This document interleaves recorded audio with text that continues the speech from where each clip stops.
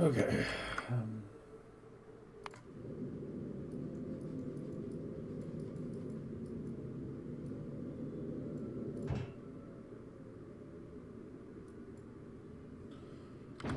Alright, what are you doing?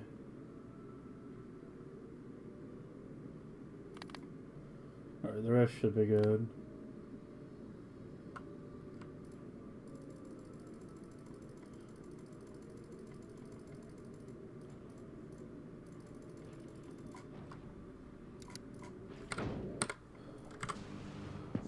Alright, we gotta wrap this up. Today's focus is gonna be the Prometheium ships, so... Well, I'll probably bounce between that and something else, but we'll see what the something else winds up being. Okay, so we were like almost done. I'm not 100% happy with this layout. Like, I wish we could get it a bit more compact, but I think it'd be kind of hard to do. And I'm not touching this. We might look at that again later at some point. Let's wipe that for now. I don't think we're doing that. We're committing with just the two. Okay, so we still have to do solid fuel and rocket fuel.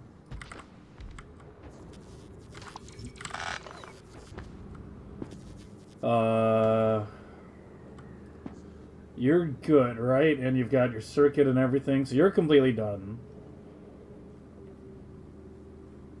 Yeah, all your connections are good.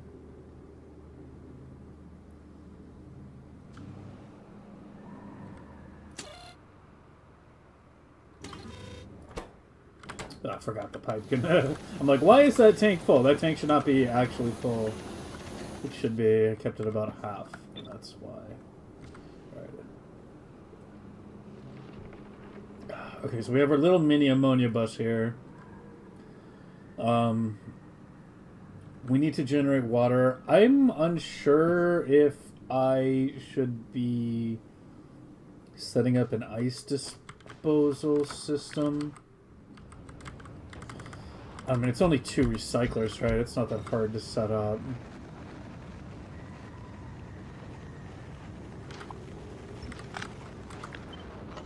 Squeeze one in there.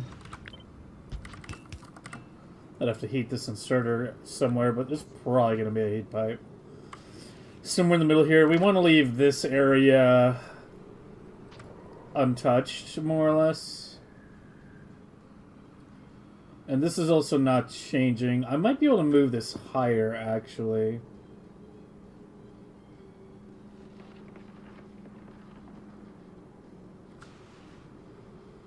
Yeah, we might want to move this up. So we have our oil, and then our rocket fuel. Your inputs are going to face the inside. And you're going to be something like that.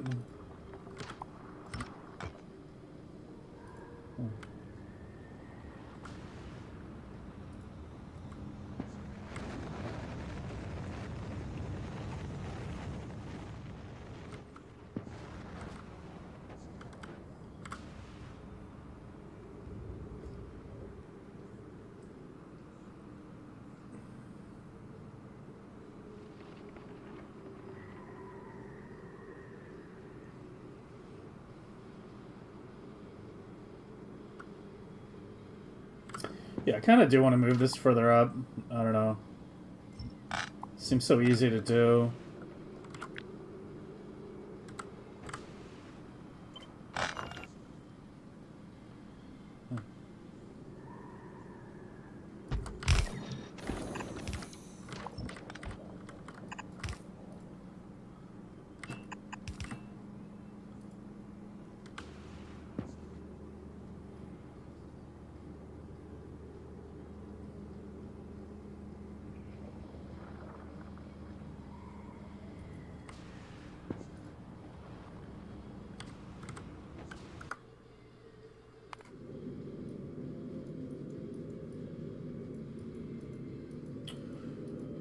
Alright, and with you,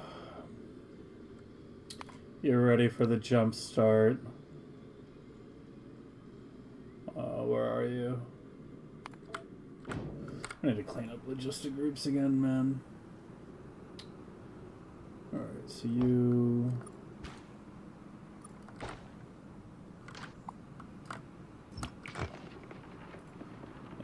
we leave it a nice little hole.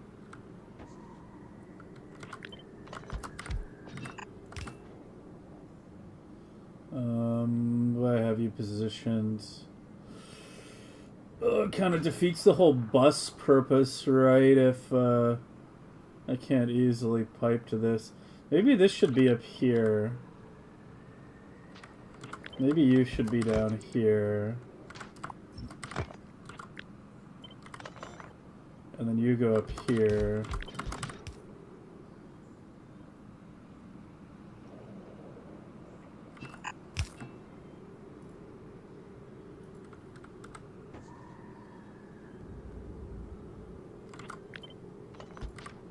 And then all we need...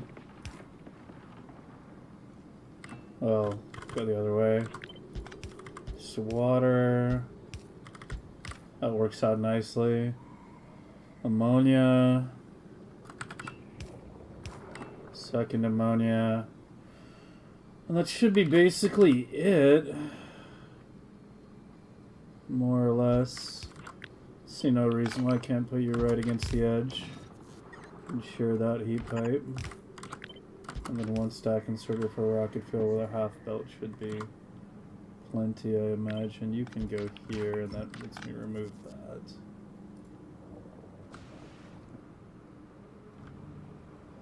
Let's just remove all the power poles. I'm going to wind up redoing them completely in a minute here anyway. Hey, Toxics.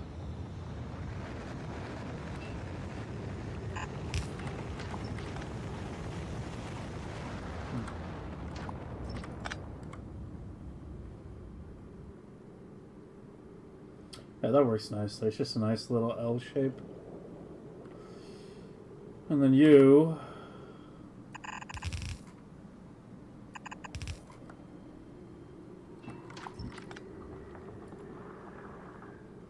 so there.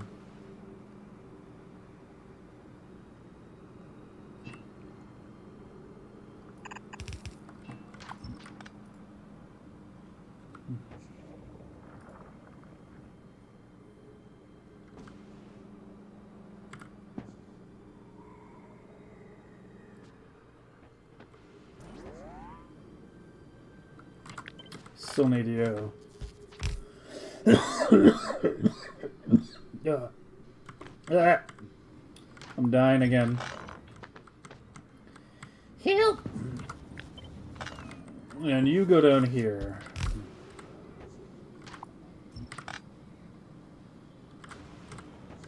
So for this, I need another pump. And a combinator.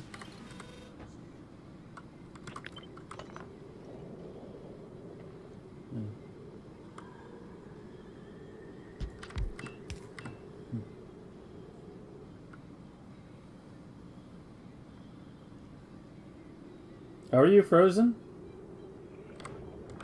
What? Oh, you're only 29. Yeah,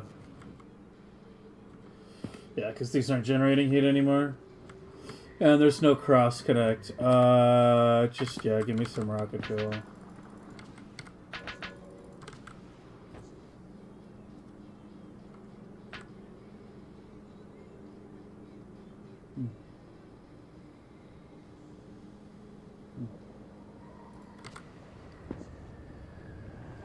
How big is the Fulgora? Like that. It's island setups.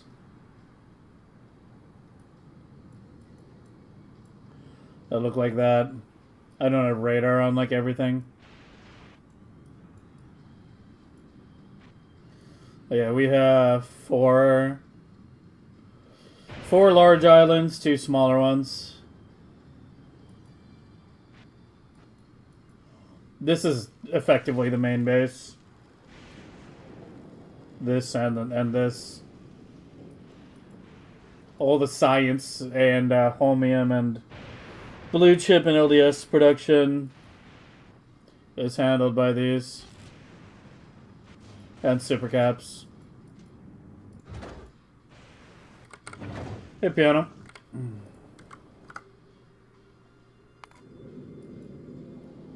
Oh.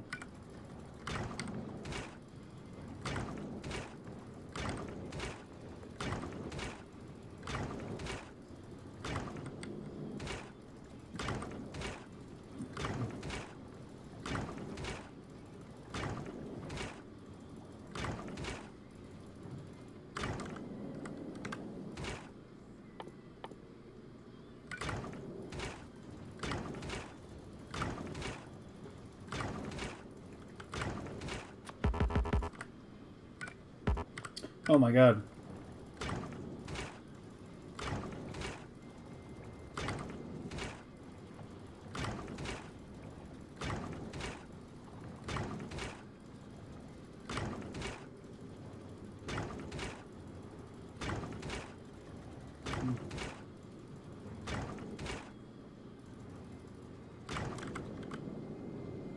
Wait, this isn't the... Oh, fuck!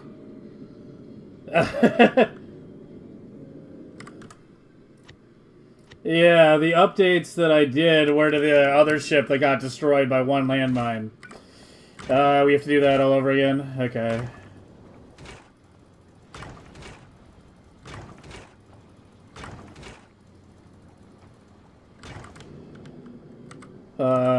Fuck. I just filled the tanks. Okay, I'll do those modifications later. God damn it. Well, I can do the, yeah.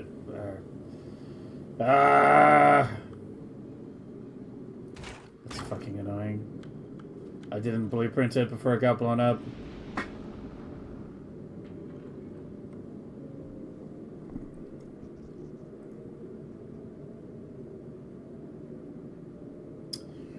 Yeah, it was just the tanks and, it was just the tanks and a few other minor things. Let's just do it now. You go to there, you go to there. Maybe do it like that.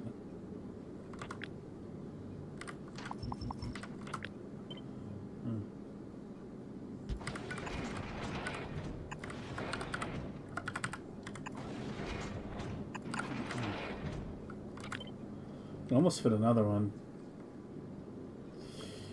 Almost. Yeah, so this shit's like impossible to move.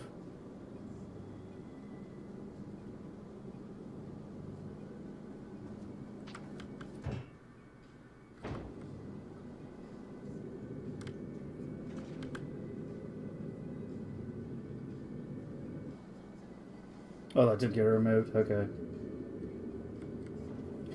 And the other thing I wanted to do...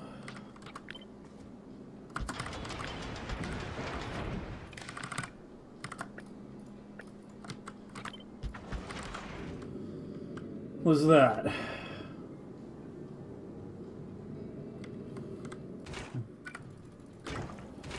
Time to reinsert another 5,000 ice.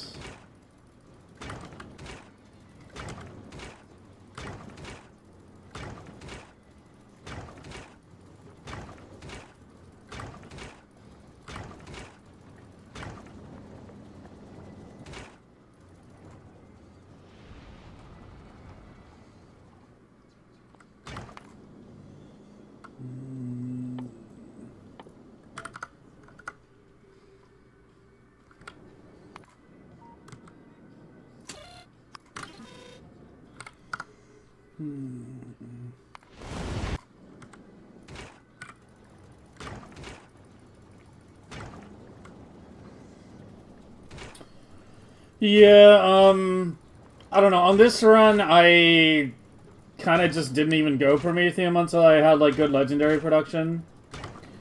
Whether you focus legendary first or try to get an earlier Prometheium ship up is debatable.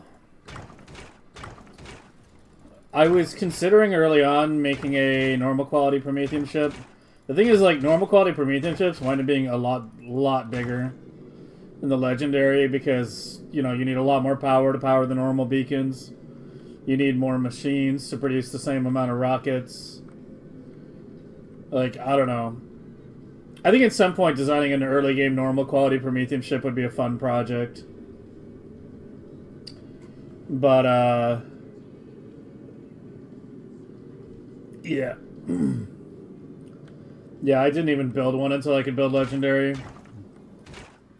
And then, like, my first Prometheum shipment that went out and came back in, which was only, like, 20k eggs or so, wound up getting me to, like, research prod 30-something. Just on the first shipment. So, yeah, I didn't get research prod going for a while. A lot longer than I thought I was going to take, but as I said, it's because I focused pretty heavily on going for legendary quality stuff first. Okay,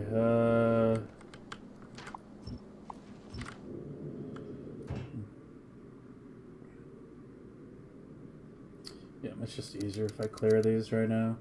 I wish you could, like, just, like, disable groups without, removing them. Okay, go to Gleba, Falgora, back and forth a few times. How are we doing on railguns? 90? Okay, at least that's not a problem.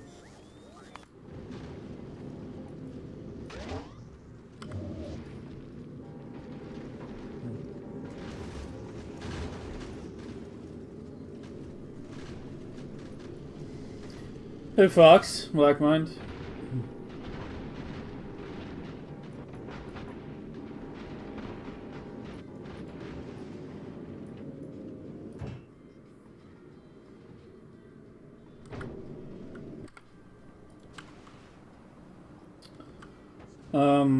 Can I just... Here, can I just do something so this is at least heated right now?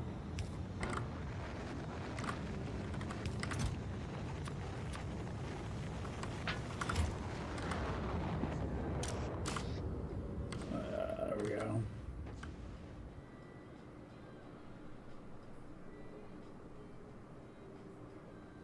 This isn't connected here or here. It has to go all the way down. It's not even connected here. It has to go, like, around. Yeah, it really has to go around to get there. I mean, it's not really a problem.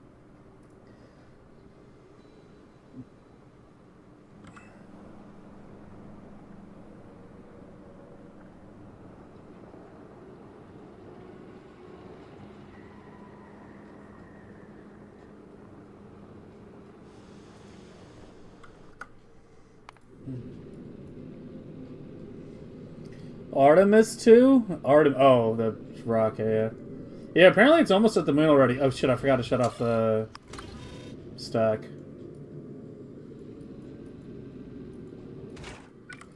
Just gonna run out of ice.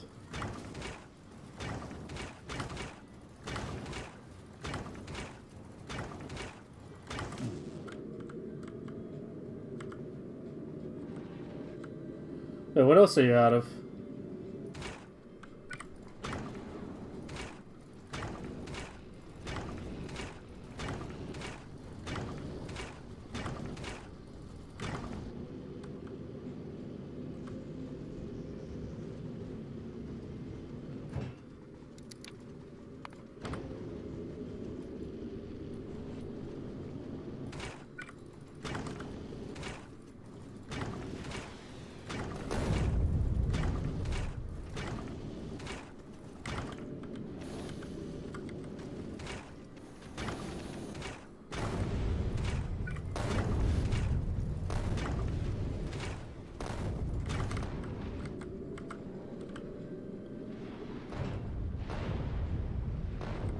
Oh, I actually have rockets in most of them. How'd that happen?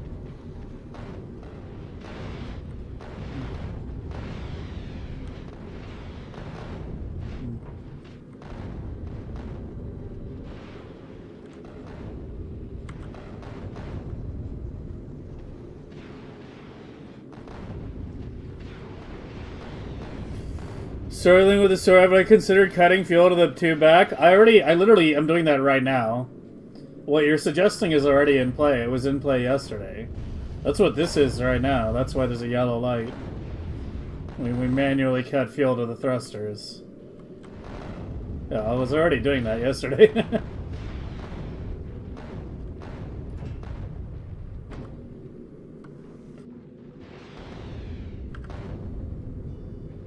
Have a cruise between the inner planets and the kilo? Yeah, I mean, what you're saying, Chaos, is literally you're telling me to do what I'm already doing.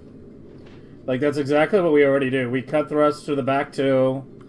I go back and forth between Gleba and Fulgora a little bit, just so it gets some rockets. Then we go back and forth between a kilo and Fulgora a bit while it builds up on ice. Then I go back to Vulcanus to get more carbon. And by that point, it should be close to ready to go to Gleba and then get killed by a single fucking landmine.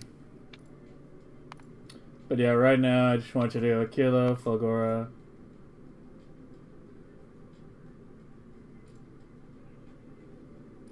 I'll remove that. Instead of repeating it, I mean, it happens a lot, yeah. It happens a lot. I mean, you can't really, like, fault people. You know, nobody's watching every single minute of every single stream. It's something you get used to.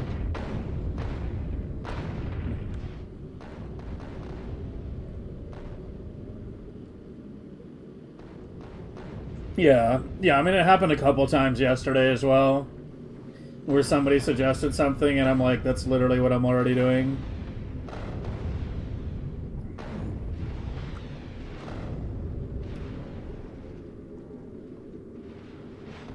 Yeah, yesterday was a bit... So today seems to be getting started a little more smoothly. I had a big problem with the rocket turrets yesterday not getting loaded, but I guess this one was in Vulcanus orbit a bit longer than the last one. So it had time to get that shit. Yeah, see, now it's got good ice. So now just go to Vulcanus. And we can finish the rest of the startup sequence now.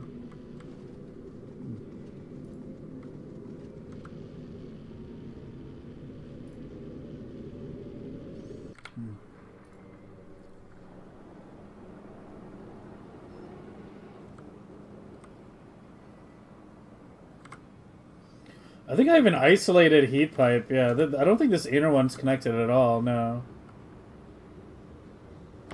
Yeah, no, it's not even connected anywhere.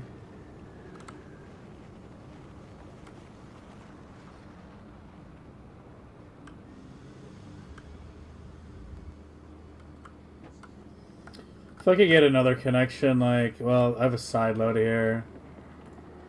I don't know.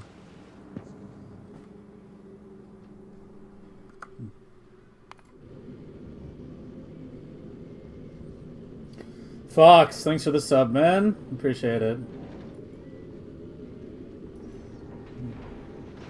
Have a beer on me? I certainly will.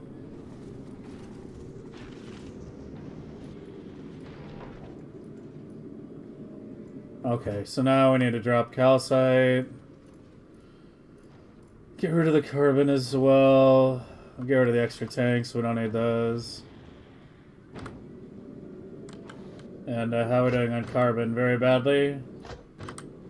Okay, go between Vulcanus and Gleba a few times. Just gotta make sure water doesn't get too low. What the hell were you?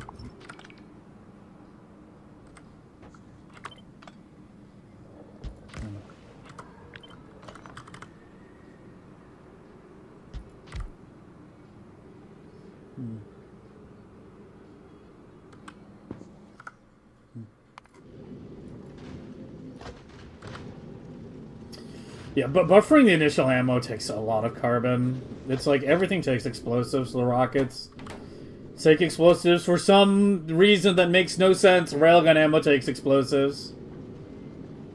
That's not how railguns work, okay?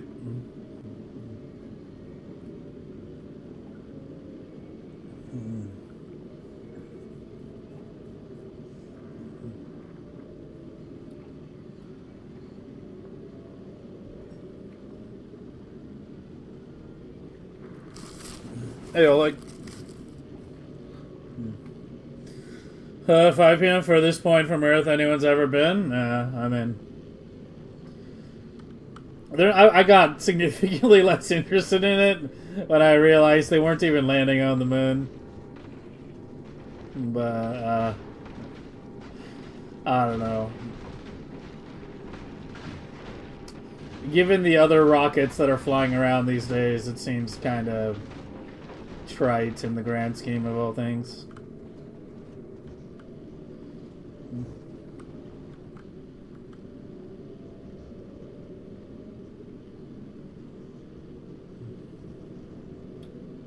I'd like you to buffer a little carbon in here.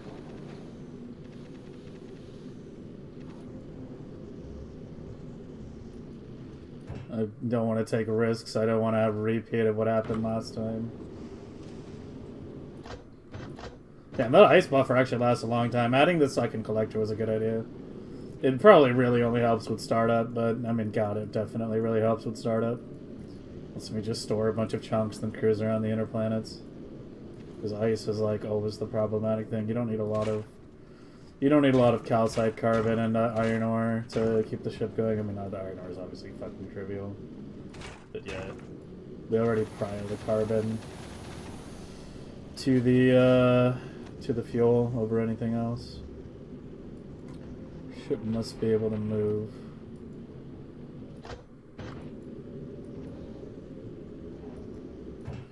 Alright, just go to a kilo now and go get the quants. The amount of MSC that gets invested was tons, not even reusable. I mean, from what I understand, the project cost, what, $4 billion? The Iran war is costing the US $1 billion per day. So basically, four days of dropping bombs on power plants and schools in the Middle East is what it costs to send that rocket. Just to, you know, give a comparison.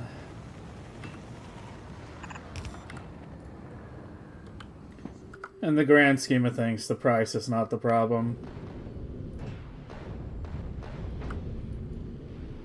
Am I going to have space to import iron, copper? No. No, I just import finished products only. This is my cargo ship. It goes to every planet, including a kilo. And you can kind of see it just kind of carries everything. But no, I don't send like raw resources and process them on a kilo. I send finished products. Well, it's another 1.5. I'll take a 4 billion endeavor, yeah. Yeah, I would rather I send rockets to the moon. But that's just me. I mean, what I'd really like is fucking healthcare, but that's a whole nother conversation at this point.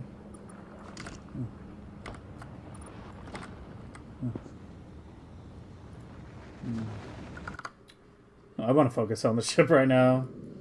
I'm doing too many things at once. I need to make sure when I restamp this blueprint, oh damn, we have like no quants available right now.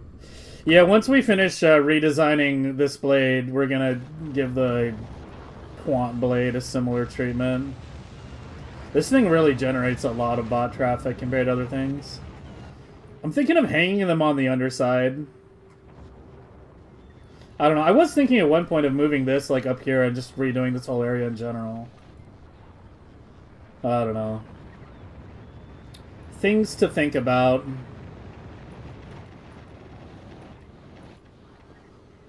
You like the war? No, don't even say that, dude. Like, it's not about scoring political points. There are people getting killed. There are innocent people getting killed. You know, I understand that, yeah, you want Australia to get the fuck out of American assholes. And I agree, they should get out of American assholes. But the war is not good by any means. You know, Like, there are very, very real people getting killed. Like, just because they don't live in your country and don't share the same skin color doesn't mean they're not human. Like, what's going on right now is fucking insanely serious. And has the potential to keep... I mean, it's going to keep escalating. I think it's going to keep escalating. There's no mechanism for breaks here. Like, I don't think the escalation's going to stop anytime soon. Like, this is the most serious conflict we've had in, honestly, several decades. I would say it's probably the most serious conflict since Vietnam. In terms of the potential impacts here. Why do I have so few quants? There's just really bad timing. All of the other Prometheium ships are currently in a kilo orbit. Yeah, uncheck that. Like, I have another ship in orbit waiting for you to come back with the bathroom key. Did you not unload? No, you're getting eggs right now. You're fine. Yeah. I mean, as I said, like, I think that's the scariest part of all this at this point. Like, I can't see a braking mechanism. Literally the best case scenario is the U.S. declares some symbolic victory like they did in Iraq and Vietnam and just goes home. That's like the best that could happen. The U.S. just throws a bunch of bombs, declares, oh, we won something, and goes home. That's literally the only hope for de-escalation. But, I mean, I don't know if Trump's ego will allow that. I talked about the potential of this going nuclear a couple weeks ago, you know, and back when I talked about it, it was like kind of like a worst case scenario, like really hope it doesn't get there, but I can see a path that would take us there. And now it's becoming a more widely echoed sentiment. You know, you've got UN official or World Health Organization officials say they're preparing for the possibility of a nuclear event. You know, you've got literal, like, Israeli TV people, like, anchors and shit, you know, literally calling for the nuking of Tehran. I thought we were trying to liberate the people again? Yeah, it's kind of crazy how weak the propaganda is this time around. Yet people still fall for it. But yeah, I don't know, man, like... I think, if you want me to just go out on a limb and speculate here a little bit, I think they're going to try to blow up the uranium that Iran has. I don't think, I don't know if you've been hearing, like, they're trying to seize the uranium and, like, fly it out of the country. I don't think they're going to fly it out. I think they're literally just going to try to blow it up. They're going to try to get access to it and then just blow it the fuck up. And then either blame the Iranians for blowing it up the same way they tried to blame the Russians for blowing up Nord Stream. Or they'll say they blew it up and just say, like, oh, it's better than them having a bomb. And people will just nod and, like, say whatever, despite the fact that the U.S. will have effectively set off a massive dirty bomb in a country of 100 million people. But, like, that's the one thing that kind of, like, popped into my head the other day when I've been, like, reading about all this shit and the pilot going down and all that. Apparently, there's, like, rumor that there were two operations for the pilot rescue. One was to rescue the pilot, and the other one was to try to make a play for the uranium. But the Iranian forces were expecting something like that, and they blew up, they came under fire and were forced to blow up their own planes, and like, the rescue force for the pilot was forced to divert south to help them, but... I don't know. I can't say that for 100% certain. Like, I need to do some more digging before I can say that with confidence. But, yeah. Like, I do think they're going to try to make some kind of play for that. But, as I said, I don't think they're going to try to take it out of the country. Like, there's no way they're going to, like, be, like, trying to, like, send in a fucking, fucking SEAL Team 6 or whatever to haul out, like, hundreds and hundreds of kilograms of uranium. No, if they get access to it, they will try to just blow it up. I'm, like, almost 100% certain of that. But yeah, there's the little recap of what's been going on there. I've been posting a bit in there's a political channel now on Discord that you can request access to if you want to hear more of this. I've been trying to post my like longer thoughts in that channel, as opposed to like constantly derailing streams. But yeah, you can request access to that if you want like longer stuff. I try to like, you know, at least once a week post like a big summary of what I think is going on and the history of like what led to this current situation. But yeah, that's basically where we're at. Iraq was a money printing war for you guys. It's literally why I went for 20 years. It's not a money printing war for me. It's not a money printing war for the other Americans. Americans don't benefit from this. Americans are not a monolith. The American people don't benefit from American imperialism. It's the American elite. It's the American oligarchs. It's the American ruling class. You know, it's Raytheon. It's Boeing. It's Lockheed Martin. It's Shell Oil. You know, it's BP. Those are the people that benefit from American imperialism. The people don't benefit. The Iraq War didn't fucking benefit me. The Iraq War didn't benefit any Americans. You know, it cost the American people. It cost the American troops. The people pay for the price of the imperialism. In some ways, imperialism is a way of laundering the people's money from the poor to the rich. Because it's the poor that pay the price for imperialism. But they never see the rewards. They never see the rewards. You know, it doesn't matter how much oil we seize. Or gas prices never go down. They only go up. You know, we don't benefit from this at all. That's why I speak so strongly against it. You know.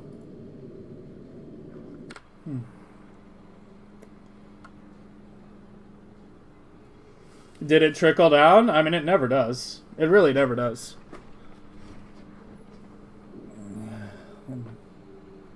Is Trump's Tuesday deadline real or another taco? I don't know. I don't know, man. Like, I don't know. Like, they bombed, like, one bridge, and now they're talking about directly bombing power plants. Iran has replied that if they start blowing up power plants, they're gonna do the same to other Gulf state countries. Like, this right now has the potential to completely destroy the entire Middle East. If they try to, like, you know, existentially destroy Iran, then Iran has no reason to not existentially destroy every Gulf state country that is allied with the United States. Like, this could very easily, you know, just blow up the entire fucking Middle East. That's, you know, that's what I'm saying. Like, this can get really, really bad, and currently has no brakes. Like, that's the kind of stuff I'm talking about. You know, we could essentially see most of the oil infrastructure, desalination plants, power generation plants, just about everything required for civilization across multiple Middle Eastern countries to be utterly destroyed. Remember that a large number of these countries are very dependent on desalination plants. Like, very, very dependent. Right? Like, they essentially can't function without those plants. Like, I think one got blown up in Iran so far, but, like, the response was relatively restrained. But if you start seeing systematic destruction of these key facilities, they have nothing to lose. They have nothing to lose. Like, to the Iranians, this is already World War III.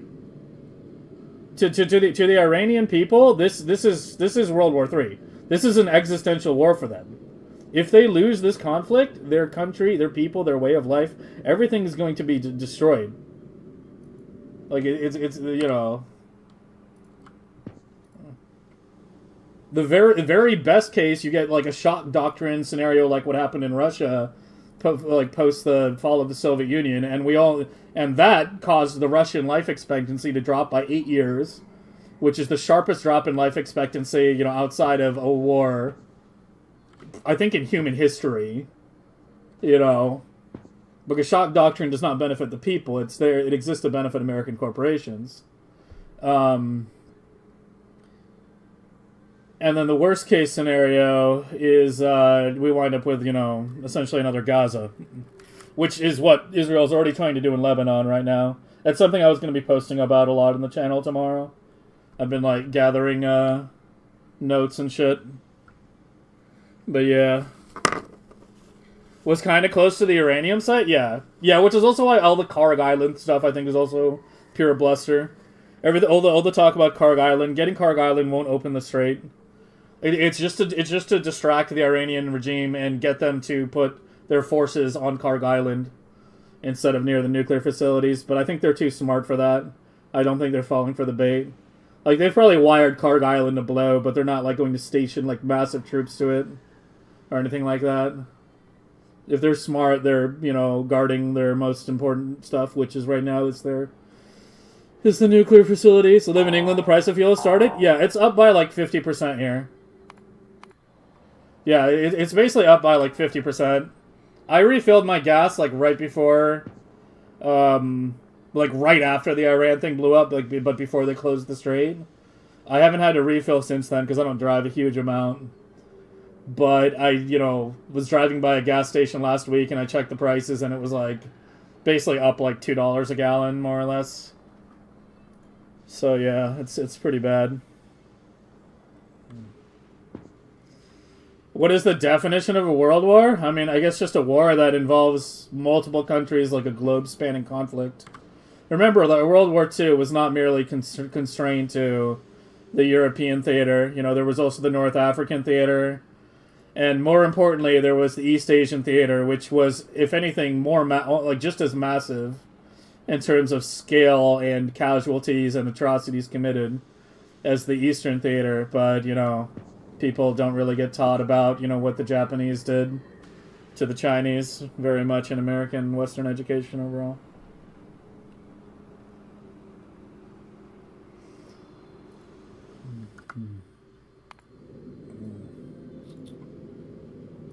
Okay, can you get the quants now? Good, alright, get them. Yeah, all the other ships have started moving now. There's one that's on the way out, but that's the last one.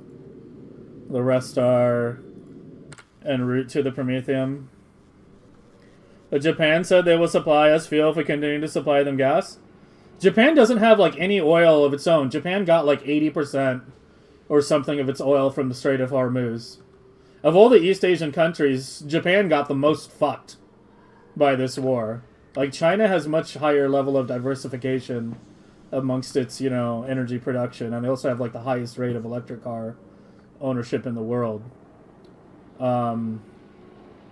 Yeah, Japan got really fucked by all this. Like, more than any other country, I would say. I can remove this, actually. I just realized. I can maybe move that higher. I don't know.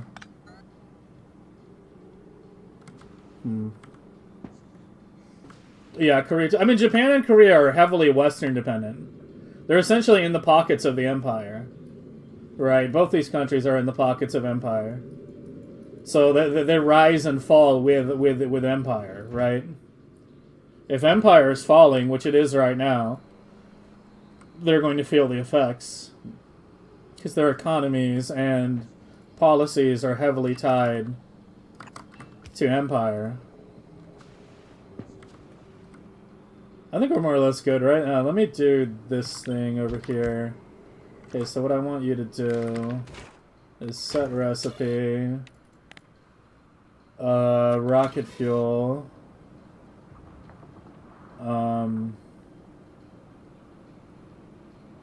wait.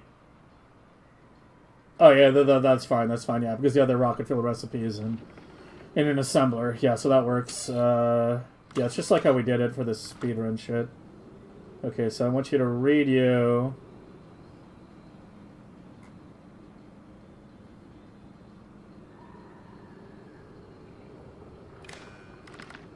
And if the ammonia...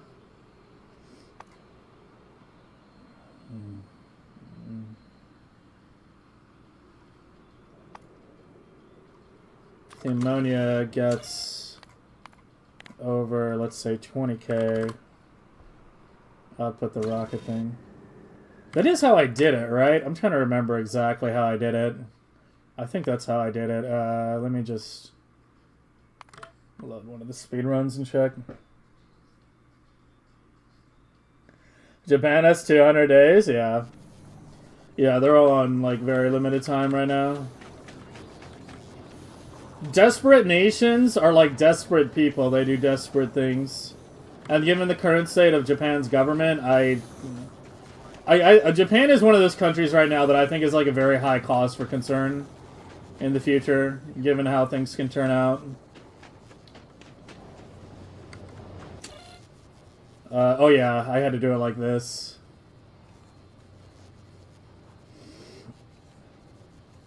You have to do it with a timer. Yeah, let me just copy that, make my life simple. Instead of trying to memorize it.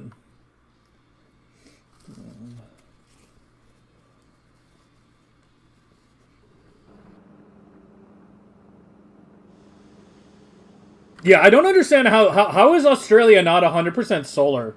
Isn't half your country literally inhospitable, scorching desert? Like more than half, like 2/3, 3/4 of the country is literally inhospitable, scorching desert. It's probably the easiest country to solarize in the fucking world. Is it not?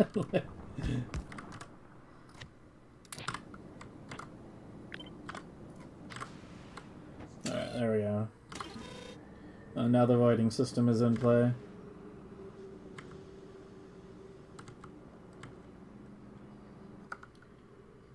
Okay, how you doing? Still getting quants. I should have blown the hole first, but whatever. Just finished getting the quants since we're here. So I have a legendary casino. I have 3. Actually, I'm probably going to shut a couple of them down soon.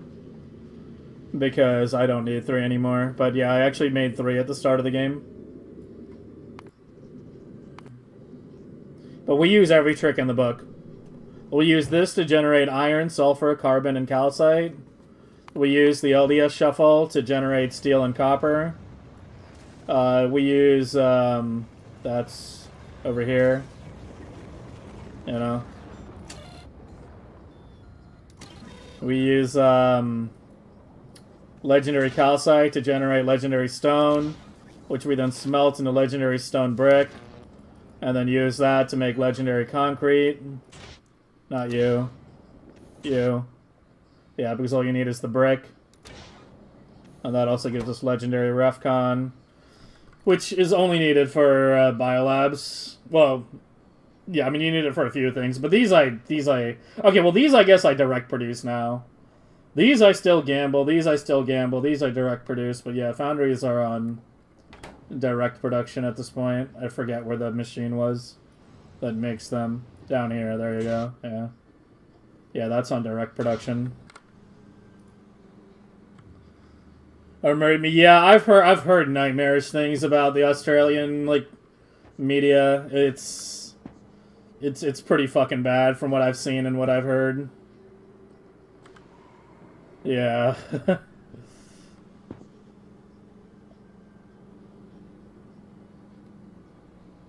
Legendary Speed 3 setup? It's down here. It's on direct production now. Because we get the iron from the space, copper from the shuffle. Oh, yeah, the shuffle.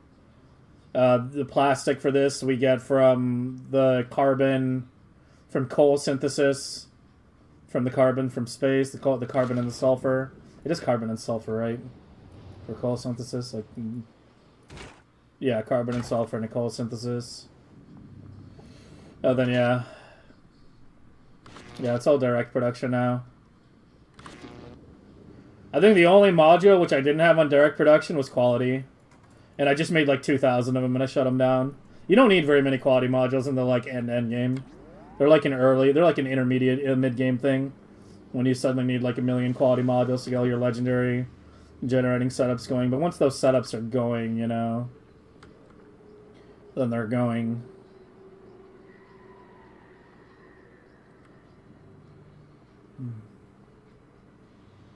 Power grid has been fucked in bandages for the last 2 decades. That sounds exactly like the American infrastructure. Like, we built a ton of infrastructure post-World War II, and then it's all basically been left to rot since then. Like, American infrastructure is, like, completely falling apart. Like, we have bridges collapse left and right. But of course, when a bridge collapses in a Western country, it's it's an unfortunate accident. You know, it's an anomaly, right? It's a one-off occurrence that somehow seems to keep happening. Same thing with our planes falling out of the sky. And I'm not just talking about the ones in Iran. I'm talking about, like, you know, regular, like, you know, commercial planes and cargo planes as well falling out of the sky. Seems every couple months we have another plane fall out of the sky. But all these, oh no, in Western countries, these are all one-off isolated incidents, right? You know, this isn't the standard. No. This is an unusual occurrence. But if something like this happens in China or Russia or Iran or any country that the U.S. isn't aligned with, or, you know, looks down upon, or not just the U.S., all West looks down. Oh no, it's a systematic problem. It's evidence of how corrupt and incompetent they are. It's proof that, you know, all their technology is made of fucking, like, tofu or some shit. Yeah. It's kind of amazing to see the double standards play out in real time, honestly. And people do it with no self-awareness whatsoever.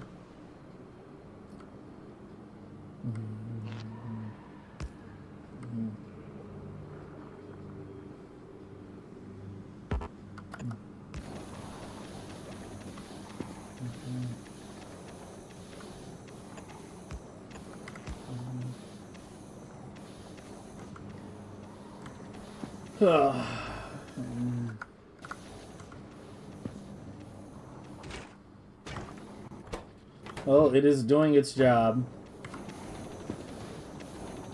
Oh wait, I need you. Okay, you need to be hooked up to this. And you only enable if the ammonia drops below, like, some really low value, let's say 5K.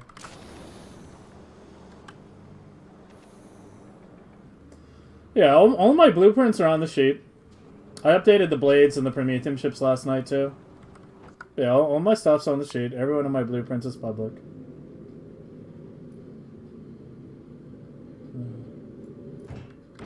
Okay, here. Let me copy the settings from you to you. That'll make my life easier. Okay, you're set. You're set how I wanted you set. Yeah, we're gonna do some Prometheium ship tinkering today, but let's try to wrap up the Aquila stuff first. So let's re-blueprint you for now. So if it does blow up, I don't have to do those changes again.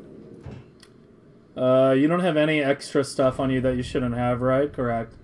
All right, go to Gleba now for the hole punch, and hopefully we won't blow up the ship in the progress.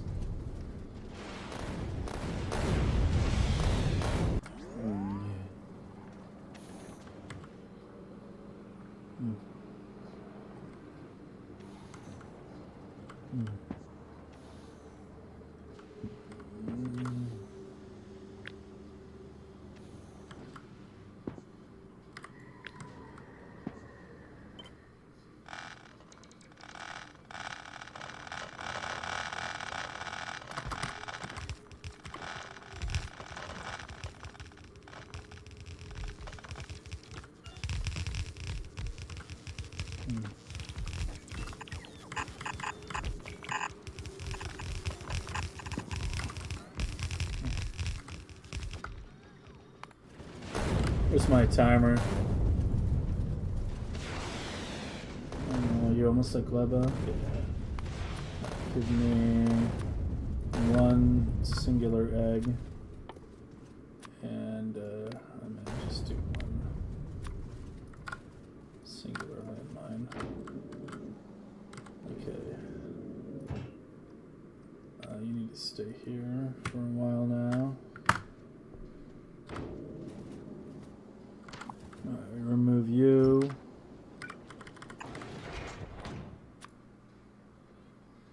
Use filters, egg.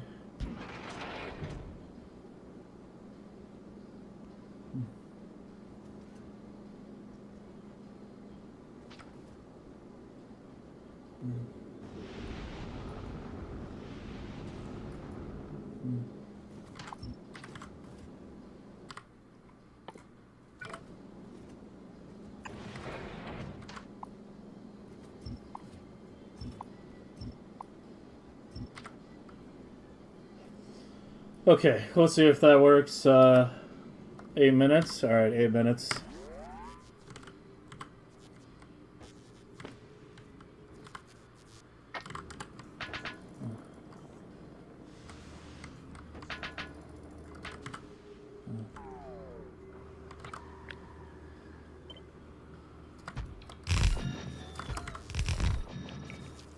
Oh shit.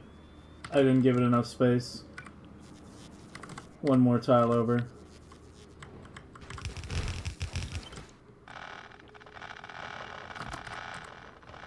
Oh, there goes my bot energy.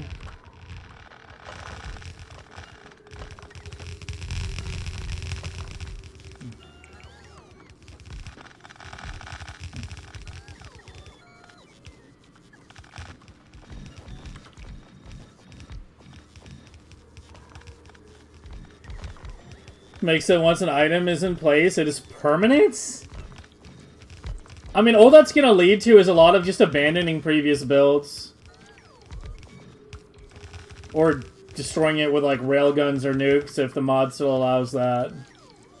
But yeah, all that's gonna lead to is that, you know, when you redesign something, you'll just abandon your old factory, shut it down, and build somewhere else. But, I mean, honestly, that sounds kind of cancer.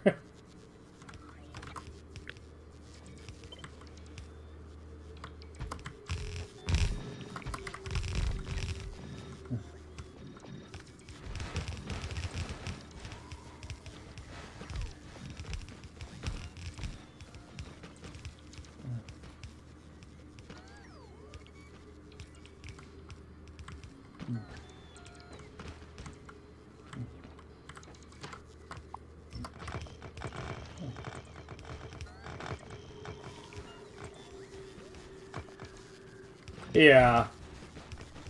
Yeah, I mean, Factorio is a game designed around upgrading your old stuff. Like, not being able to change your building was a permanent means you couldn't even upgrade Assembler 1s to Assembler 2s. Or 2s to 3s, right? Like, I guess all you could do is change the modules.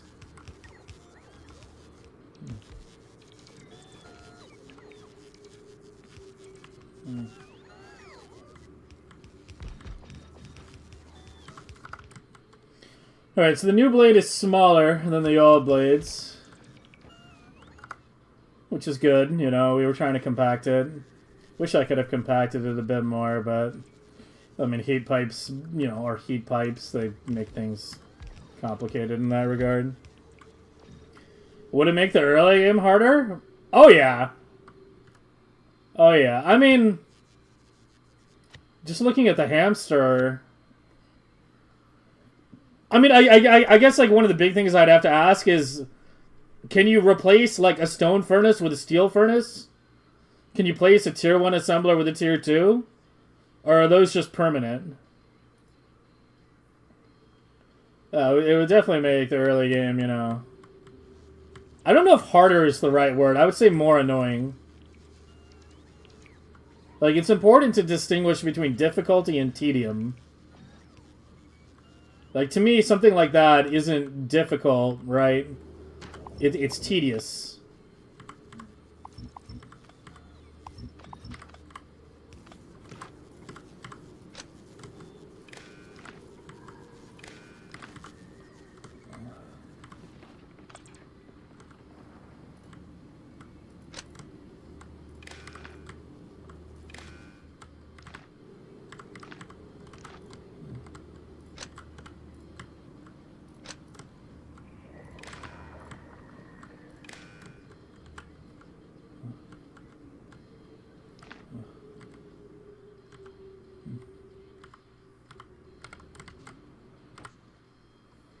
Give me some heat pipe. And some ice platform. And some concrete.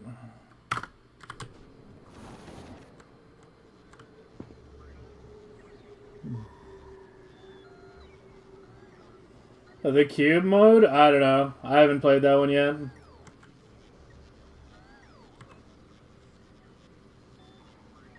Yeah, and from what I've seen of it, All I've really seen of it was a bit when, God, what's his face? The bald guy who used to play Factorio. I'm forgetting his name. Bold Viking, yeah. Yeah, when Viking was on Factorio. That's all I've really seen of it. When he was playing it, yeah. But yeah, that's a puzzle to be solved. It's not, you know, just an exercise in tedium, I would say.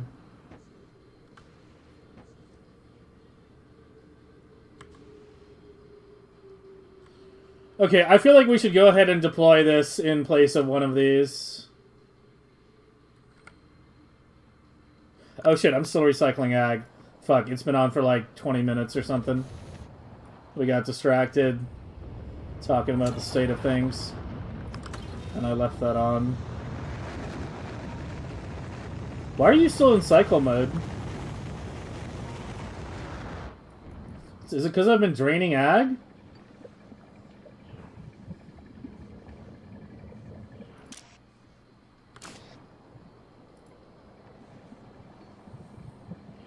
It shouldn't be in cycle mode.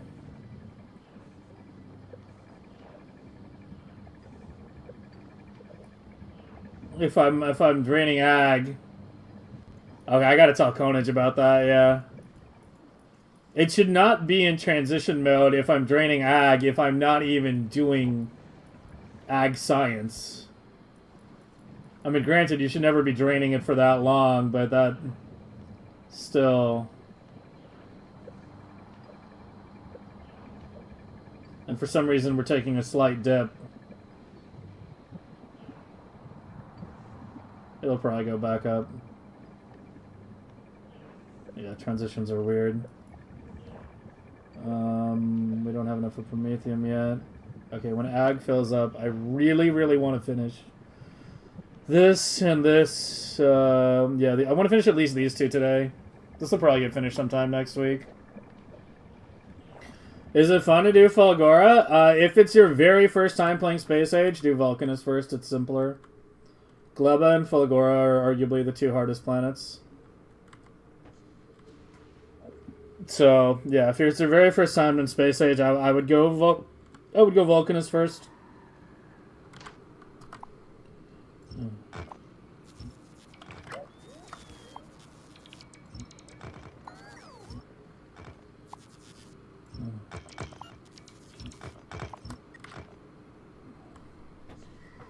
But when you get good at Space Age, once you've played a bit, you know, a couple thousand hours, then yeah, going Fulgora first is faster. But you have to, like, you know, actually take advantage of that shit in order for it to be faster.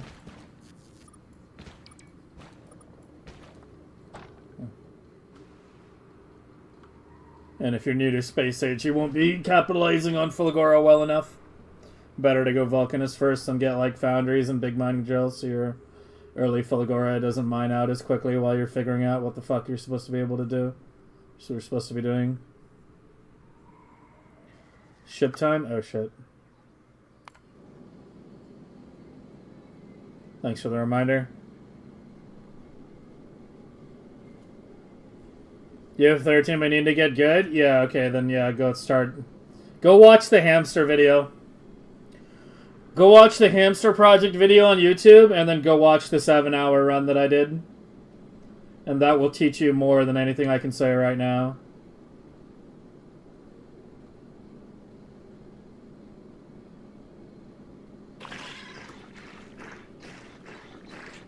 I swear to God, man. I swear to fucking God.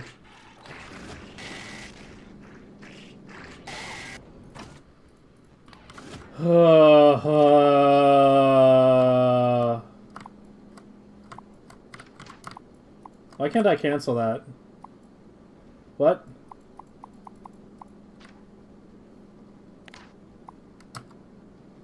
Okay, there we go. Weird.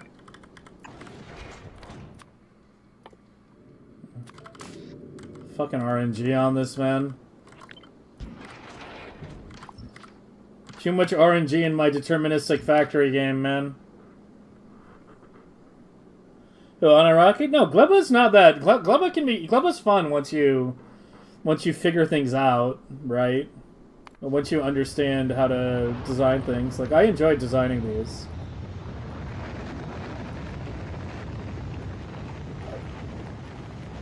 But you have to remember that Gleba is a relatively, like, big challenge for new players.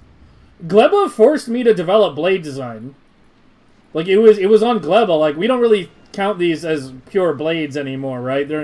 But the basic concept of taking only the basic material and then doing a fully integrated chain to finished products, including rocket launching, just from the most basic material. That was an idea that originated on Gleba when I was trying to figure out how to fucking deal with Gleba without losing my mind. Like, if you watch the super early Gleba video that I did, like, last year, it was one of the first Factorio vids I did when Space Age came out, you will see, like, a very, very early version of Blades, which is where it all began.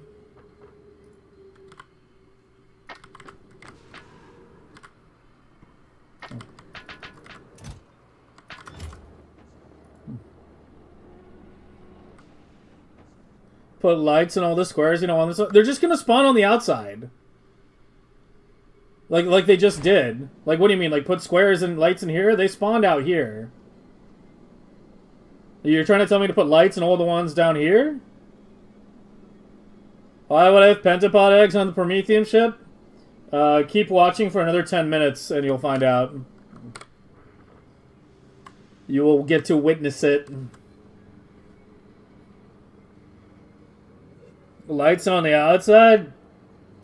I don't know. If it does it again, I'll try it, but that just sounds like a pain in the fucking ass. Yeah, that sounds like a real pain in the ass.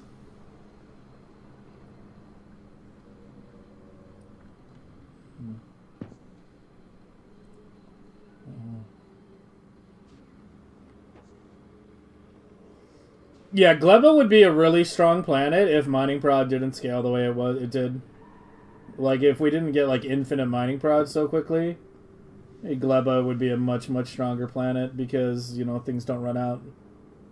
We would probably be doing a lot more there.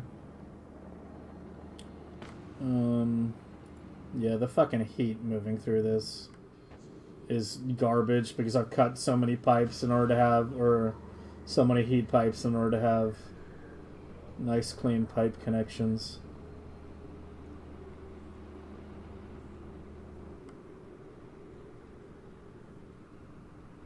Yeah, they take a while before you get your initial attacks on Gleba. Speaking of initial attacks, I feel like the cloud shrunk compared to when I last looked at it. I thought it was closer to things.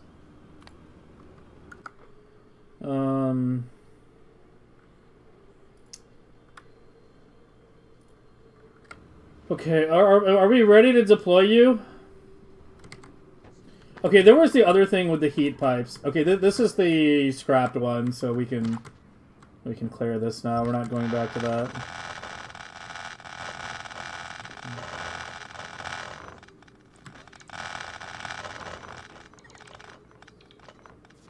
Defense on Gleba. Early on, I use what I call hard points. So you don't use a wall defense because pentapods can go over walls. You use these hard points, which basically is, Tesla turrets, lasers unfiltered, rocket turrets filtered to the big guys only, bigs and mediums. And we just position them in certain places. I have a bigger one that does a bit more, and we have artillery in the early game too. You just position them periodically around your base. You can see the graveyard of pentapod husks. There used to be more down here, but I expanded the fruit orchards. Yeah, there's a lot down here. Probably a bunch up here. Yeah. And then late game we use spiders. We use a spider hit squad. Fully loaded with rockets. And a lot of shields. And they basically, run around and kill all the pentapods. There's no more pentapods left on my visible map. And they're outside the pollution, which means there are effectively no pentapods on Gleba It's the same thing with Novice. They're effectively no biters. Because I have killed all of them that are visible, and my cloud is smaller.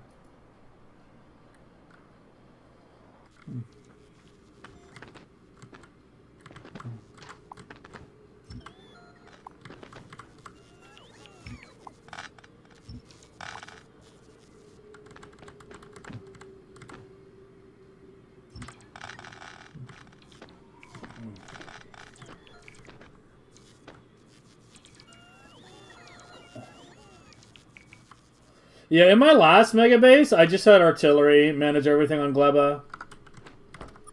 But yeah, we did it a bit differently this time. Okay, the last thing I want to fuck around with is the whole recessed heat pipe aesthetic you can get by mixing concrete types.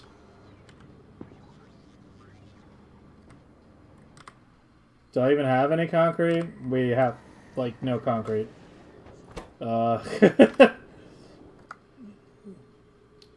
Okay, so this is the slight problem with having my stone brick be delivered by my Aquilo ships. If I'm not running cryogenic science, then they just sit in novice orbit.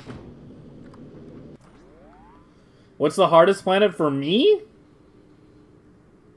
At this point? None.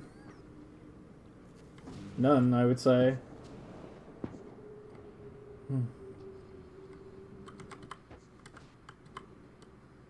Yeah, I'm kind of past that point, you know?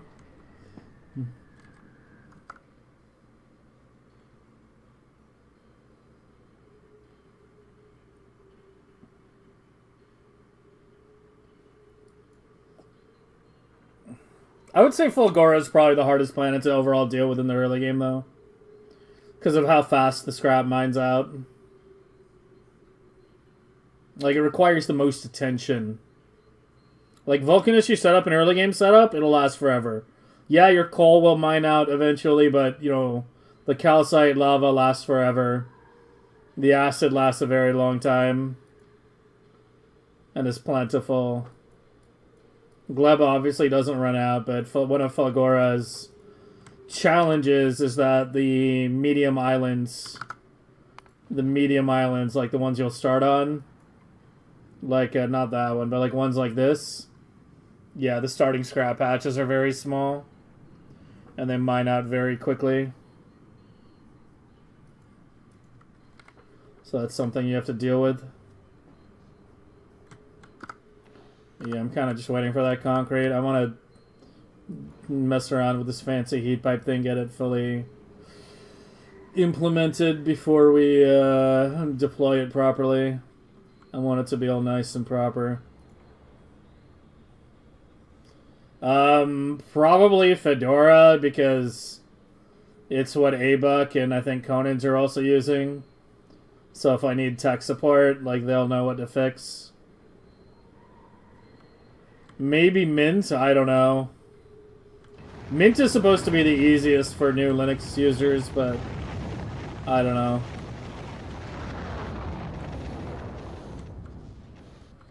I don't know, man. How's my power? Barely okay for now. Alright, there's the concrete coming in, finally. How long till you blow? 3 minutes.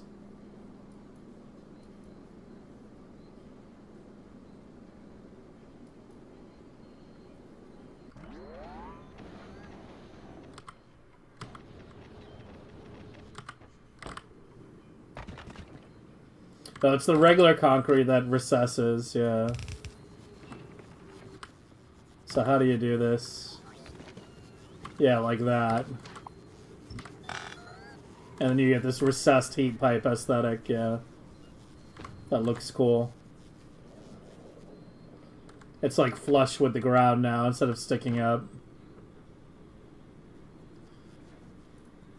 Yeah, I mean, that's what I just said, yeah. So I'll probably be doing Fedora because Abuck and Conage. Whoops. So I just need to take one tile and then go over it, yeah.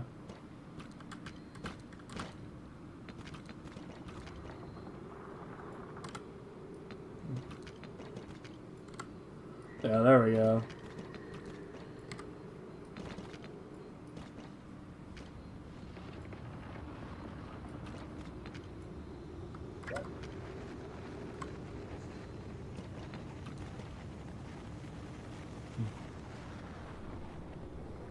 How much of that do I have? What, refined? Like infinite? You realize I'm several hundred hours into a Megabase here, and this is not the first time I've done a Megabase in Space Age. Everything is effectively infinite at this point for me.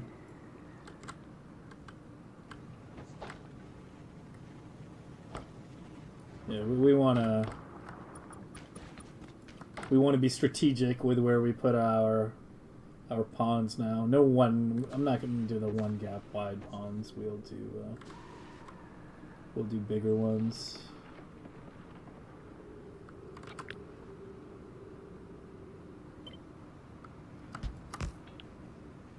Oh really? It doesn't replace the concrete if I do that? What? Oh, for fuck's sake, just remove it then. And then we'll replace it.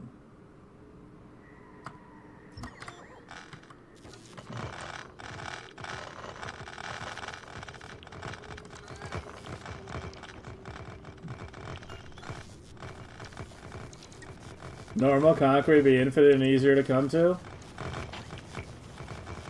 But refined concrete looks better. Have you considered that?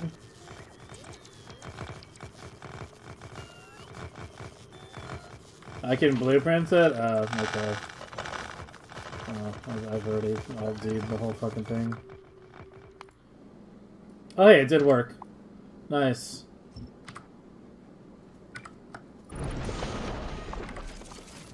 Very nice.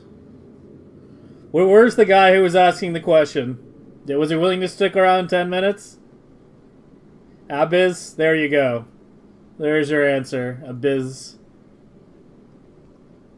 That's why we have Pentapod Egg on a Prometheium ship. So we can punch a hole in the middle of the ship.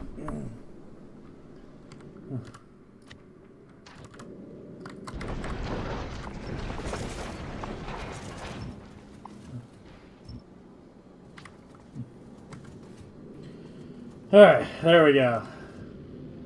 You started moving. Stop. Go back to Gleba.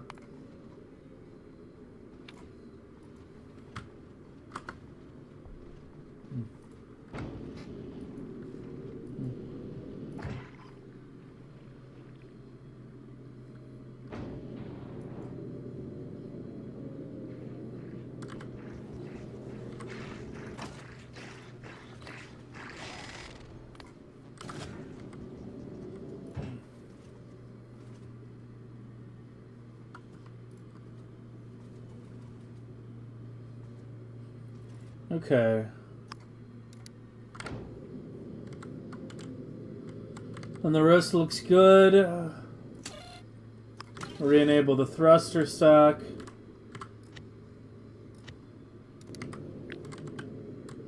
I'll blueprint the whole thing. Okay, I want to make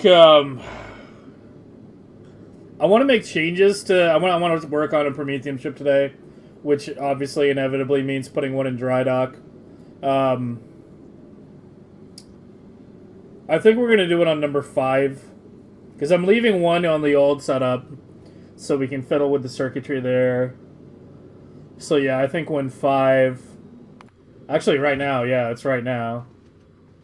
Yeah, disable that. Just drop your Prometheium. Okay, go back to... You already dropped the barrel, didn't you? Yeah, it already dropped the barrel. Okay, go to Vulcanus for overhaul. And then we have to make sure the next Prometheium ship that comes in is allowed to move to Novice. without waiting for the barrel. Okay, you're still waiting on the quants. I ran out of bot energy, didn't I? Nice.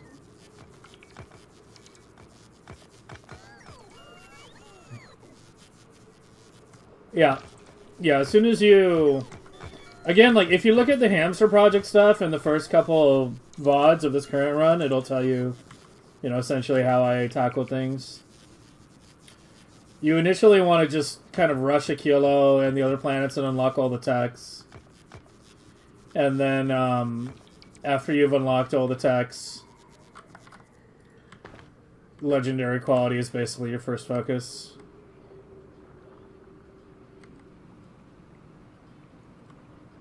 Why does it not look like it's all the way around? There we go.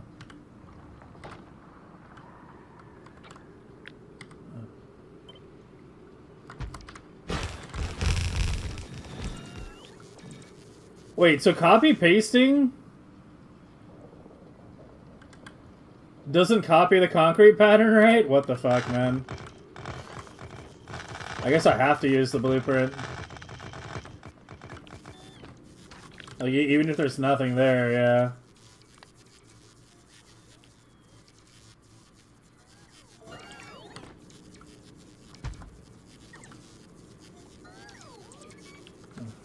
Yeah, my bots are like completely out of energy. Yeah, there we go. Yeah, you probably should.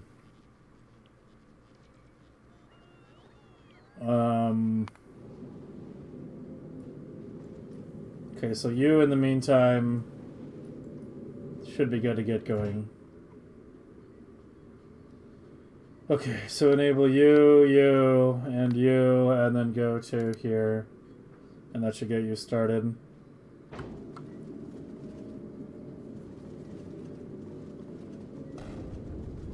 Something's weird. Oh, I forgot to tell you to move. How do you still not have the... Dude, I really actually need to increase my quant launching ability on a kilo. It's actually slowing down my Prometheium SPM by a lot. Yeah. Yeah, we gotta that's today's second project. Today's main project is Prometheium shit. Our second project is refactoring the Quant Blade, which should go relatively fast compared to the science. It's a lot simpler. Kinda.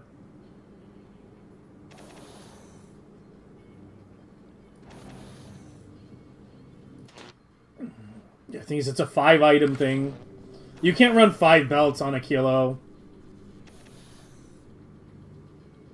Yeah, I don't know. We need to play with that pretty heavily. Ugh.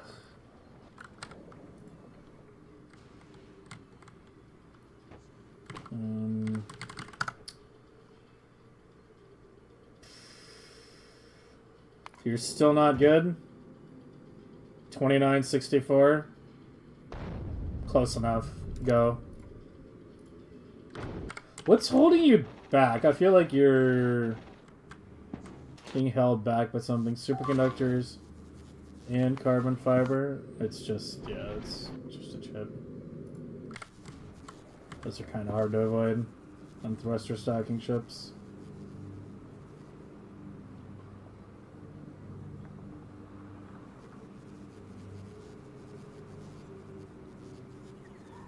Use 5.97 lithium, these use 4.88.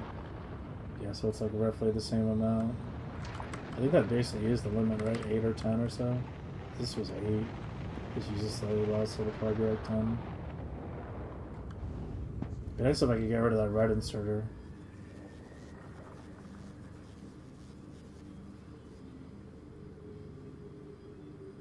I remember trying to get this to all fit was very difficult. Like, very difficult. Because the building is smaller than the cryo, so that brings the beacons in.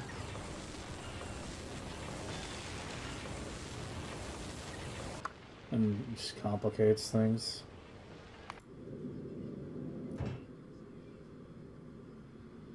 Something's weird. You haven't dropped all the Prometheium? Oh, we're good to go. Alright. We already did a little pre-warming on Research Prod. Let's get that going. Finish this level. Both these will get finished tonight. Yeah, 71 and 27.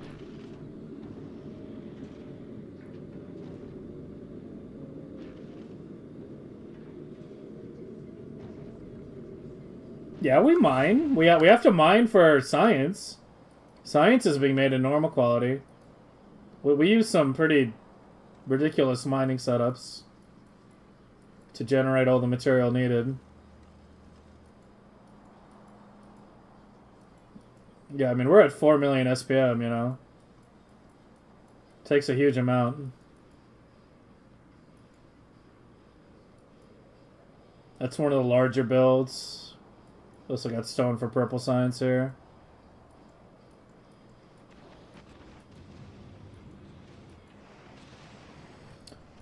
We only use quality science for space science right now.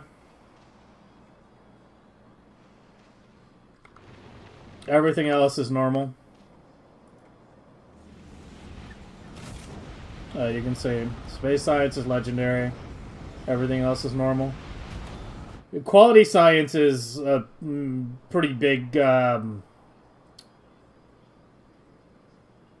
what do I call it?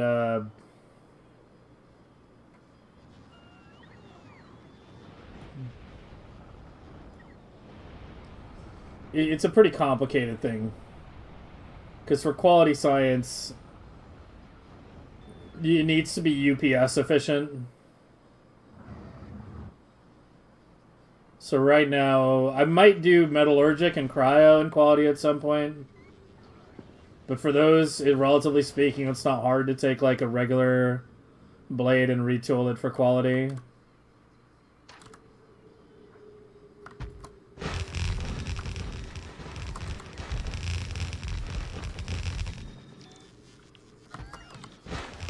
But that'll be something we'll be looking at in the next couple weeks.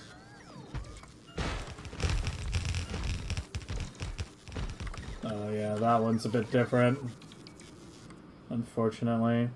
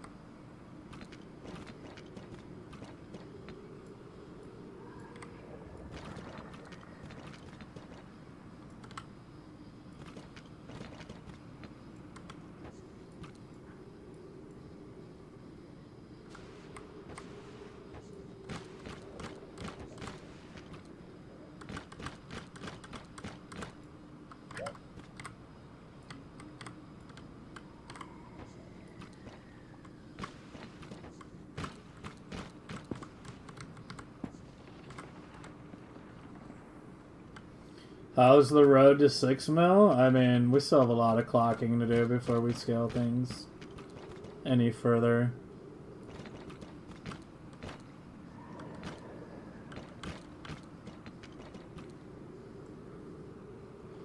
It's all clocking.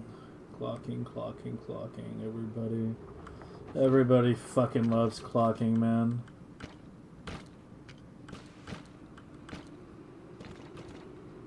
Should I remove those thin ponds? I had them here, but it's before I started doing the thing. Here, give me some rocket fuel. Where are you?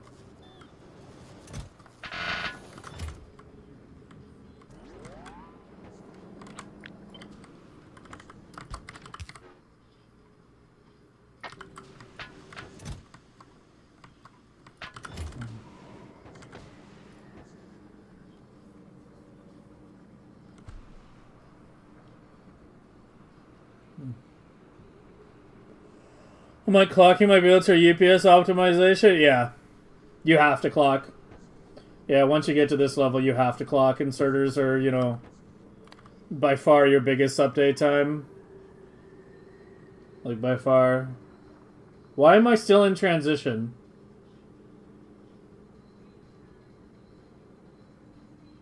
You gotta be kidding me right now.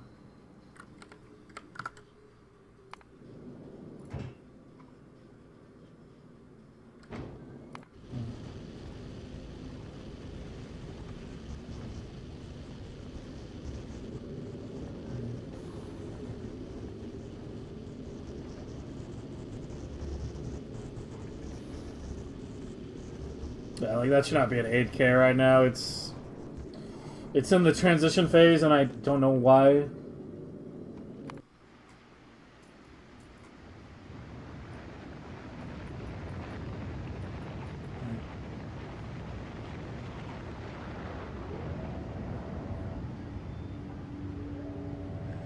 The new fun biter net pollution with no wet repairs, no weapons. What do you mean? Biter nest pollution eater? Abuck did some testing with biters eating pollution. Determined it wasn't worth it. You know, I trust him when it comes to that shit.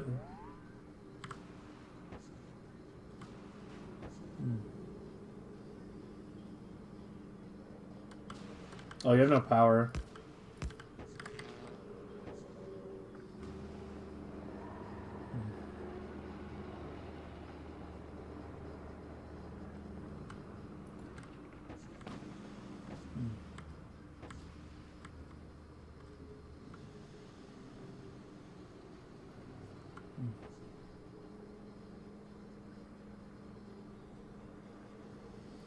What was the current big project? Finishing the Aquila blade from the last couple days. I want to do some tweaking on Prometheium ships. That's like the main thing today. Yeah. Oh, you have the barrel.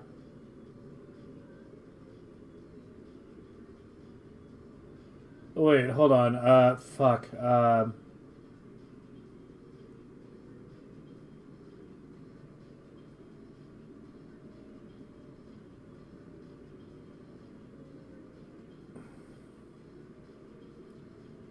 Okay, here. Go to a kilo. I need to uncheck that. That's what I forgot to uncheck.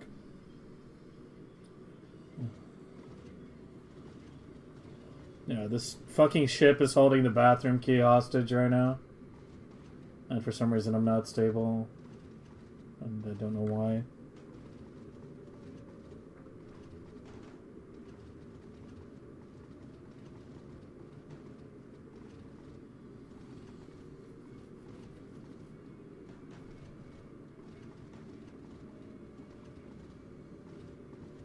I mean, 4 biter spawners is not a lot of pollution eating. Active biters also uses UPS. Any pollution attacking mechanism which involves actual live biters is never going to be UPS efficient.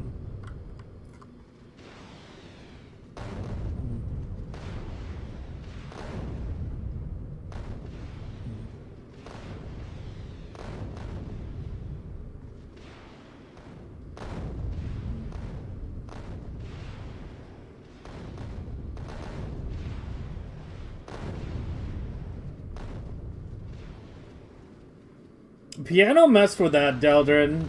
He was in chat earlier. I don't know if he's still around. But I remember he messed with that for a bit when we were playing around with, when we were first getting the trees set up. I remember him saying it had promise, but then I haven't heard anything else about it, so I don't know. But yeah, if you see Piano Addict in chat, ask him about it, I guess. Because he definitely was experimenting with it.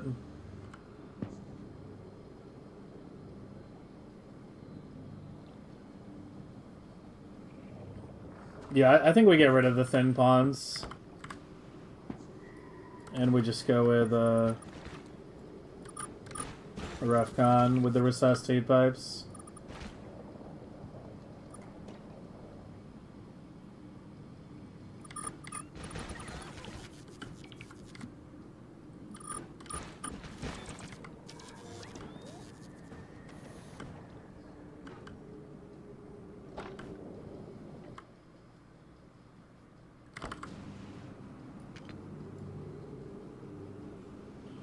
Okay, is this my final setup? I'm kind of like, I want to be 100% sure before I do the interior because obviously like changing the heat pipes is a bit more annoying when it's tied to the concrete.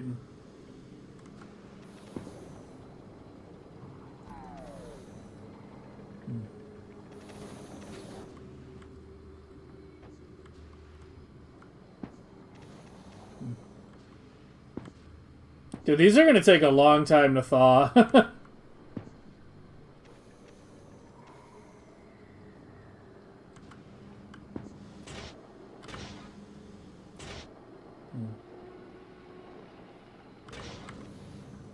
Yeah, they'll take a long time to get to glowing temperatures.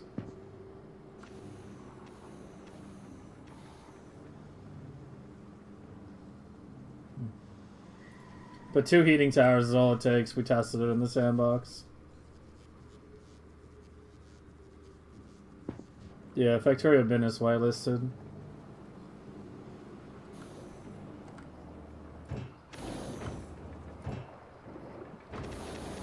You need a beacon. You need a beacon too. Let me move you up.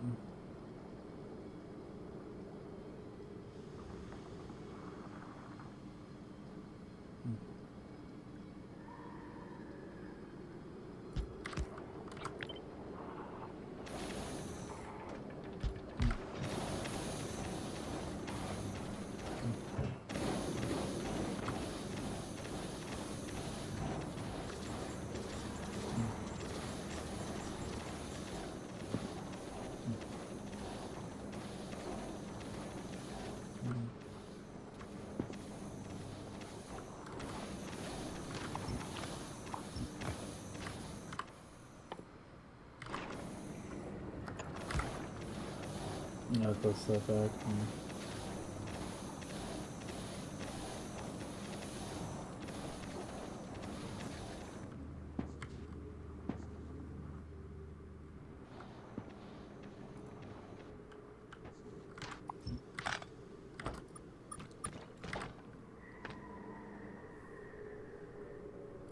Watch this.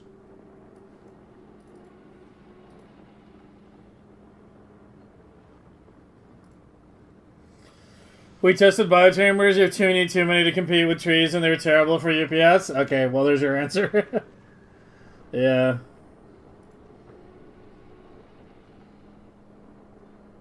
I think the big thing is, like, you can clock the trees. So even though, like, we have a lot of trees, they're all clocked. And they're not active for very long periods of time, right? Like, most of the time, they're completely inactive and taking, like, no UPS.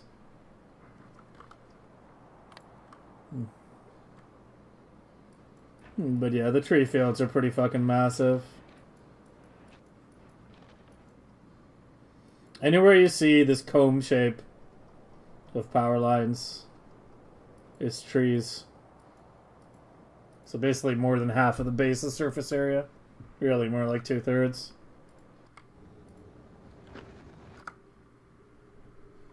Okay, you... Why are you here? No, you were supposed to go to Vulcanus.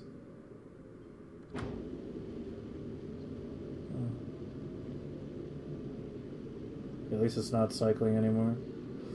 Not 100% stable, though. I don't know, dude. It's Gleba. It's fucking Gleba. I know it's Gleba. Like, what other planet could it be? We're launching it good fresh. Yeah, it's at 97, 98.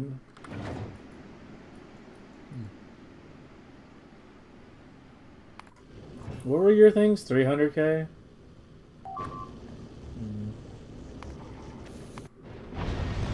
Shit, just lost a railgun. Oh, railgun shooting speed is supposed to cap at 10 right now. Right? Like, it's supposed to cap at 10, but I'm kind of tempted to push it a little further. I'm starting to become a doubter. I'm getting a bit of deja vu from last year when everyone said it capped at 4 and it didn't actually cap at 4.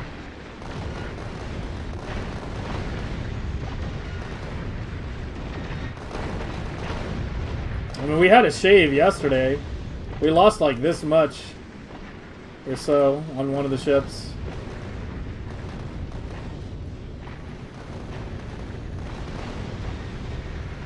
It was this ship, actually. It's unlucky number 6.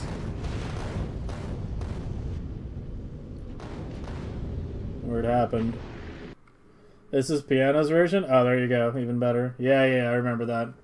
That looked familiar. I remember he linked me that, and I was just like, you need to do...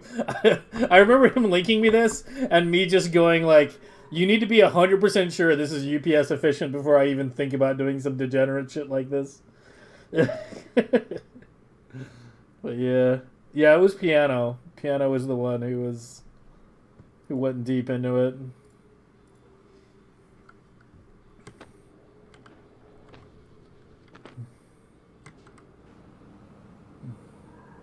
I have a 7800.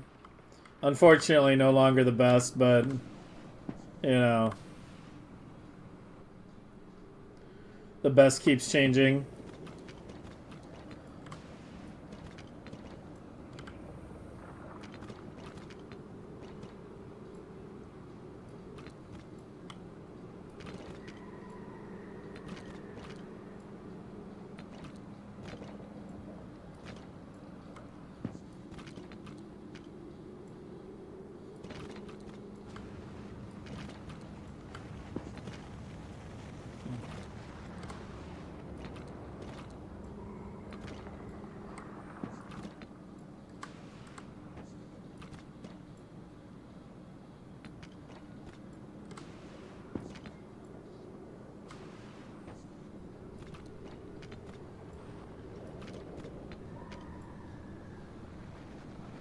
Dude, it even goes diagonal. It's like they designed that around that interaction. Would have thought it's like, you know, just a coincidence, but you look at how that even matches the diagonal. It's like maybe they did plan it around, you know, being able to do something like this. That actually looks so nice.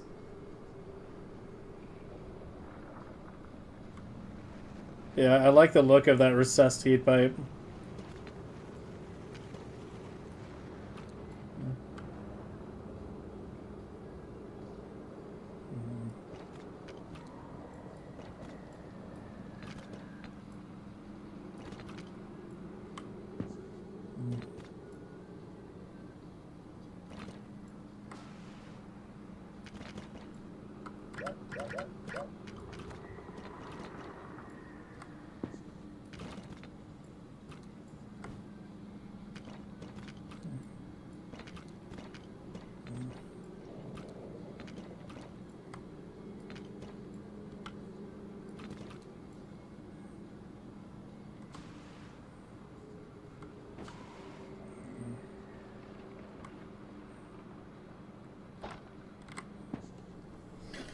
Yeah, there we go.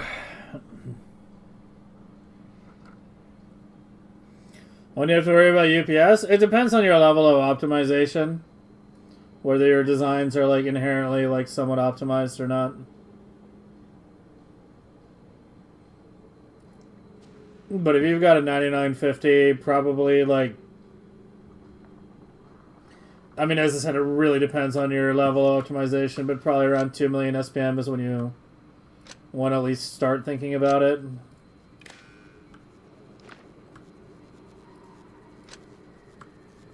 Oh, I have too many power poles again. Yeah, because I copy-pasted it. Wait, not those. Yeah, remove the top ones.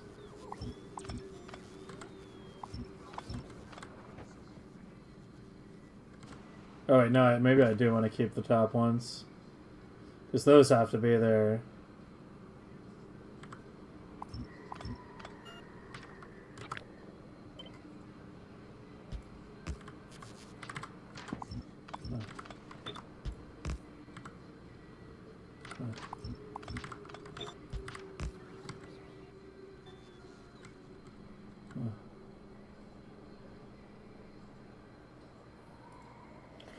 Well, there you have it.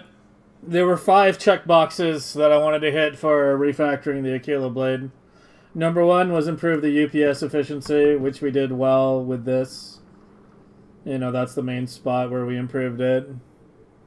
Re-ratioing the lithium. which we also did when we did that. Fixing the pump, moving it to a spot where it's more open. That's done. Isolate the heat network. Yeah, it's now its own fully contained heat network. Done. Do I want to recess the tower as well? Hold on. And point number 5 was the aesthetics. Like that? Yeah, probably not.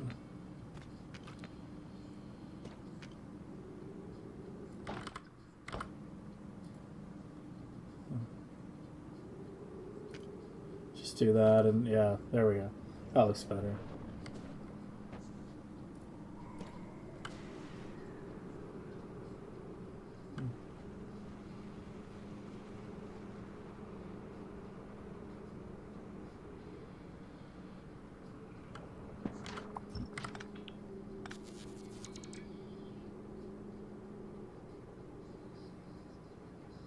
This doesn't need to be there anymore.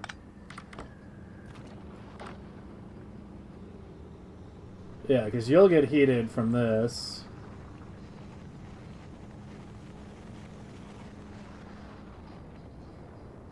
And you're now heated from the bottom.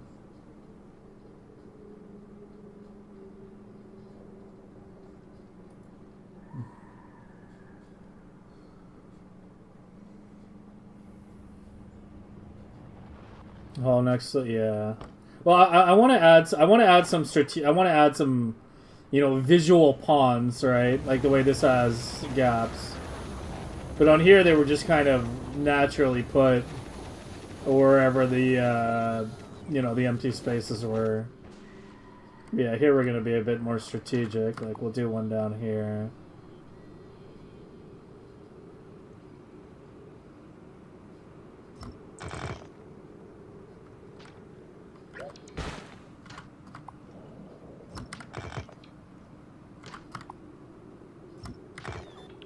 Yeah, so that looks kind of like shit. But when the heat pipe no longer is recessed. Should I even have any? I don't even know. It makes it harder to do it with the heat pipe thing, doesn't it? And have them still be aesthetic. Right? Because if I do this... Like, that just looks worse, doesn't it? Than just having it be flat concrete.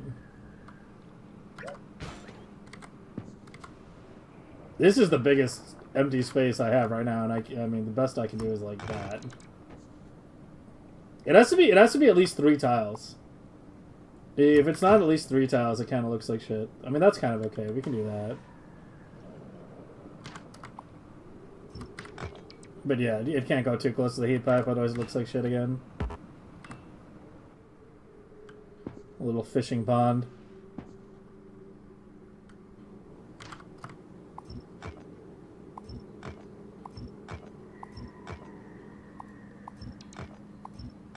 Yeah, I don't know. It seems like you kind of have to choose. Do you want the recessed heat pipe aesthetic, or do you want the Swiss cheese aesthetic? And I think I've kind of already decided, haven't I? Got an emergency heat recovery system? For each blade? No. No, there is a system that will keep the heat going if no science is being made. But no, we don't do emergency recovery systems. We just don't fuck up to begin with. I mean, I technically do have a way to... I mean, it's not hard to recover heat on a kilo. I still have my starting reactors. Which, you know, if the main base somehow runs out of heat, it'll do that. But the thing is, a kilo is very easy to make the heat self-sustaining, right?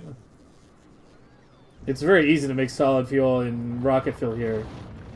So as long as you're balancing... As long as you have a way to dispose of both extra ice, which we do here, and extra ammonia, which we do here, then the system can never freeze. That's a kilo's main challenge. Every planet sort of has this like. Every planet sort of like has this the obvious challenge and the non-obvious challenge, sort of. Like, Fulgora's obvious challenge is, you know, how to sort everything. Like, the non-obvious challenge is sort of, you know, how to just mass dispose of everything at the speed necessary, as well as dealing with the patches running out really fast. Gleva's obvious challenge is dealing with spoilage. The non-obvious challenge is dealing with nutrient volume. And it also is a side effect spoilage times. But yeah, the sheer amount of nutrients that are generated and used. But Akilo's obvious challenge is the heat pipes. Akilo's non-obvious challenge is the fact that just about every system needs to be able to dispose of both extra ice and extra ammonia, otherwise it could potentially freeze. But yeah, you use recyclers to handle the ice. And here we're using a voiding system from the ammonia. Yeah, robo coverage will be from the sides, that's correct. Put ice in it, maybe it'll look better, like in here. I don't know, I think ice kind of looks like shit.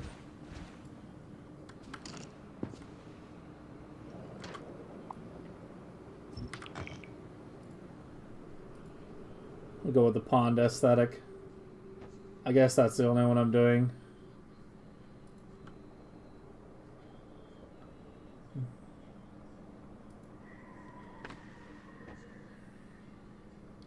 Maybe fill some extra space with heat pipes? Maybe.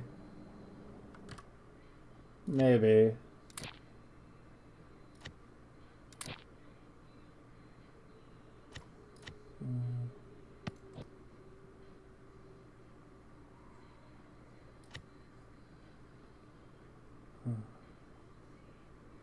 I should have updated the main one, right?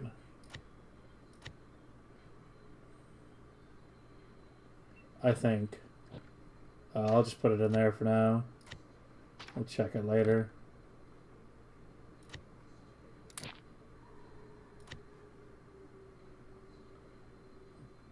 Yeah, that was the initial design.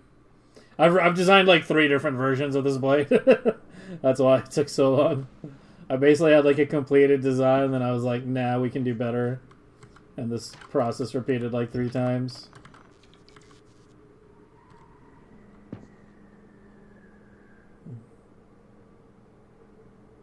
Am I going to allow the pipes to become glowing hot? That was part of the design goal.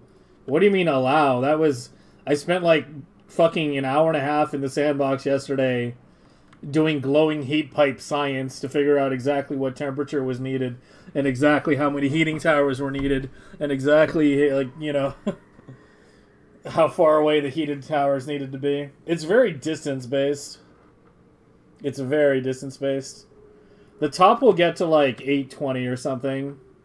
The very top might not glow as brightly as the rest of it, but that's the best I could do while having the heating towers down here. Otherwise, I have to run them up the sides, and that adds significant additional complexity. But yeah, we'll see how it looks, you know, once it's deployed, and if we're not happy, we can always redesign it again.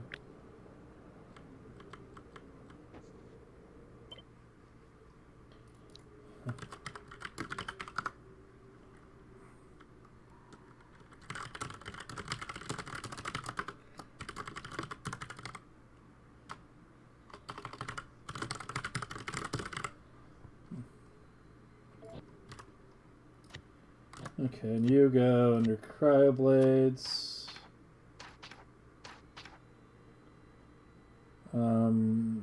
Fuck, I need to clean up my icons here. It's just supposed to be... Well, it's just the icon, because this is planet specific. So yeah, it's just that. What are you? Whose was this? This is one of A-Buck's all over blueprints. Oh, this was uncommon.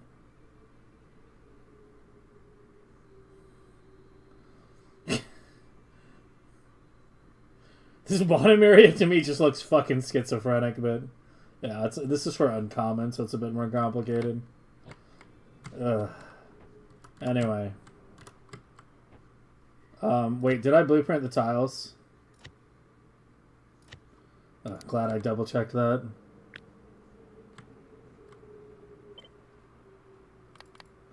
Yeah, keep the tiles, please.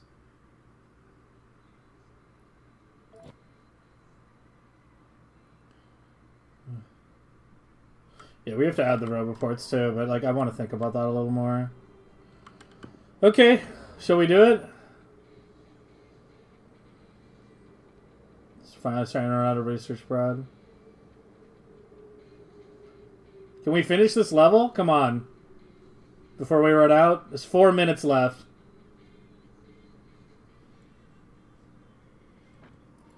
Yeah, I got the tiles now. Yeah, thanks.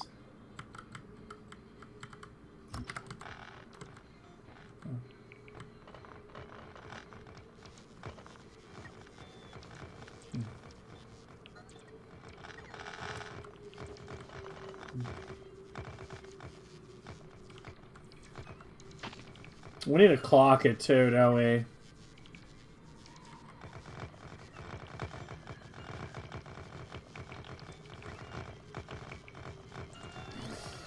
Yeah, we gotta go hop in the sandbox and clock it as well. Fuck. I hate this part.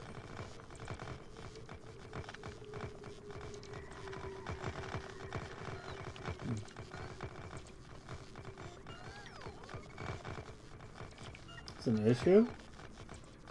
Gray science in the bottom right quadrant. That's an issue. Oh, I know what's going on. The stone's running out, isn't it? Yeah, the bottom finally gave out. Yeah, there's not much left here.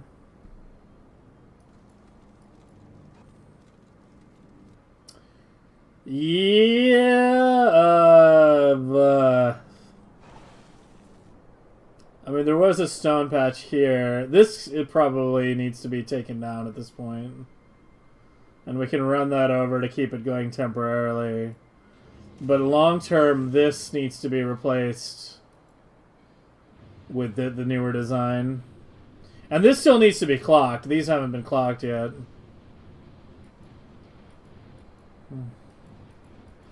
Yeah, there's still a lot of work to do, guys. Any counter to what? Bot juice being gone? I don't know. Crying?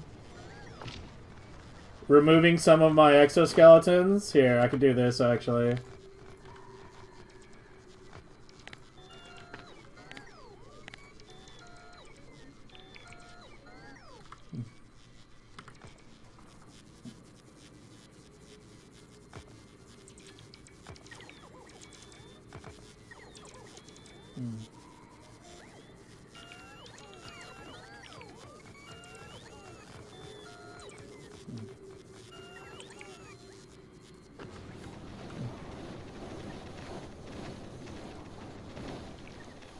Watch most of my videos? Yeah, I tend to pop up like that, I guess. But yeah, I guess the best we can do is grab some extra reactors. Temporarily take out some exoskeletons. There you go. That's like the best you can do. Pretty much. I don't know if the batteries have a charging limit rate. I don't think they have a discharge limit like accumulators do. Because it would state, like accumulators, it states on the accumulators. Yeah, they have a wattage rating. But yeah, that's basically what we do at the game start. Because we add a second fission reactor for a kilo, but yeah, that's how you counter it. Just need more power. Uh-oh. I can't use trash unrequested. So I have other shit in my inventory. Or the purple chest.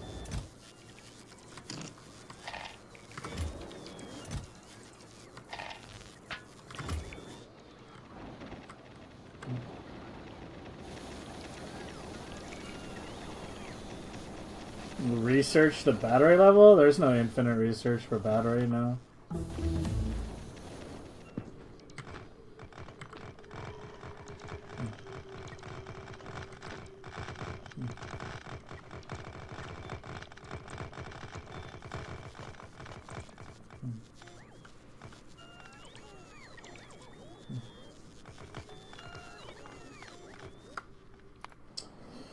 Yeah, we need to head back to Novice and see if we can do a Band-Aid fix.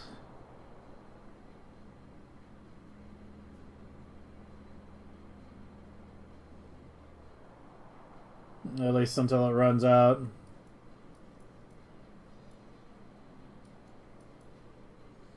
It's gonna slow our science a little until then. Hey, I did finish that level though. Let's let that robust fades finish now.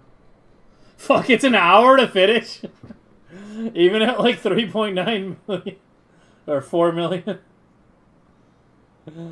It's fucking 83% done and it still needs an hour.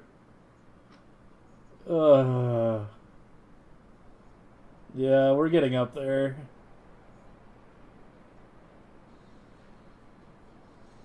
I'm gonna start running the game off stream, by the way, a bit. I'm gonna restate it at the end of the stream. But yeah, I've decided, like, I think we're at the point.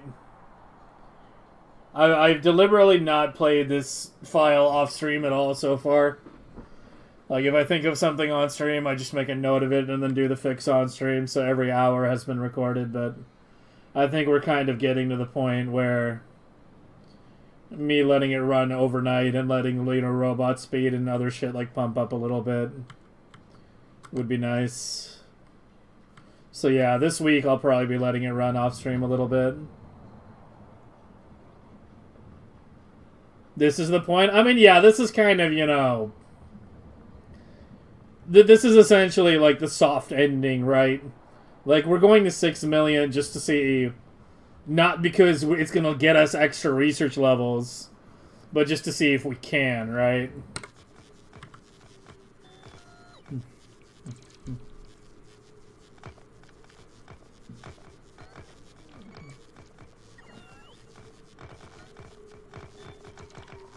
How long is your mining productivity going to take me? I mean, they take like a minute per level or so.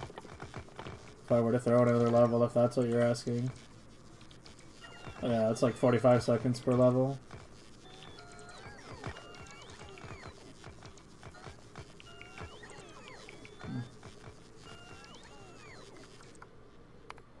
The one west? I mean, this one's still 2.3 million. That'll basically last infinitely. It was just this one and this one. Well, this one still has 1 million.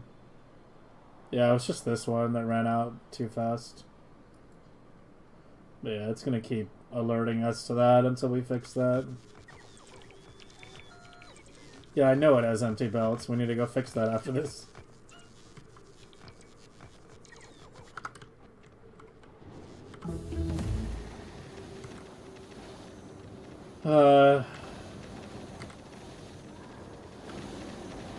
Go ahead, and I want to start...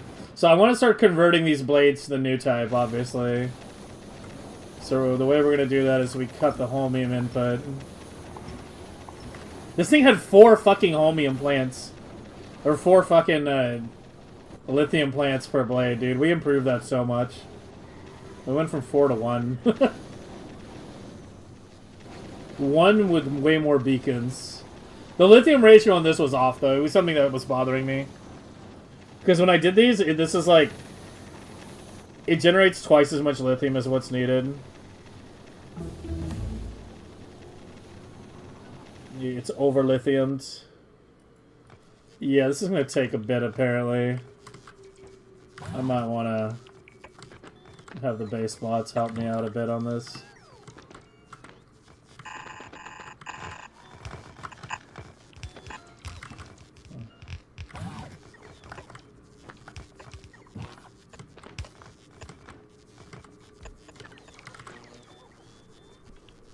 Otherwise, it's going to take forever. Okay, your refactor. So are you ready to be completely refactored? I believe so. Alright, uncheck all groups. Clear all this. Stay at Vulcanus. Okay, I'm just going to deconstruct the whole thing. Because last time I, like, partially deconstructed it and we had some issues. So just keep the cargo bays only. The rest... Like, keep the cargo bays and the reactors. Everything else, and I mean everything. get rid of it.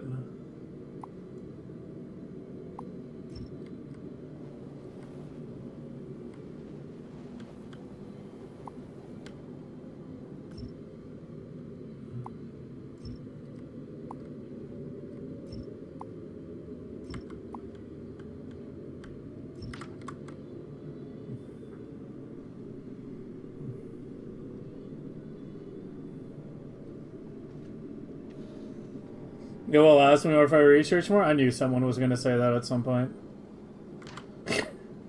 I mean, even if I get double the mining prod, it's still going to run out, you know.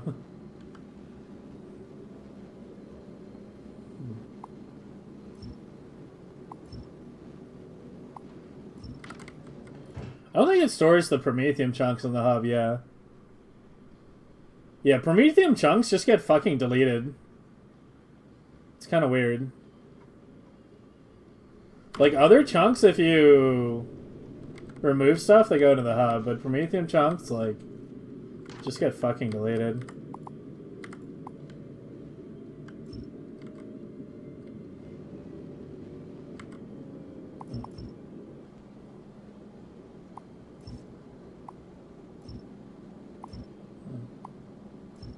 Okay, I mean, the rest should be pretty much the same. Alright. It's short. Okay, so this is the thing. You're shorter on the right side and longer on the left.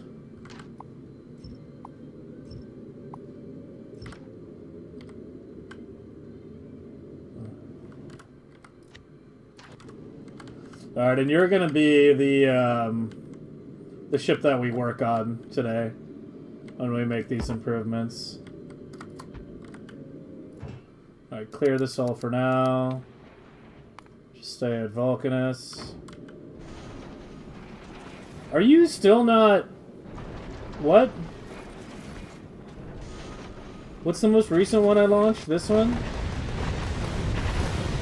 It still has the old fucking modules. Okay, yeah, we're definitely fixing that. I thought I fixed that. I guess I... See, the problem is I fixed it in the ship that we did yesterday, and then the ship yesterday got blown up before it even got to do a single trip by the landmine incident.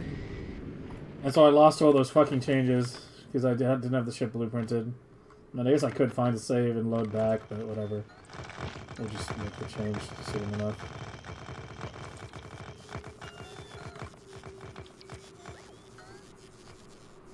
Did I enter an endgame lobby of people? Yeah, pretty much. We actually did a poll the other day when someone asked a similar question. Most people who are like active chatters when they're talking about Factorio in here have at least 3,000 hours in the game. Like, nobody had less than like 1,000 hours. So yeah, like most people who are seeing talk right now, you know, Artellus, Ravager, Ragev, they're all like 3,000 hour plus. Or...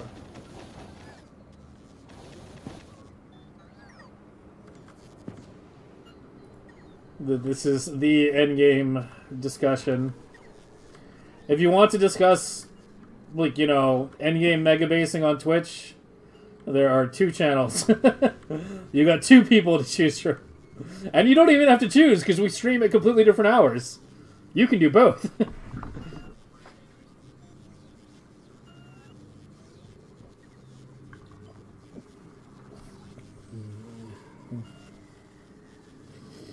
But yeah, like, spending this much time on Factorio megabasing is something that obviously not a lot of people do. And we're going to be spending a lot of time on other games pretty soon here as well. I think starting May, I would like to go play some other factory games, you know. Maybe try Modded Planet Run as well. So I'm going to loosely kind of try to wrap up everything with the Megabase this month. But it's not a hard limit, right? You know, it's done. It's done when we say it's done. It's not a hard limit like the hard limit I set for the hamster shit, right? Okay, I need you to request the cryogenic. Yeah, I need you to pull the cryogenic out of here, because if we're gonna be deconstructing these, I want that cryo to be emptied. So we're gonna go ahead and switch back to you for a bit. And in the meantime, I will work on my ship. Did any of you have, like, the proper fucking... Nope. Nope. Nope. You all have the shitty fucking... Okay, you have it. Yeah, it's like that one. Except, I don't know why I stamped it down there, because as soon as I restamp, it's gonna go away again. How niche megabasing is? Well, the thing is, most people just make one. Most people just make one. You know, they make one, they hit their PC limits, they'll do a bit of optimization, and then they're done, and then they move on. It's a pretty long thing to do. You know, you're gonna spend a couple hundred hours on a megabase, like, at least. You know, or more. My first megabase that I did last year, I spent 800 hours on 813. The current one, we're starting to push 300 right now. Obviously, this one went a lot faster. But, you know, it's a pretty time-intensive thing.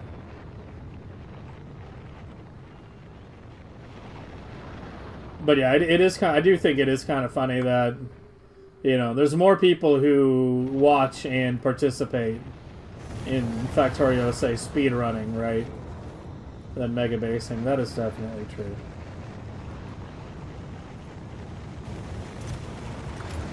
Yeah, I want these to drain. Here, do 2 at a time, even.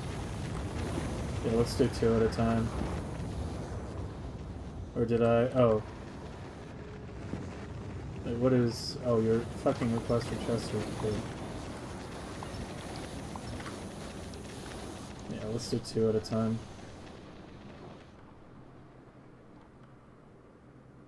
I gotta be careful with these heat pipes connecting to the bottom too, don't I? Yeah. We'll think about that once the blade is down.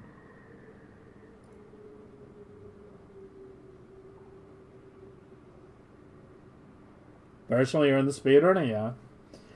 Yeah, I mean, I'm just weird because, like, I do a bit of both. Most people who play Factorio pick one of 3 things.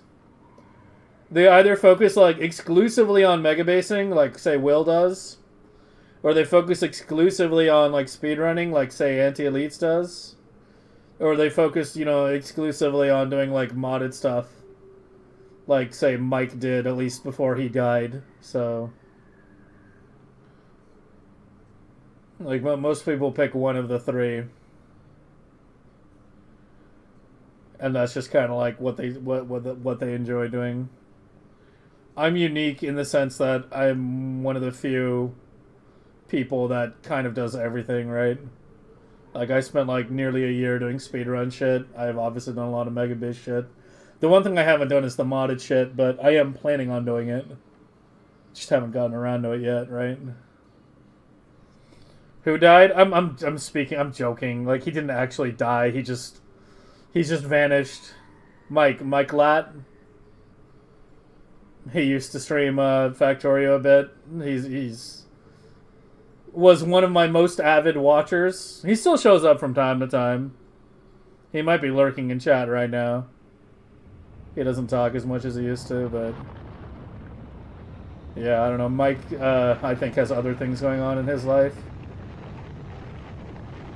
I mean, I know he actually has, like, a real job, too.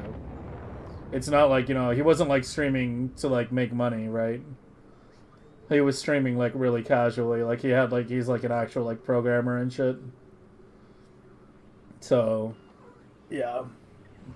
It's a lot harder to stream, you know, for any meaningful amount of hours than if you're working a 9 to 5. How fast can I go from a new save to 1 million SPM? I think you can do it in less than 100 hours. That was the goal, actually, when I did this run, but there were a few curveballs and poor decisions that slowed things down a bit. But were I to do it again, like, yeah, I could 100% do it in less than 100 hours. We might do that as a challenge at some point. You know? Just see, like, if we can get 1 million SPM in under 100 hours.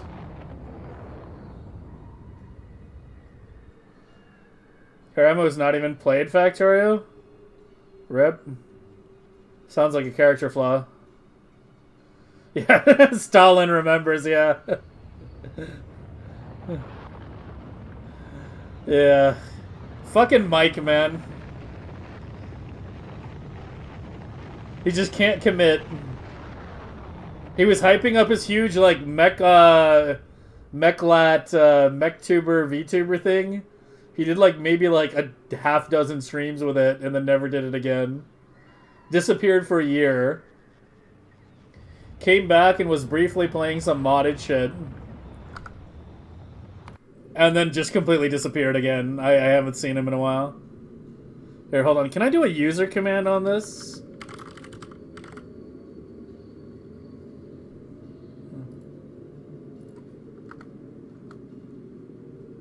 Oh, fuck. I can't do it on this client. Hold on. I need to open my dashboard.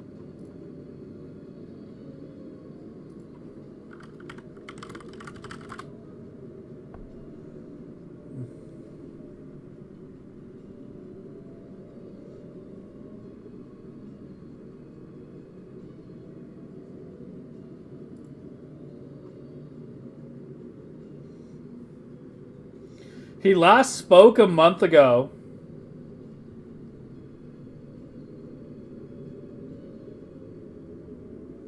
Yeah, he last spoke a month ago.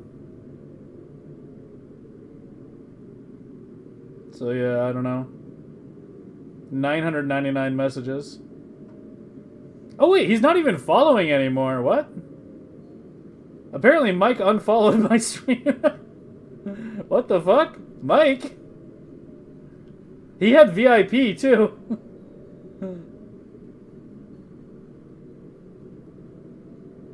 Oh, what the fuck? That's weird. Did he just like quit Twitch entirely?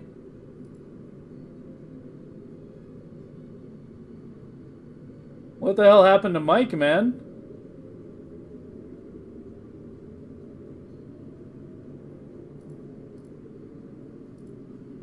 I don't even know. He just takes some time off? Yeah, but like he's not even following it anymore. I didn't even realize that until now. I just checked his card. I don't know, I'll message him on Discord going like, what the fuck, bro? What happened to you? But that's crazy. That's fucking crazy. Wonder what I said to piss him off. Because he didn't say anything. Like, his last message, it was like, you know, just standard, you know, what's up, you know, shit. I mean, he usually would just type like one thing per stream. I'm gonna message his ass on Twitch. Oh, he has it on like block from strangers. Whatever, I'll message him on Discord. Where's my Discord?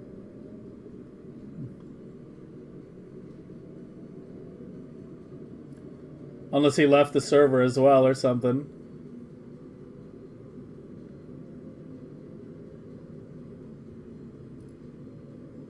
That's wild.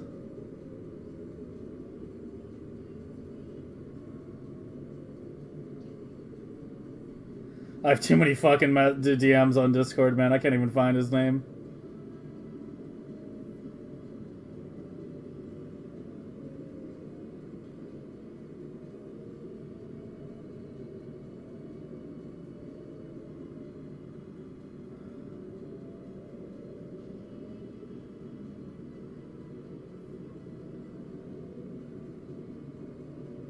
I don't know, man.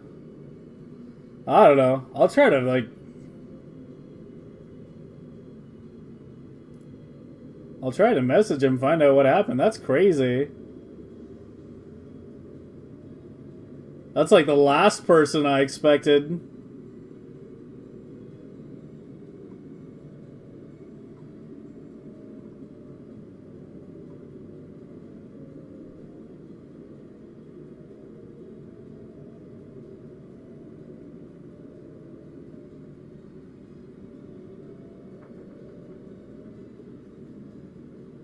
Huh.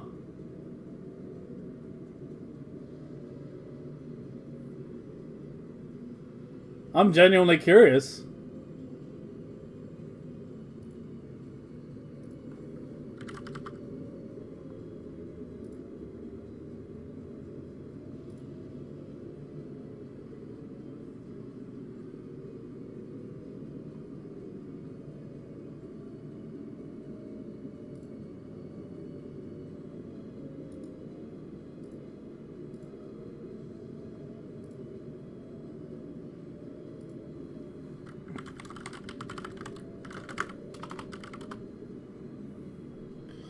Well, I sent him a message on Discord.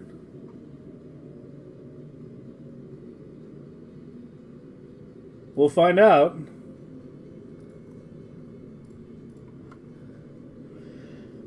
I mean, yeah, he might have turned off Twitch. It's just fucking weird. Because he's unfollowed the stream, too. If he had just turned off Twitch, I wouldn't expect him to unfollow the stream. But the thing is, like, usually when people unfollow the stream, they're usually, like, hostile first, right? Like, usually if I say something that pisses someone off, they'll, like, you know, say some shit in chat first. I think he replied, like, almost instantly.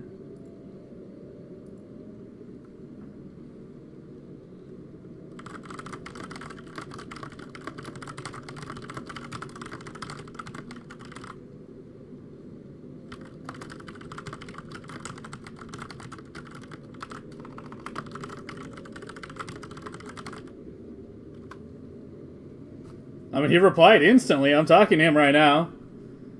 I said, what happened to you? And he says, like, in what way? It's a pretty vague question. And I just said, yeah, we were just talking about you.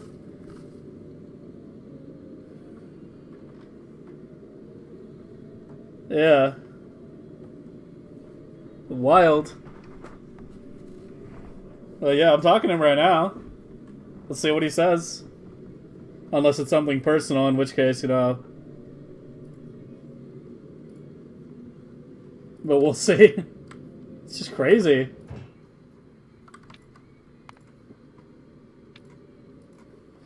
He was like the second or third person to get VIP on this channel. Like, he was like marathon watching me for like all of like 2025. He got VIP in like 1 year. Less than 1 year, really.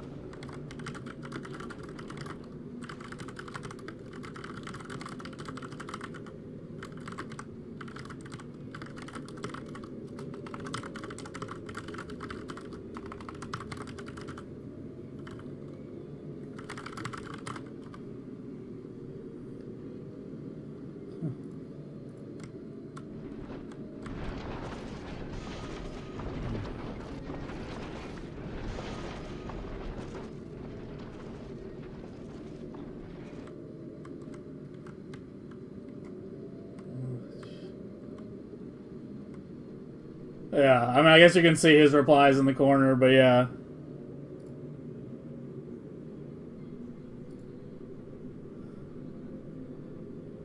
This is like unexpected. Holy.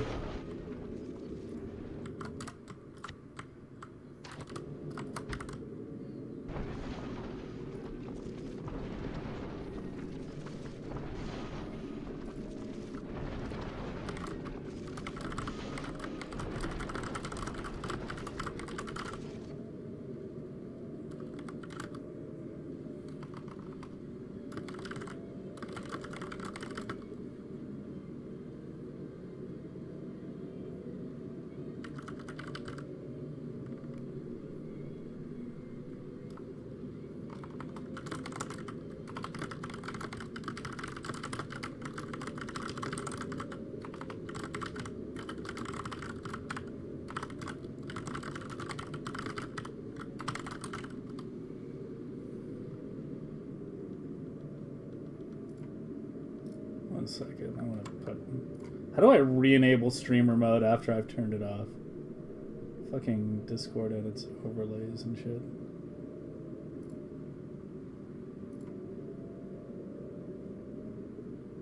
Oh, there we go.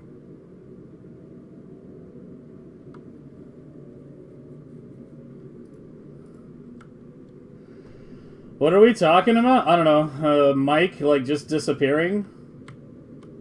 Like, without saying anything? Like...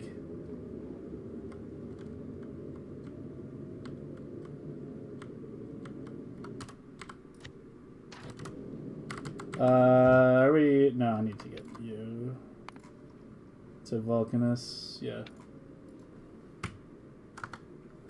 Okay, in the meantime, did I finish that level? Oh, I did. Nice. I need you to keep draining these. Okay, they are drained. That one's almost drained. Alright, here we go. Fuck, I still need to clock it. I want to remove a couple of them and then we'll go clock it later.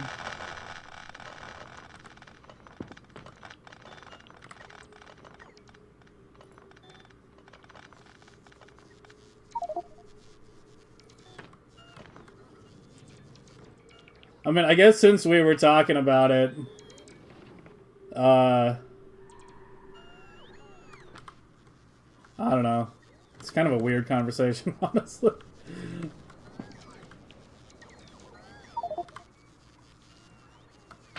He said he just wanted to take a break. Okay.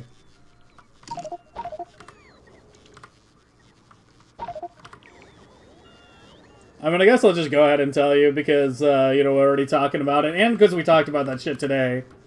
He apparently decided to, like, stop showing up when I started talking about Iran. Because he didn't want to hear, like, the political shit. He literally just told me, like, I'm here for the factory, not for the politics. And I'm like, dude, we do, like, the politics shit, like, once a month.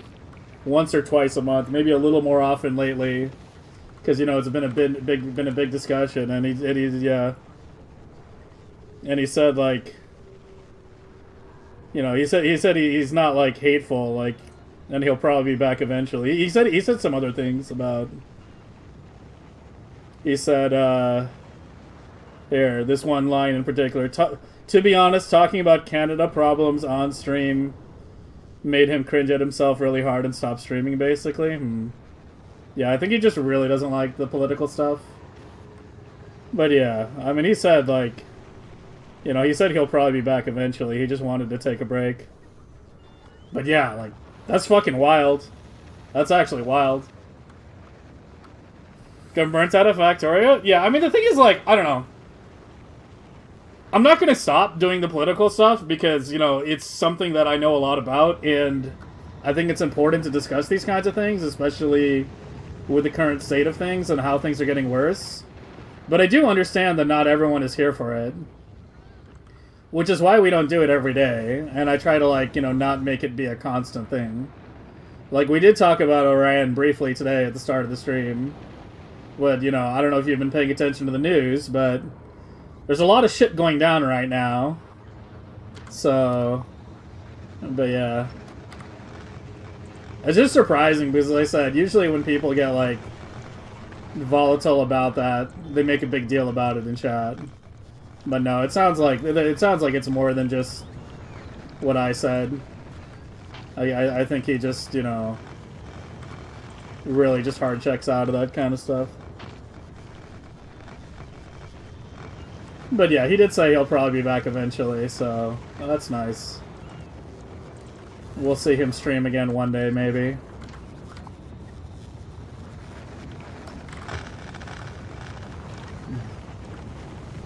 Oh, that was a crazy little detour.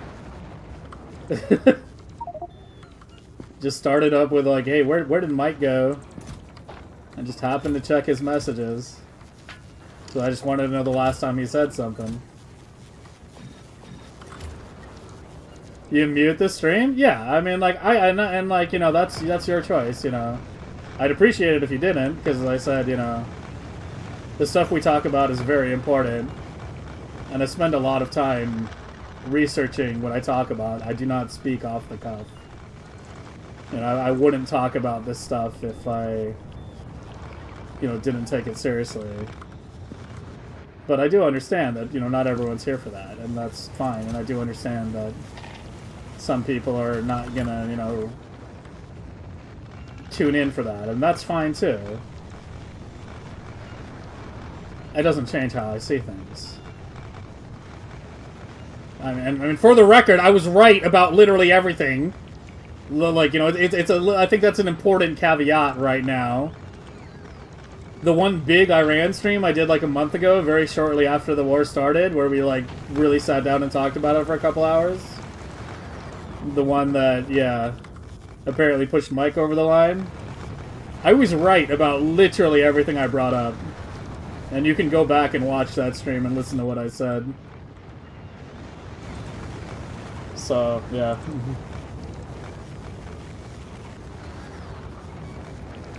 Can't be asked to watch it? Yeah. Yeah, I mean, as I said, I understand that. Like, I mean, I understand not everyone's going to be into it. But I do this because very few people put in the amount of time and effort into this kind of stuff that I do. You know, to understand things at that kind of level. And things are only steadily getting worse around the world, and it's not going to stop, and it's, I think, important to understand where things are and where they're going, because it affects everybody. I mean, literally every one of us is affected by rising gas prices, right, for example. Like, it doesn't matter how much you hate hearing about politics. Like, you know, you cannot care about politics, but politics cares about you, whether you like it or not. So, yeah.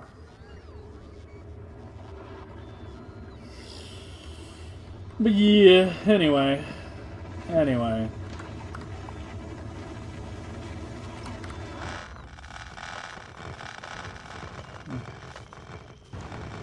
Sometimes you need a break? Oh, yeah, I understand that too, yeah. That's, as I said, that's why I try not to do it very often. That's also why I started the Discord channel. If you want to hear, like, the longer form stuff and, like, the more in-depth stuff, like, it's on the Discord channel now. Like, on stream, I just kind of try to, like, keep things to summaries. But yeah, I mean, as I've said before, it's something I know a lot about.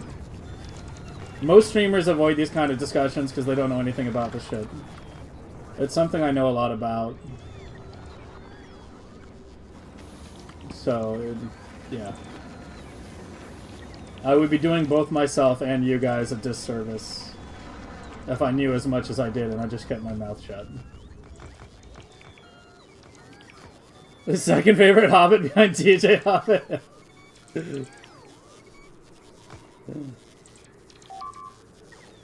What I think will happen in the future of local PC devices?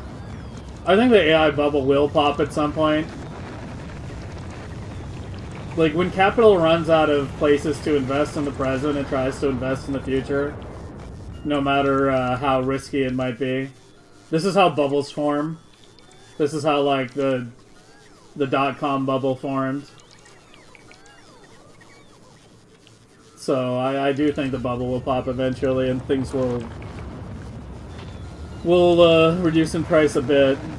But the question is, how long is it going to take? Ignorance is bliss? Yeah, I do not agree with that. Ignorance is just ignorance. It's kind of how I see it.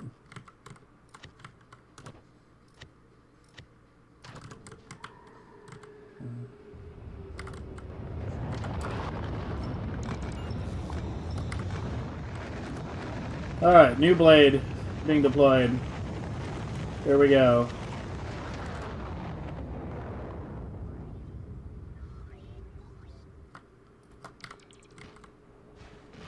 And we'll see if it actually works or if I screwed something up. Yeah, so right now it's connected to the bottom. I guess I'll leave it connected initially so it'll heat up a bit faster. It's not a bad idea. Bubbles can persist for way longer? I absolutely agree, yeah. That's what I'm saying, like, I think it'll pop eventually. The question is, how fucking long is that gonna take?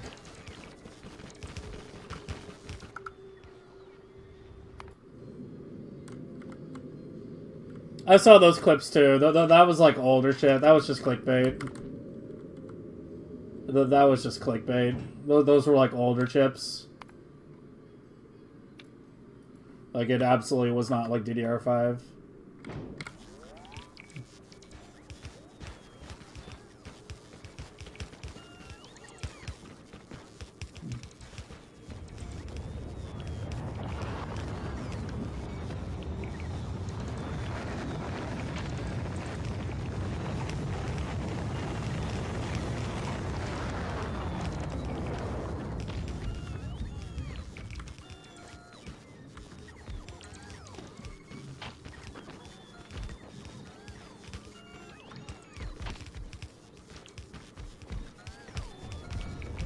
The prom ship? Yeah, thank you. Thank you.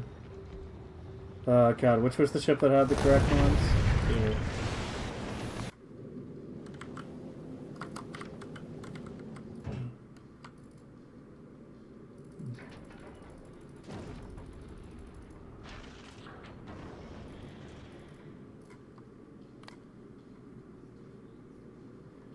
Oh, I did have some Prometheium chunks in there. Whatever. Just drop them on Vulcanus. I'll clean it up later. Oh, yeah, we have to get rid of the ammo. Yeah, I'll vent that.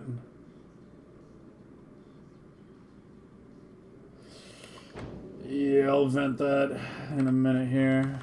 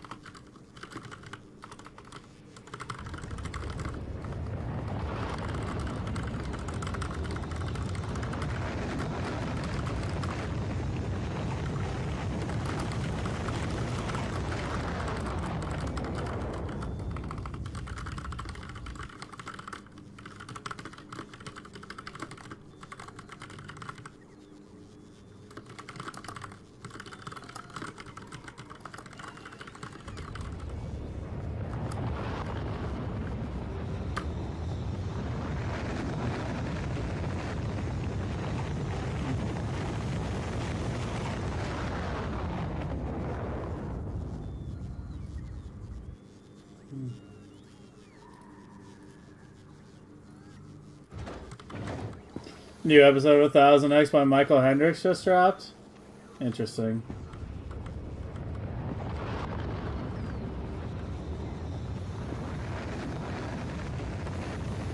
Oh, I never set up the, I didn't do the lithium request. Where are you?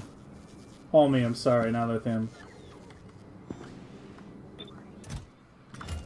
That should be the only input, right?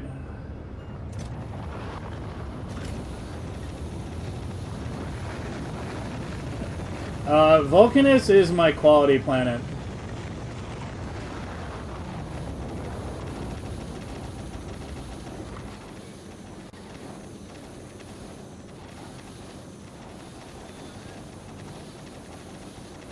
Wait, I screwed something up. Oh, I never connected this belt. Fuck. Okay, you need to go onto this. Oh, fuck, how do I connect this?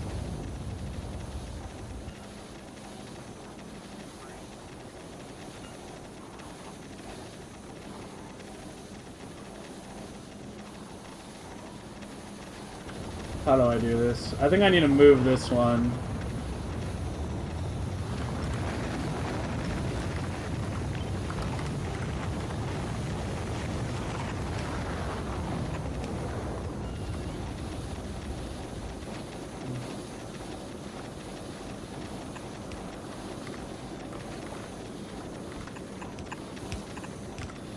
So there.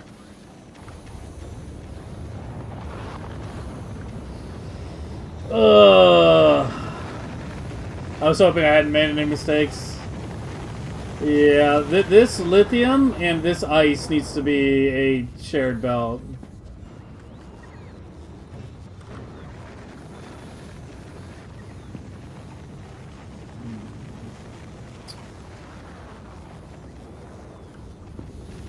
This lithium and this ice needs to be a shared belt.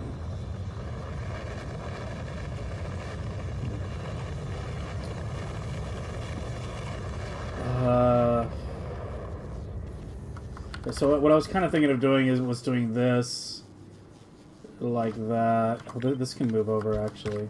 Wait, I didn't realize that. Okay, and then you go like that.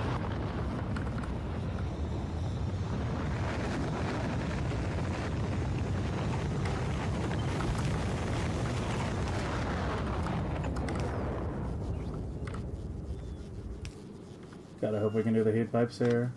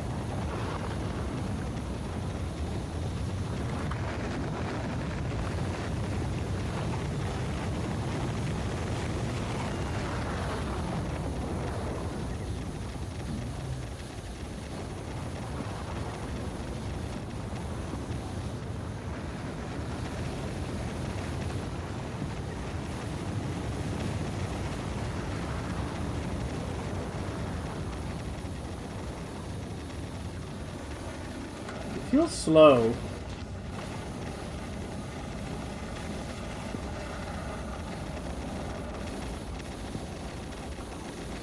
Might be okay.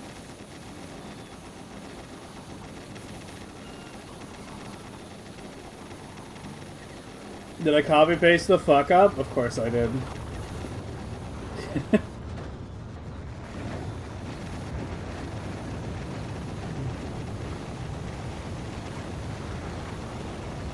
A provider for the rocket fuel? Yeah, I guess I do. I guess I did forget that. Where do I stick you?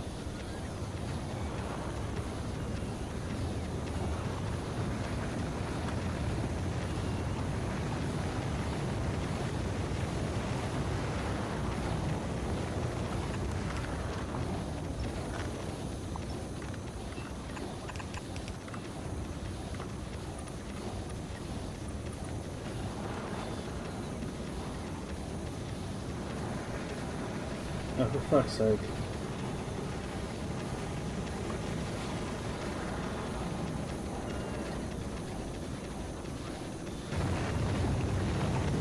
Yeah, just grab it off the belt.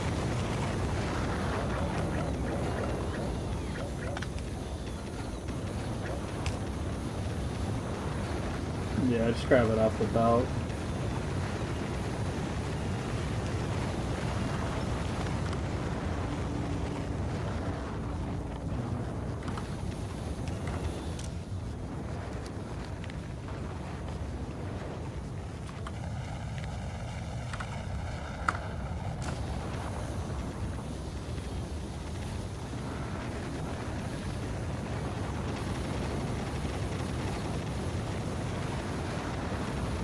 Are we good now?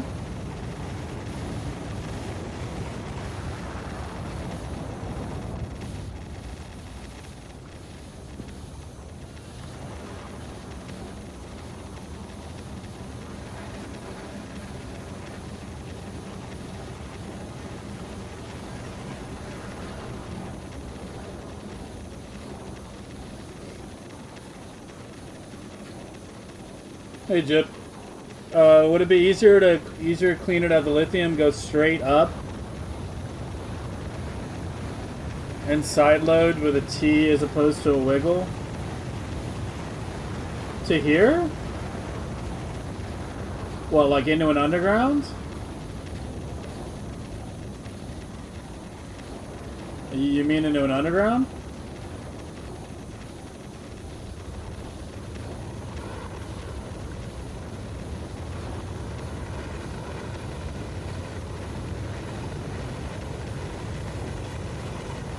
Put a belt in the top right corner pointing... Oh.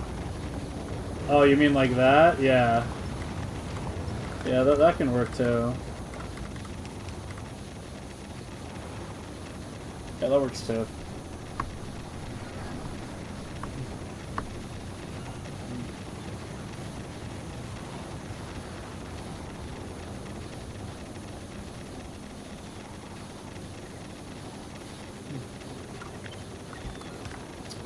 That is true.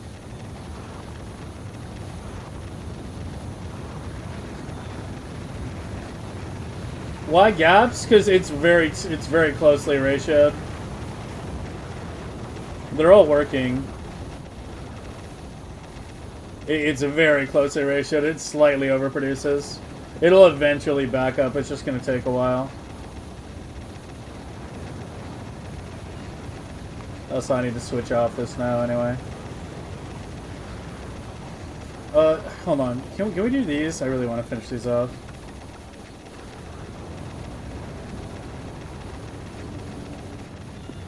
The left side doesn't have. Well, the right side was connected. I was working on the left side.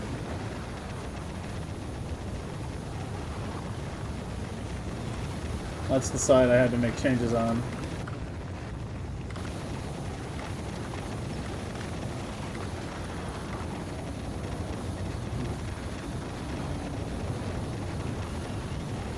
But yeah, Ravager already answered your question, but to reiterate, yeah, to sum it up, it's literally better to just belt across the map than to do trains. Like you see how far my red green goes from up here? They're like this artery literally cuts through the entire base before it reaches the labs. We got belts here too. Trains are not multi-threaded. Belts are multi-threaded. Belts are multi-threaded. Trains are not. Trains have three major problems. Number one, they're not multi-threaded. Number two, they require a lot of inserters to work. Like you need, inserters into boxes, into the train when you load, and then you need inserters into boxes and then onto belts when you unload. So they're very inserter heavy. And the third problem was that Woob didn't add like legendary cargo wagons and shit. So they sort of got left behind a little bit when it came to 2.0 stuff. Because pipes now can hold a really high amount of stuff, bots became more efficient, and belts became, faster, and they became stacked. The stacked being the biggest change.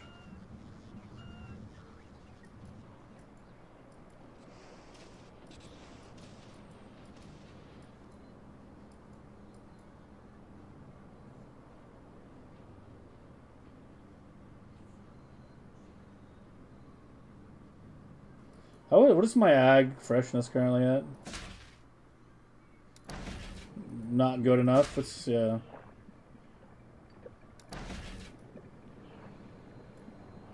It's still in transition. It's because the ag is not reaching this lab. If ag doesn't reach here, it fucking loses its shit.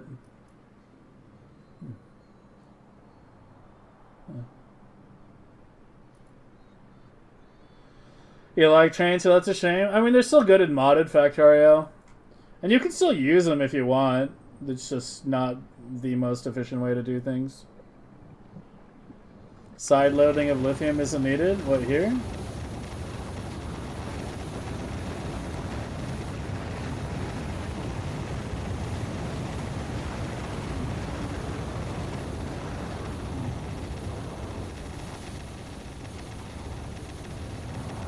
Yeah, balancers, I mean, I made a video on balancers not too long ago. Talking about how, yeah, balancers aren't like... You use them less, the better you get at Factorio, basically.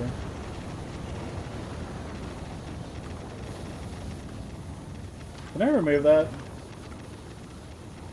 I think I can, right? Because that should get heated by that. Yeah. A little more aesthetic.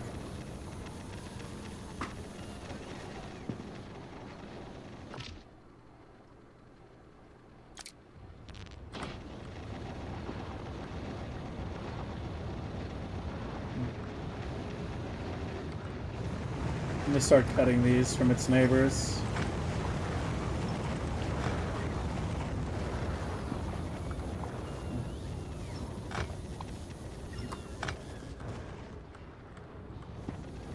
And I guess I'm cutting it here as well. Alright, so now it's isolated.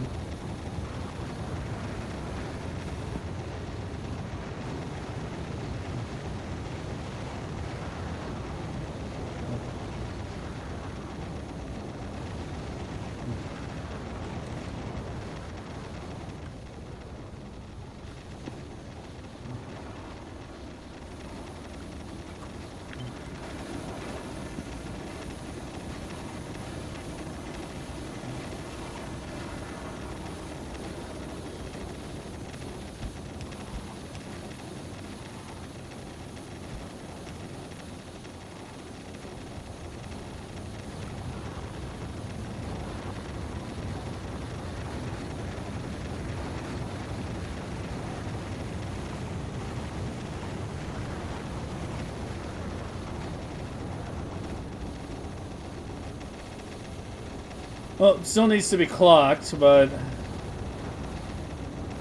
it looks like that belt was the only major issue. Fortunately.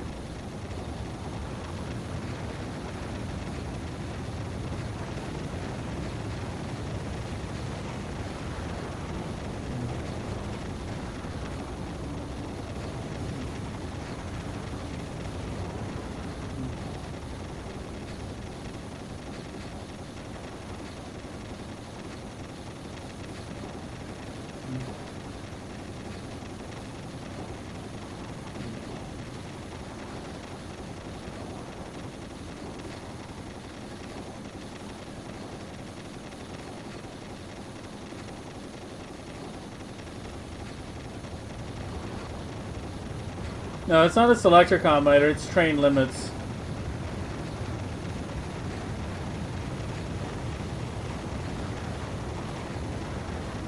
Like, if you want to try not using extra chests for trains, and just having trains come in constantly and unload, it's just a matter of train limits, and then making sure things are supplied well enough. You know, making sure you have a train limit of 2. There'll still be a small gap as, like, one train pulls out of the station and the other one has to pull in. But, yeah. The name for selector sucks. Yeah, maybe. Maybe.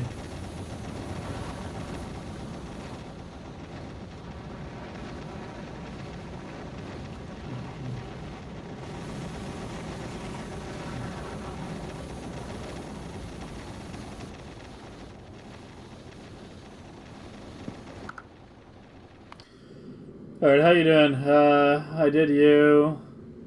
I did you. You do have the correct groups. Alright, let's go ahead and re-blueprint that.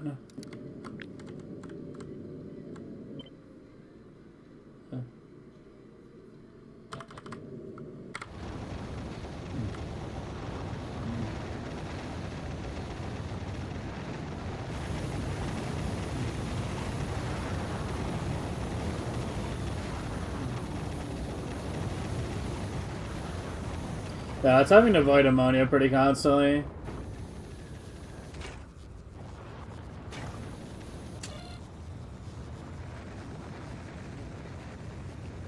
Maybe raise that to like 100.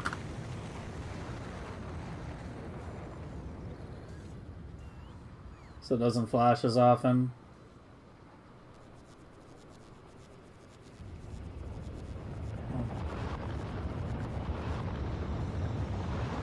Well, I guess it'll still flash often because as soon as it pulls out of the tank, it dips below 20k.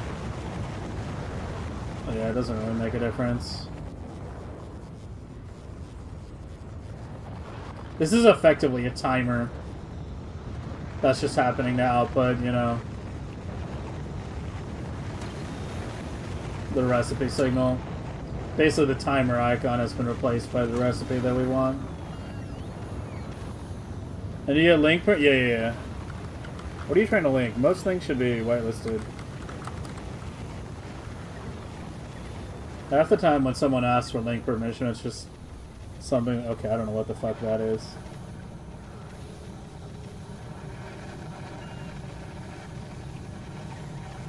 What is this? Oh, you're trying to show how to do 2 trains unloading to the same belt? Yeah. Yeah, that's a good example.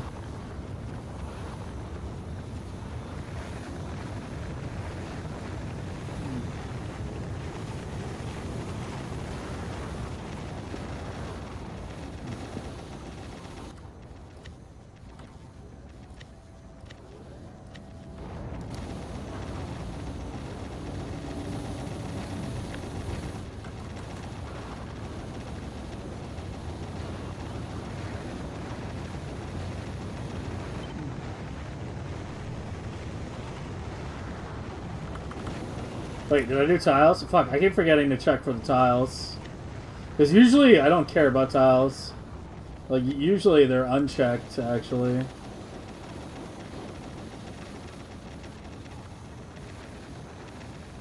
Usually I deliberately don't want it to include tiles. Okay, it was there. Good. Alright, we'll move you here. You're the old one. You're kind of obsolete now.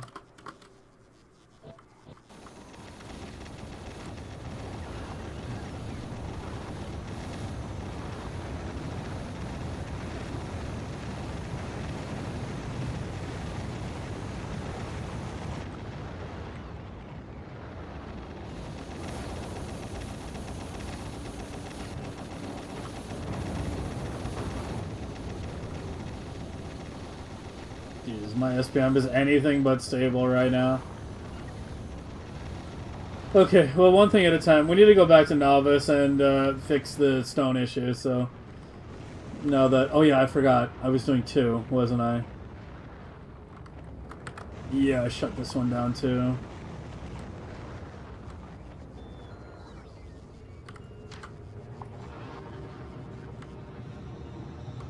Yeah, we gotta do this one too. And then I'll redo the robos as well.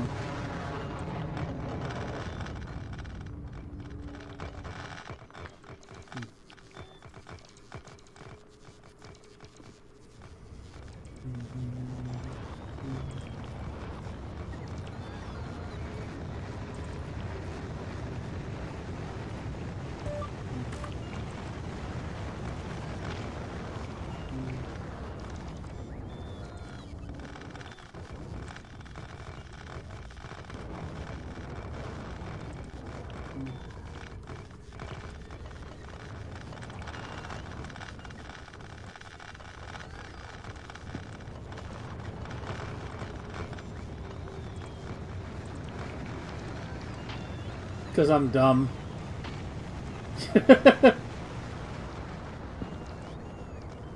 Yeah, I probably shouldn't be. Here, let me cancel. I'm just used to it.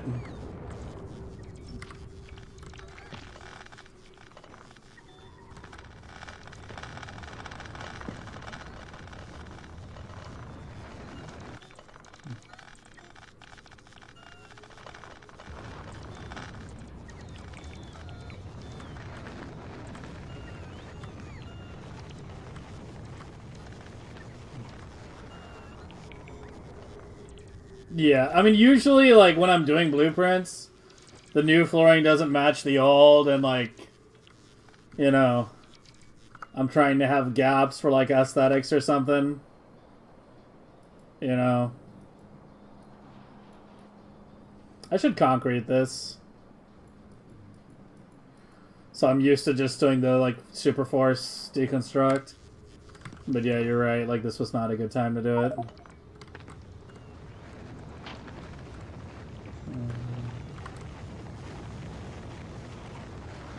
God, I hate how that I can't just use trash unrequested right now since I've got the alternate set up. Here, give me a chest. Just a regular steel chest somewhere. Where I can put these. There we go.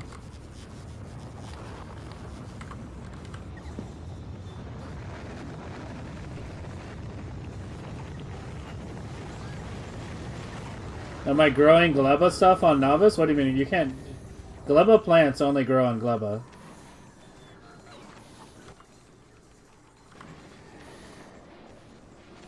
There's some extra cryo, but it'll just get launched with the generic silos.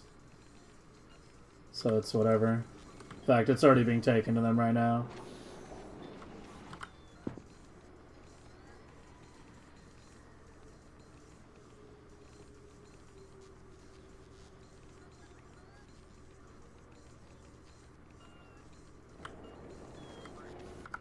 I'm growing trees, yeah.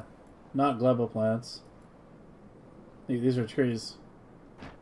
Why do you think my pollution cloud is so small?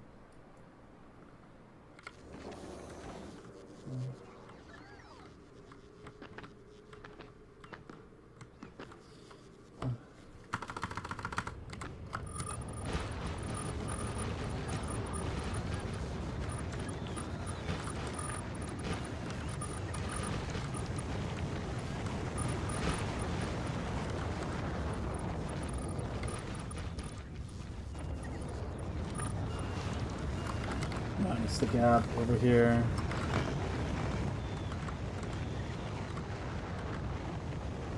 I cut like all the pipes when I did that too, didn't I? Alright, and the top is getting cut off.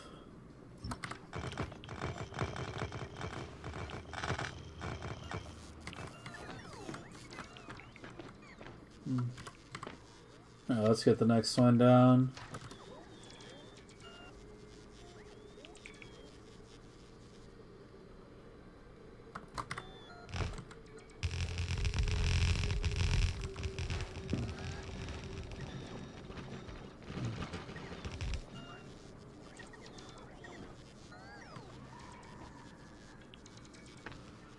It's just easier to like temporarily, yeah, it's already temporarily connected. It's easier to just temporarily connect it to another heat network than to try to like, you know, put a requester chest or something for those heat towers. Yeah, that's probably the smartest way to do it.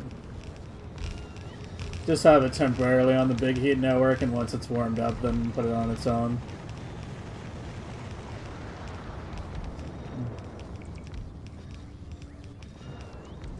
Yeah, but here's the thing. If you don't... You have two ways to deal with pollution in an endgame megabase. One is doing a lot of trees or other pollution mitigation system.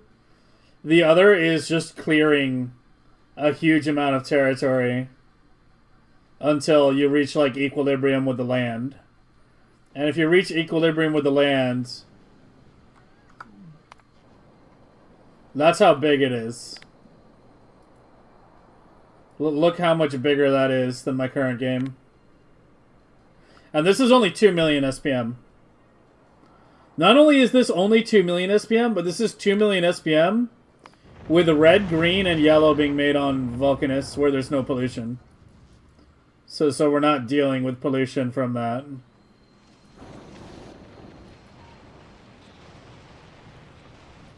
And clearing this amount of space with spiders takes several days. Like several like IRL days, not in-game days.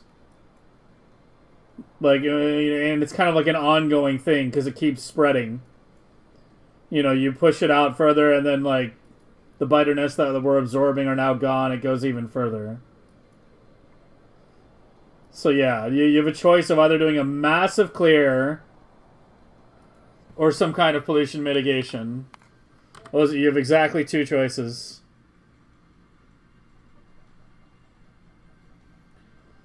Do I want your RGB lights blueprint? I mean, I have my own. I have RGB lights going right now.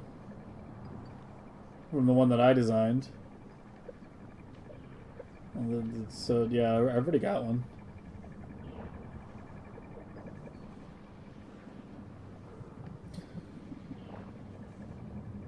Basic train system with water funnels for artillery? Well, I'm pretty sure that's why there's no water fill in the game. Because water fill would like immediately like trivialize biters, especially in the early mid game. Water fill? What do you mean by water funnel then? Wait, what do you mean by a water funnel?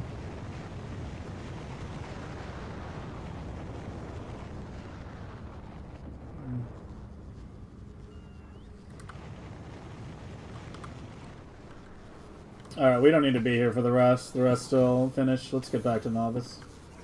Alright, let me get you guys. Wait, get rid of the trash unrequested. What now? Another railgun loss.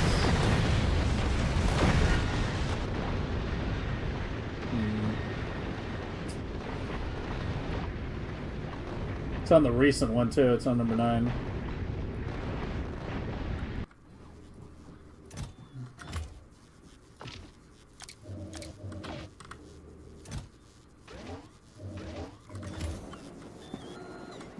And give me you back.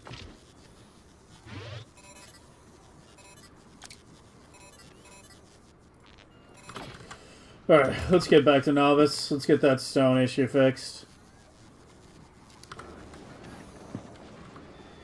And then we can come back and do the quant blade.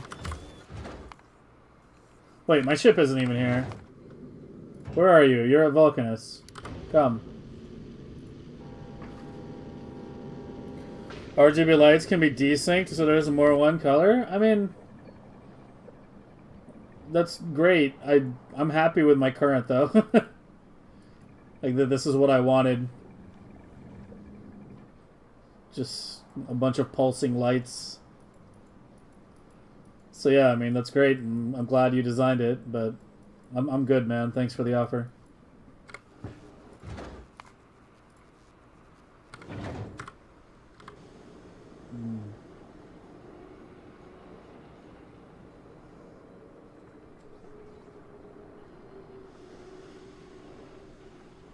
Only 60 seconds? Oh, he got nuked. Here, let me untime him out.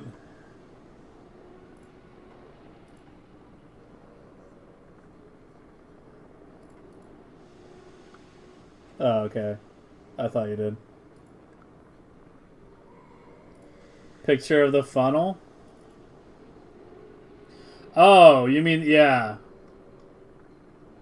Yeah, this is good for killing biters, but the thing is, like, I don't know, once you get to, like, the late game, the Spidertrons are just the way to handle it, right? Like, I'm not waiting for them to come close. You just kill them out where they are, past your cloud, and then you're done. Yeah, like, late game, like, spiders are definitely the solution.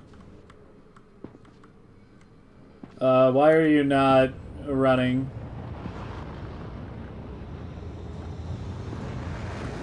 You have no lithium. Oh, your pipe connections got fucked. Wait, I screwed up something. Oh, it's here. Yeah, it's the lithium leading to the blades to begin with that got broken.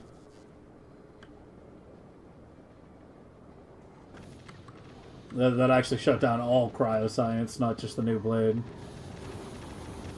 Let's remove these redundant connections as well now.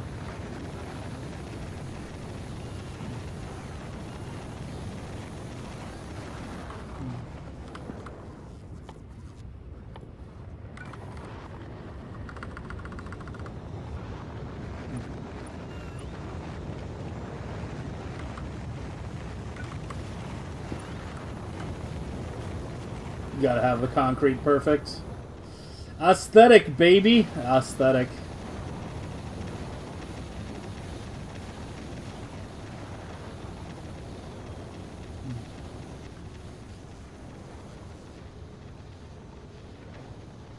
How come it did a smaller hole there? Oh, that probably already had concrete there, didn't it? Yeah. That's why it had a smaller. Same with here. There we go. Now they look the same.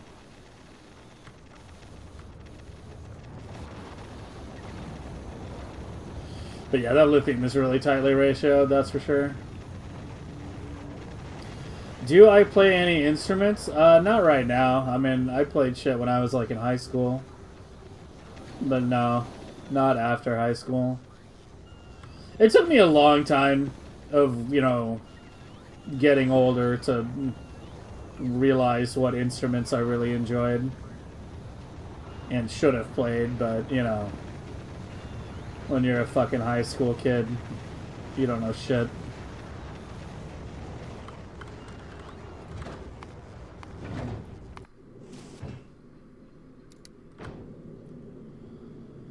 How about doing a checkered pattern? I mean, like, I did have, I remember last year, not last year, it was like 4 years ago.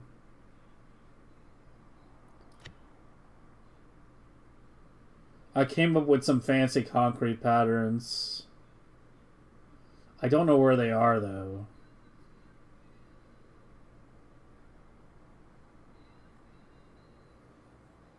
Yeah, I have no idea where they are.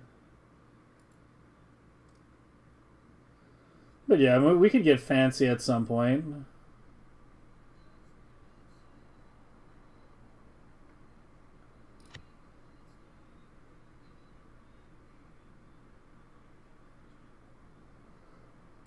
Just get rid of that whole book.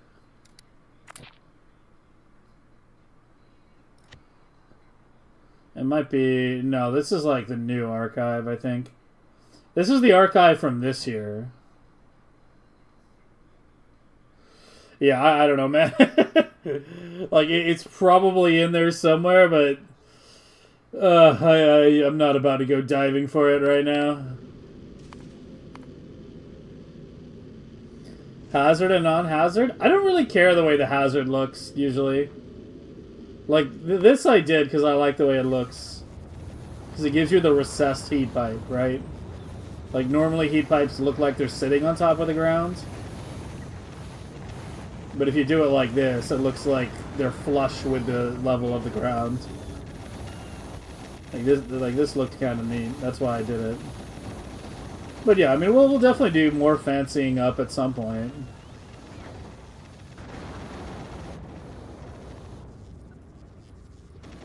But we still have other work to do.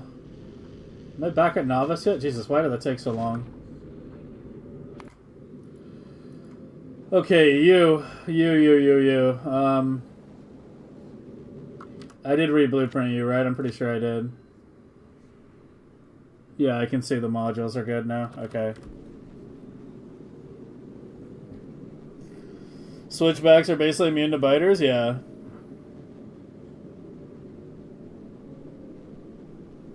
Yeah, I mean, that's really good in, like, Death World and shit.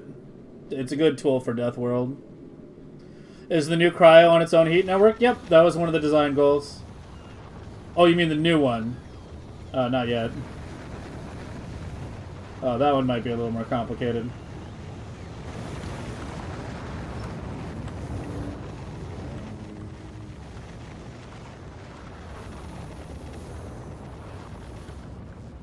Yeah, I mean, this has all the connections. That one might stay attached for now. I mean, I guess I could remove that, and it should be okay, right?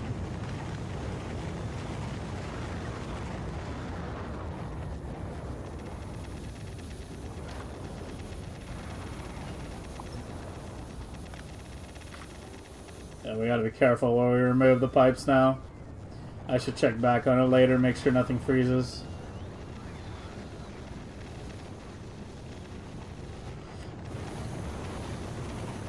How come this one doesn't have the ice thing beneath it, but this one does? I don't understand.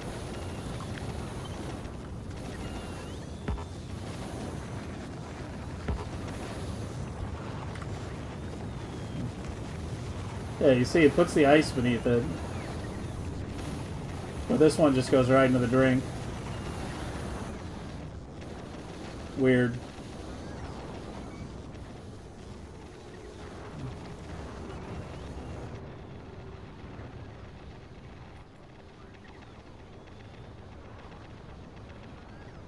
Yeah, the buffers on these ships are really big, aren't they? I put them to like 1 million. Yeah, we have very large cryo buffers on those ships.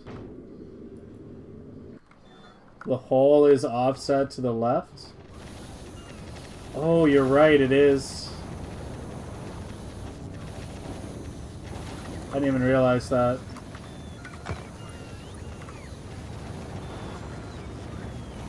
Good eyes.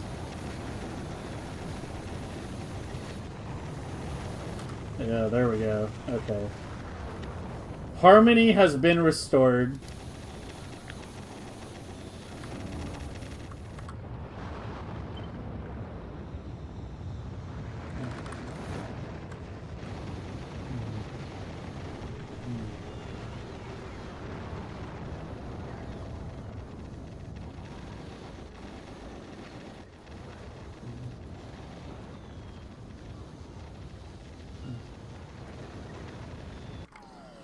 Alright, let's go fix the stone issue, and then we'll head back to Aquilo and do the cryo. Okay, and in the meantime, today's main thing, which I've done a little bit on, but we need to do more. Okay, I want to go over the circuitry on this ship with a fine-tooth comb. It was all written last year, and or coded, however you want to call it, wired last year. And I don't remember how all of it works. I remember the gist of a lot of it, but I don't remember every little bit. So we need to go over it wire by wire and remember how the whole fucking thing works. And I want to change some variable names around, and then I want to improve the circuitry as much as we can. Maybe add some more safety systems. You know, whatever we can think of. Any other improvements. And then lastly, once we have it all settled, I want to take the circuits that we have, and this is no longer necessary. I want to take the circuits that we have and backport them to the other one. Let me at least get you running first. So give me here one thing at a time. Give me the jump start. Let's at least get you operational and get the hole punched as well. So yeah, the stream title was literal today. We are doing rocket surgery. We're making small, precise adjustments to our Prometheium ships. Maybe if we get it all done quickly, I might think about starting to design something new, but I don't know. It was something that Piano was talking about yesterday. He was asking me if I was going to design a new Prometheium ship.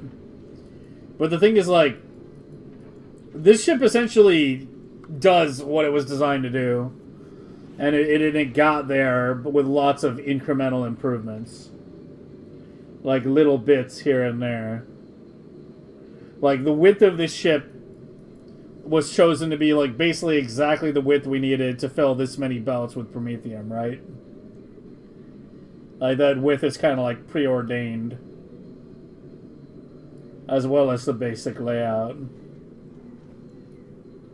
So, I don't know. It's something to think about, but we'll see.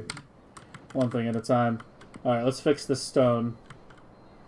Okay, so you're fucking toast. I can remove you. Because you only need one miner. And then maybe move you up.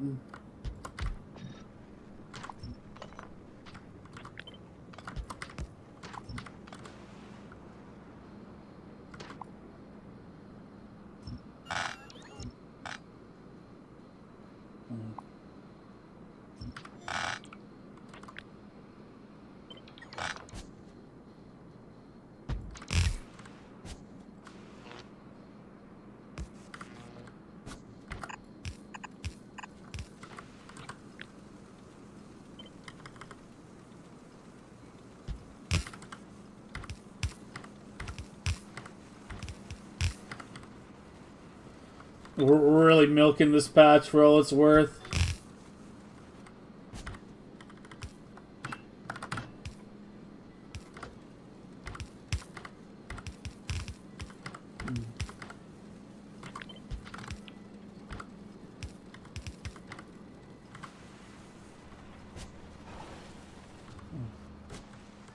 Alright. Let's see how much more we can get out of that 7.4k.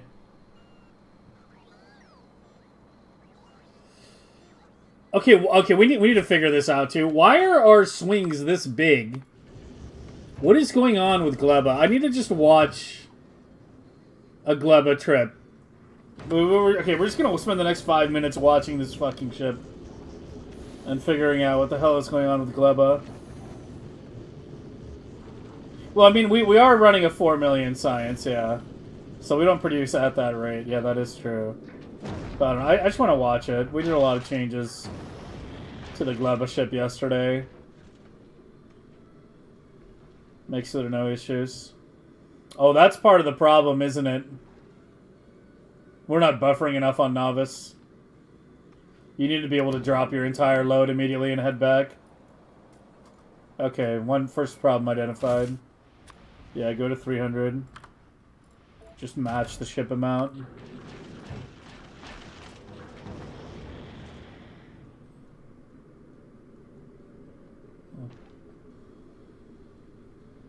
And in the meantime, how loaded are you? Roughly half-ish. Should send the last bit in a minute here. Well, less than a minute.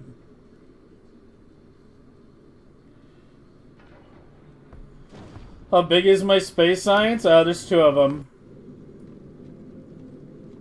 I had to remove thrusters because when I initially designed it, it was with a very high level of laser damage. I should probably have enough to re-add those thrusters, but we're not having trouble with it making enough SPM right now. Each of these ships is 3 million. Each one is 3 million. Equivalent. But I have so many more platforms than I did last time. Look at this shit. Last time I had like 1 ship for most planets. Except for like Gleba. And I only have like usually 2 Prometheium ships going at a time. Like we are looking at 5 Prometheium ships, 2 ships on every planet. 3 quality ships instead of 1. I have so many fucking ships. It's crazy.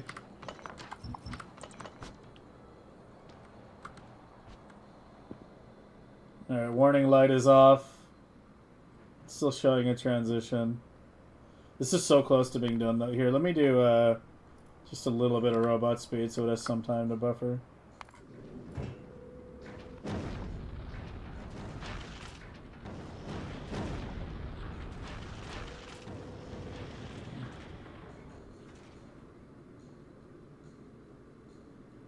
Why is it taking so long to drop that last row again?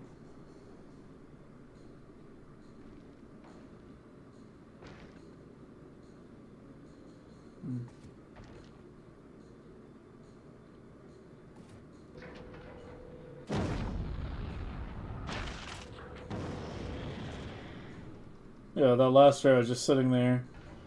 There we go. And in the meantime, you are at 231 when that ship starts heading back.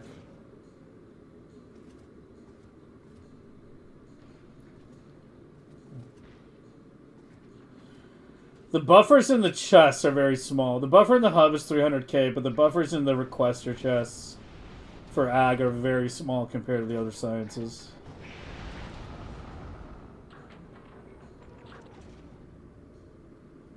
No, I changed it to match. I changed it to match. They're the same. That's what I'm thinking, Melon. I should maybe increase it a bit more.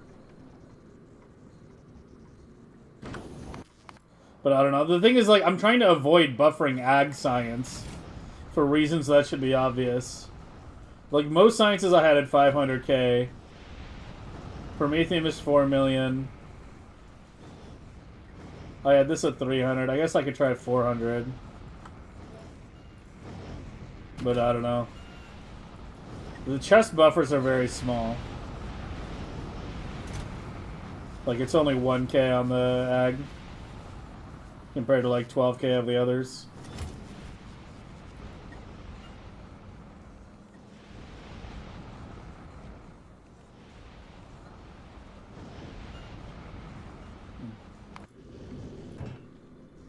Well, all that matters is that the ship gets back to Gleba before the other one leaves.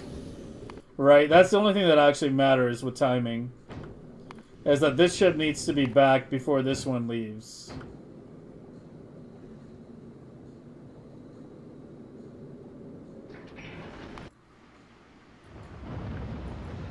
That's the important part.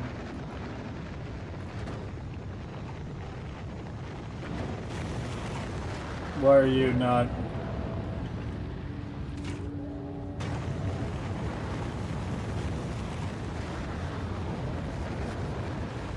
It's struggling a little on the fruit. I've been kicking the Gleba can down the road for like a week now, man. We need to do some Gleba work. I really don't want to do that today. We'll do that next week. Today, let's focus on the Prometheium ships. We should be able to get Rocket Fuel Prod 30 going pretty soon here, and then it's probably going to be Prometheium for most of the rest of the night anyway.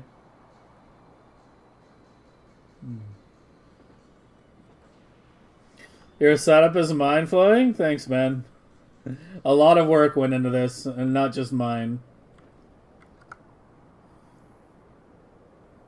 You never in a situation where you launch two different ships? No, it's always first in, first out. It's always first in, first out. It'll always launch to whatever ship came there first.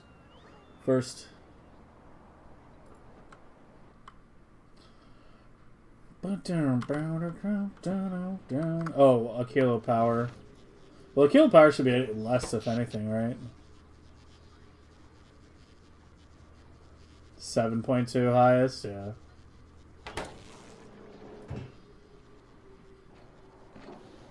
You don't have another reactor? Well, one of the reactors is on board this ship, I know that. Kinda. You're missing a few generators. Party was on its ship build order?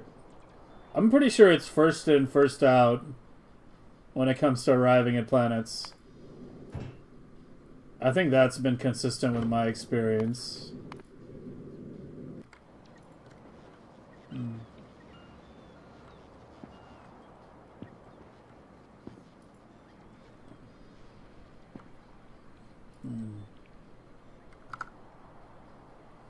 What are you taking here? Wait, what? Why is purple? What is going on? Huh?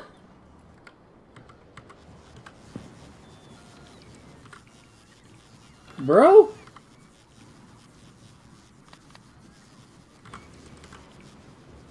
Why is there so much science in my novice storage?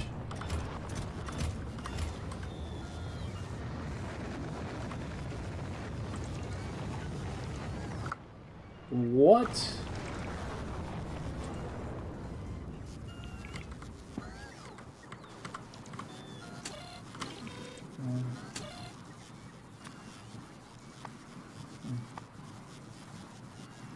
Shouldn't it have been in here?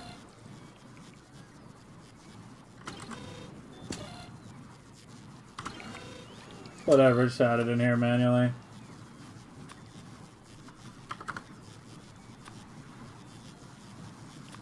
Because novice sciences should never actually be in the logistic network for any reason.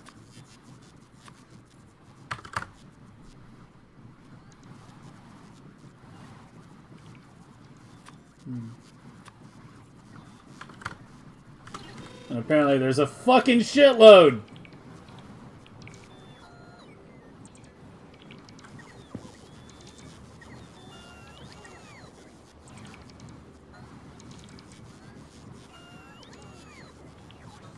It's gonna take a while.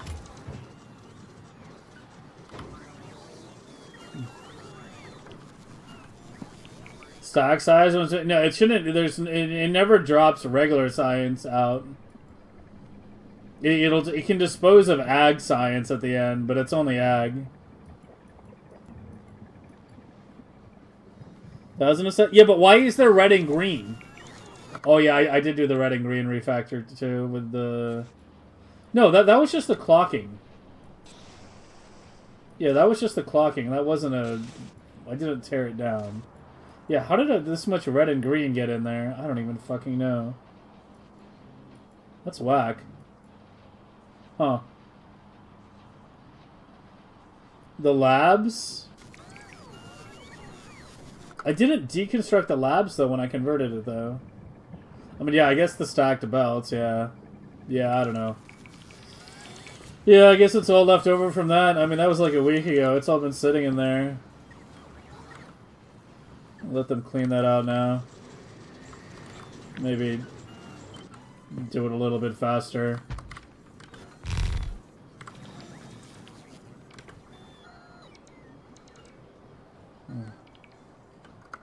All my bots got yoinked up here.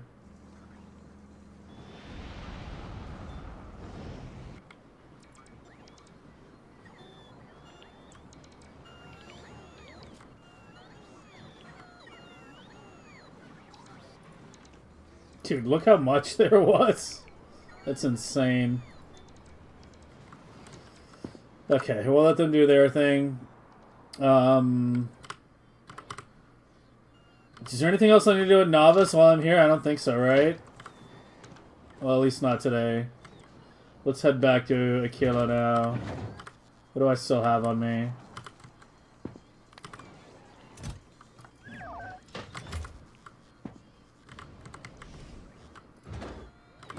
Oh my god, I keep forgetting to get rid of my... that shit.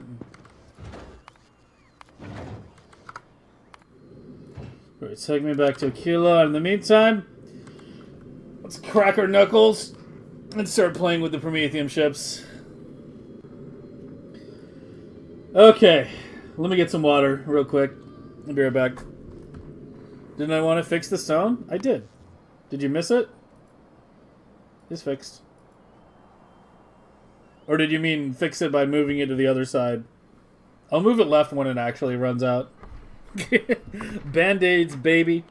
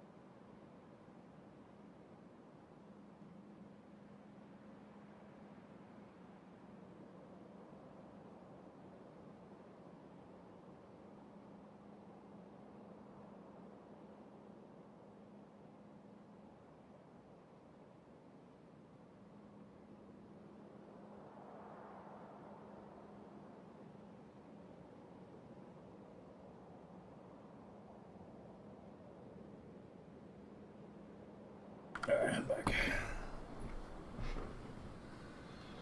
Was it 7.4? What is it now? 7.3?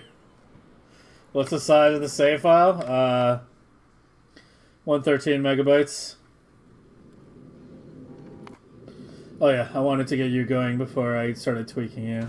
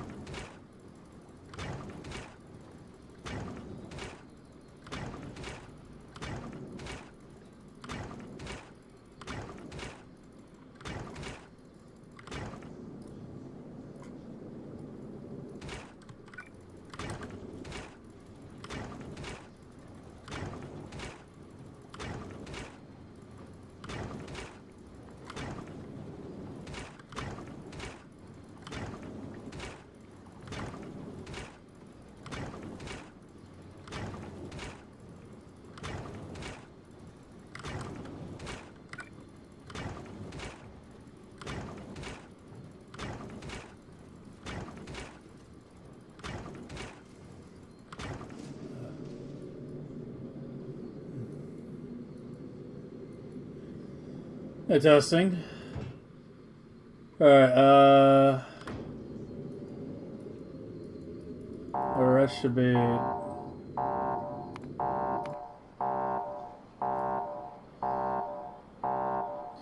We keep getting these occasional calcite gaps. It's not very big and it's not very long. I don't know how, though. I mean, do I need to go to a 128k calcite buffer? Fuck, I guess I am. I'm leaving the ship at 64k. Oh, yeah. The ship is running more calcite than it runs fucking metallurgic science. The calcite demands on Novice are actually insane. Alright, back to you. Did I re-blueprint it with the... I did. That's like the only part though, right? I think the rest... Here's one way to find out. Let me grab you. Yeah, I think that's the only legacy part. Oh, the rest should be good. Okay, so let me re-blueprint you again. Well, assuming your groups are good. They are. Yeah, remove the jump start. Okay.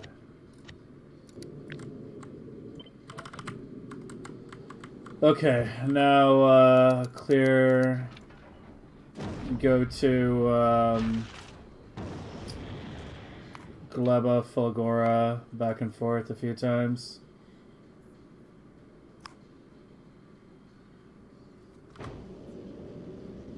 Because, yeah, you've got no rockets. Well, I guess I do have some in the hub, don't I? I could fucking ghost them, couldn't I? Can I ghost it in here? This is actually probably easier than doing it in each turret. Yeah, that works.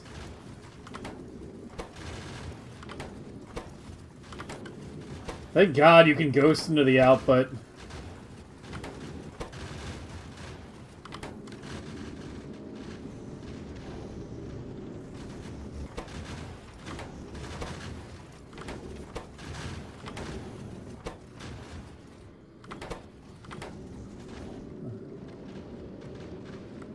Which is left? A lot.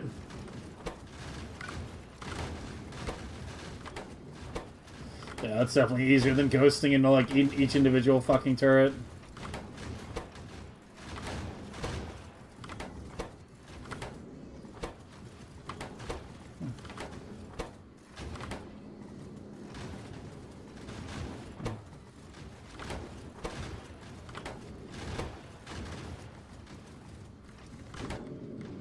Alright, it has rockets now. Oh, thrust disable. Ah, I almost forgot. It stalled out. It's fine though. It'll get there. Should put some more ice in here. And it should start up in a second. Oh, that's it for the ice. What else are we missing? Calcite?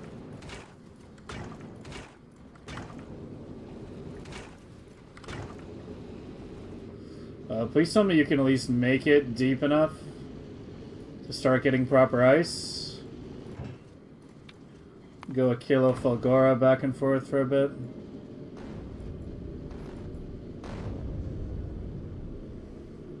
Am I at UPS limit? No, not the hard limit. We're at like 11, 12 update time. Depending. Am I in Linux yet? Nope. No, the Linux thing is not going to happen, like, overnight. I've talked about it a bit before, but, like, I've never done dual booting, I've never done Linux, I've never done any of this shit. Like, I need to, like, clear out a fucking SSD to put Linux on or something, and all my SSDs are either full or have Windows. Like, it's not as simple as press Linux button, problem solved. So what's probably going to happen in terms of our progression here is we will, why are you dipping on robo speed?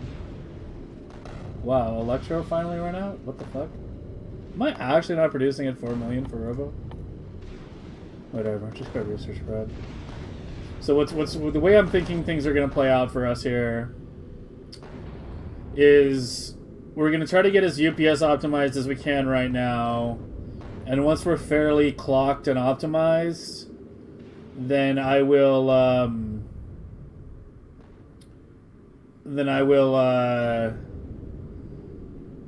push to 6 million.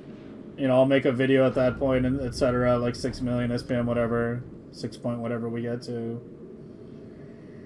And then at that point, I think we're gonna take a break from Factorio, play some other games, maybe plural. I kind of set up we're gonna alternate between DSP and Factorio mods, but I might play like a couple different games in a row, then come back to Factorio. And sometime during that, when I play other games, I'll try to set up Linux, and then we'll come back to the Megabase for the last, you know, push to 8 million or so. But I mean, it's a lot of work to do. It's a lot of work. You have to look at it from my point of view. Yeah, like, doing Linux is a lot of fucking work just to get from 6 to 8 million. Just for the Megabase. And when I do it, it's going to be a big, you know, time off from the stream, right? So, I don't know. But yeah, we'll see. Nothing is set in stone. I can write a guide. I mean, you can hop on Discord. Like, if I'm struggling with it when I'm trying to set it up, you know, I'll be asking questions on Discord. But I've already had multiple people offer to help, so I should be okay, hopefully, in that regard.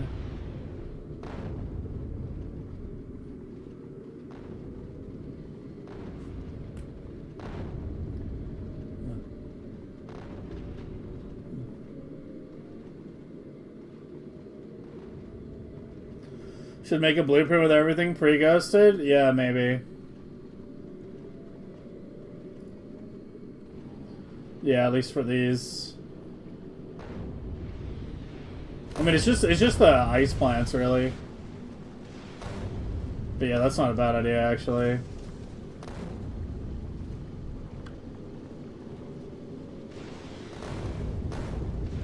So I didn't install when it's tired of Windows. Yeah, pretty much. I mean, if I enjoy Linux, like, I'll try to stick with it, because I am fucking sick of Windows. Like, Windows 11 is absolute garbage. Like, Microsoft is a dog shit company. But yeah, I mean, like... Yeah, like... the fact that it's only going to be for the last part of the Megabase... And, like, it's probably going to take me, like, a week or so to get everything set up. Assuming we have no major issues. Like, yeah, like, I don't know. It's definitely something where I'm like pushing it to the rear, right? Where it's like, we'll do it after we're fully maxed out at 6 million and done all the optimizations. Kind of thing. But, yeah, I don't fucking know, man. Windows is just so dog shit these days. People have said that to me, yeah. Yeah, people have told me that multiple times, Mirage.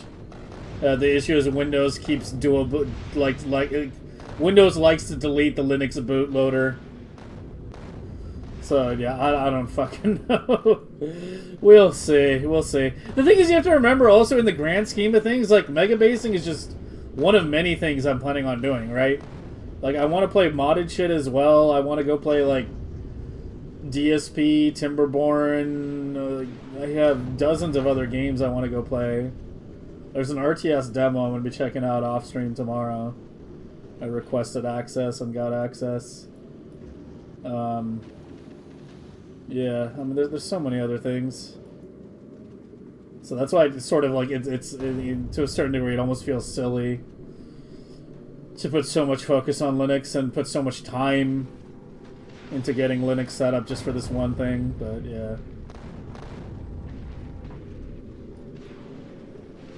Still no hole? I'm loading it up with material before I punch the hole. It's pretty loaded right now, though. We should go do it now.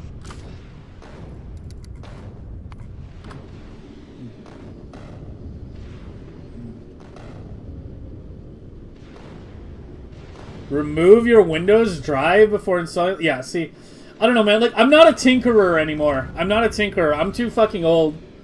I'm old enough that, like, I've seen just how easily everything just breaks just by breathing at it. I am very, very loath to tinker with anything these days. Like, stuff just breaks these days without me even doing anything to it. Like, we had OBS issues earlier this week. I now have screen tearing in Factorio. Like, I don't know what I did. Like, you guys apparently can't see it. But, like, when I run around like this, I can see screen tearing, like, right about here. I never used to have screen tearing before. It never used to happen. Like, I've played Factorio for 1.5 years now.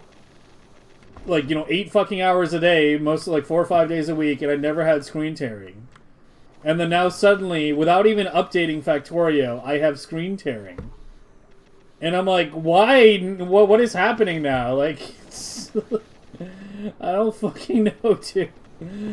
Like, I'm turning into like a fucking like old man yells at cloud. I hate technology kind of person because I'm just so tired of things breaking without me touching them. It's exhausting. It's absolutely exhausting. What RTS? Steel Command. It's some indie shit. Like, it's probably like barely even developed, but I'm desperate for new RTS games. Yeah, it's this one now. Yeah, I requested access yesterday, and yeah. It's obviously still pretty early. But it looks to be, like, at least in a playable state. And it's pretty CNC inspired, so... that's always a plus for me. There was another one I checked out last week. Yeah, Crimson Freedom. This one was okay. I played it for like an hour, so there were 2 missions. The missions were surprisingly... I don't want to say... Actually, I would say hard. Yeah, they were surprisingly hard for a demo. Like, I really had to, like, tap every resource on the map and, like, build massive armies, but...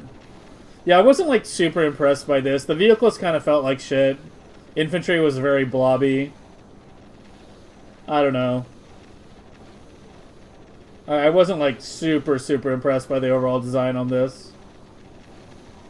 But yeah, there's some other demos I want to check out, too. Have I played XCOM? No, even though I have, like... even though I have this one. Oh, no, apparently I did play it, yeah. Oh, I remember this. It was, like, really turn-based, yeah. The thing is, like, a lot of these games that I have, I got for, like, $2 on some Steam sale. I don't know how many of you remember. Give me 1 sec.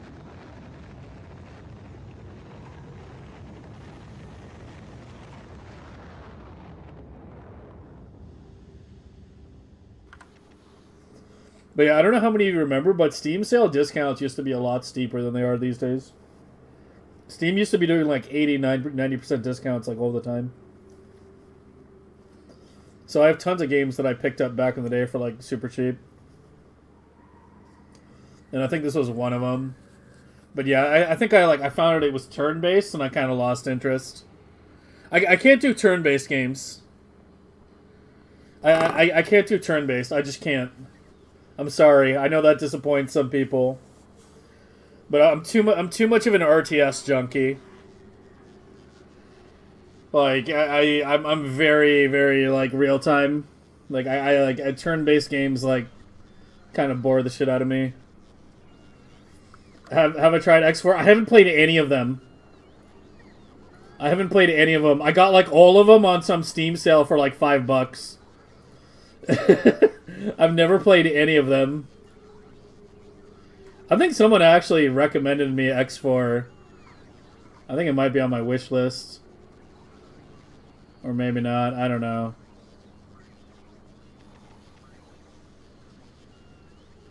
I have no idea. I have too much shit on here.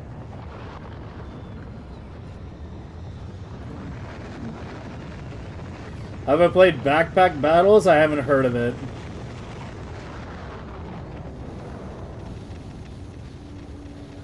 Humble Bundle? Yeah, that too. That too. Okay, let's get the hole punched into you so we can start working on you. Alright, so remove all that. filter an egg. Go here.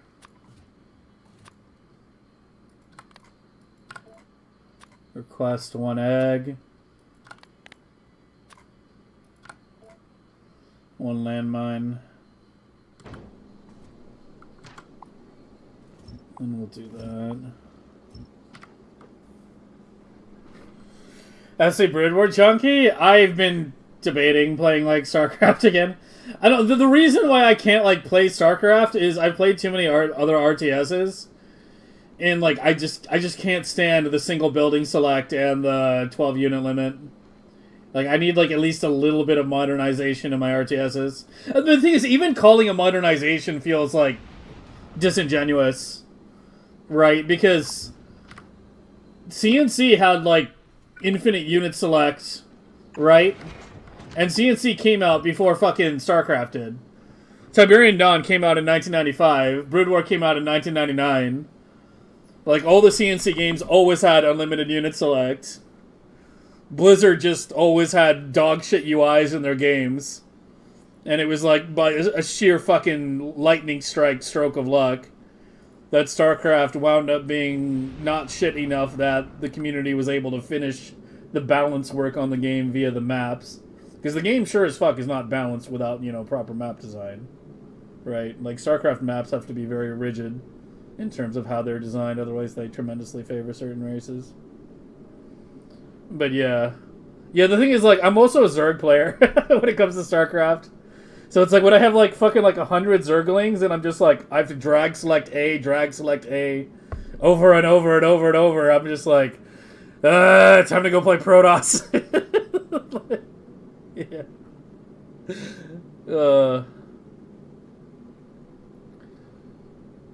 Well, yeah, so love Heroes and Might and Magic. I played the original one. I haven't played any of the recent ones, I think. Have I looked at Supreme Com? I've never played it. Supreme Commander is the one RTS that I kind of missed back in the day that I should have played. So yeah, I need to play Beyond All Reason. That's like the spiritual successor. Yeah, I really need to check out Bar. Maybe I'll try to do that, you know. I have other shit I need to do this week. I have some appointments I need to make. So I don't know if I'll get the chance. Plus I was planning on writing a fucking essay in the goddamn Discord channel about Lebanon this week. Every week I try to like make a big post in there about what's going on. But yeah.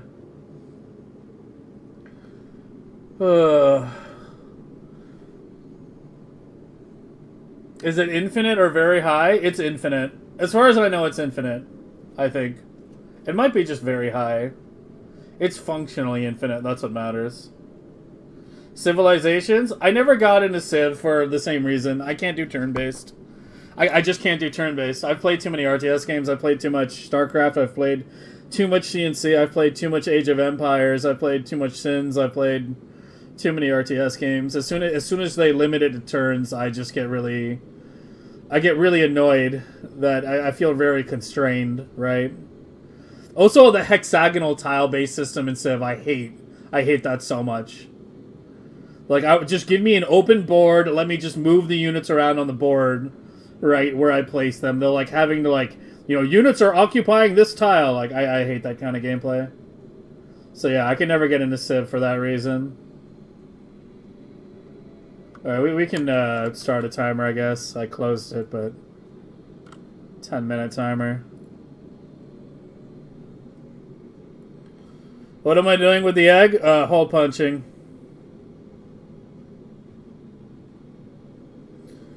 HOMM3 is the only good one?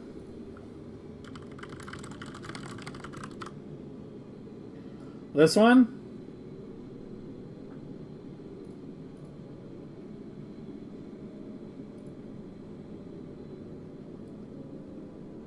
Yeah, I don't know. This turn-based gameplay where it's like, oh, your units are all like, you know, taking turns against attacking other units. Like, there's no game I've played with turn-based gameplay that I've ever been really into. Most of them I usually never even wind up really playing. Like, I'll try it out and then I'll be like, I don't care. Like, I'm a hardcore real-time person. Like, I want real-time gameplay, not turn-based. Bar is good, it keeps us a reason. Yeah, that's nice. Steam has the wrong version? Oh, not this one? Okay. Ever tried Aliens Dark Descent? I haven't heard of it, actually. Aliens Dark Descent. This? Squad... Oh, this isn't even an RTS. Or is it?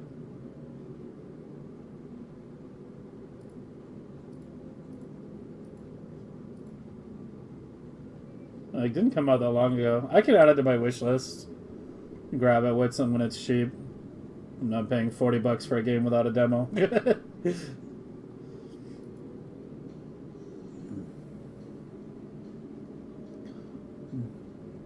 You ever get it on GOG? Okay. You need to play Stronghold Crusader? Dude. All these needs. You must play this. What, 2? Oh, that's got mixed reviews.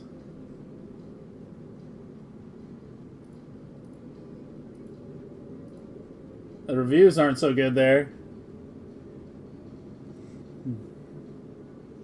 You must... I mean, I don't mind game recommendations, right? There's a lot of games that are on my two playlists that we're going to be playing pretty soon here. That got recommended to me. Like, Mindustry was recommended to me by chat. I'm looking forward to playing this game. Opus Magnum? This game looks fucking hardcore. Like, this looks like a very challenging puzzle game. So I'm looking forward to this one. This one looks like it'll be fun. And probably melt brains.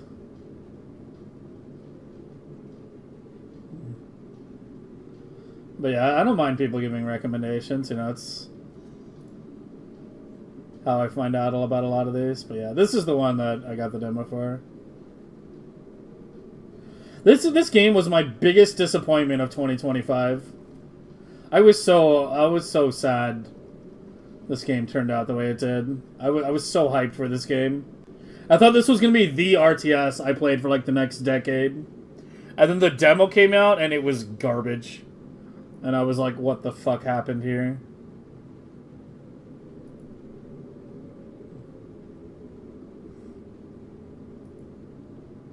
That's basically Civ, but worse graphics. Stronghold Crusader. It's technically turn-based. Yeah, I mean, as I said, like I'm a hardcore RTS guy. RTS meaning real time.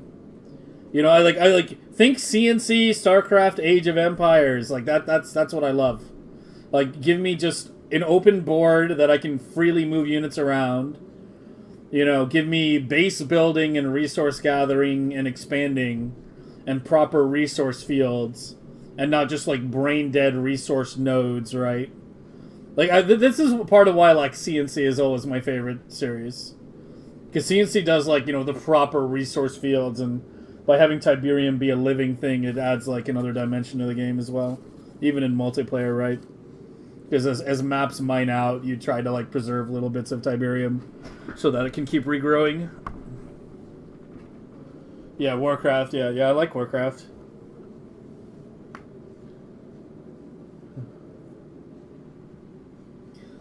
Opus Magnum gonna be pretty much unwatchable as the first minute. Yeah, maybe.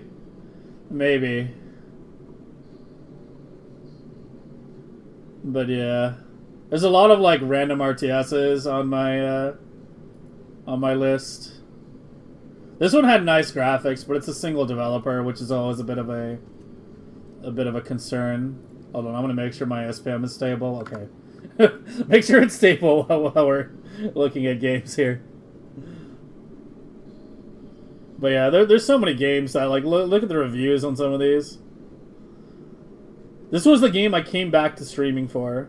Like, I took a year off where like I didn't stream. It was during that year that I became the the political analyst that I am now, I guess. Uh, but yeah, when like I heard Tribes had a new game coming out, I was like, oh, I have to stream that.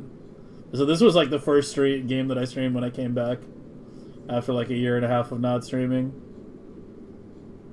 Haven't tried this one, although I've heard like not good things about it.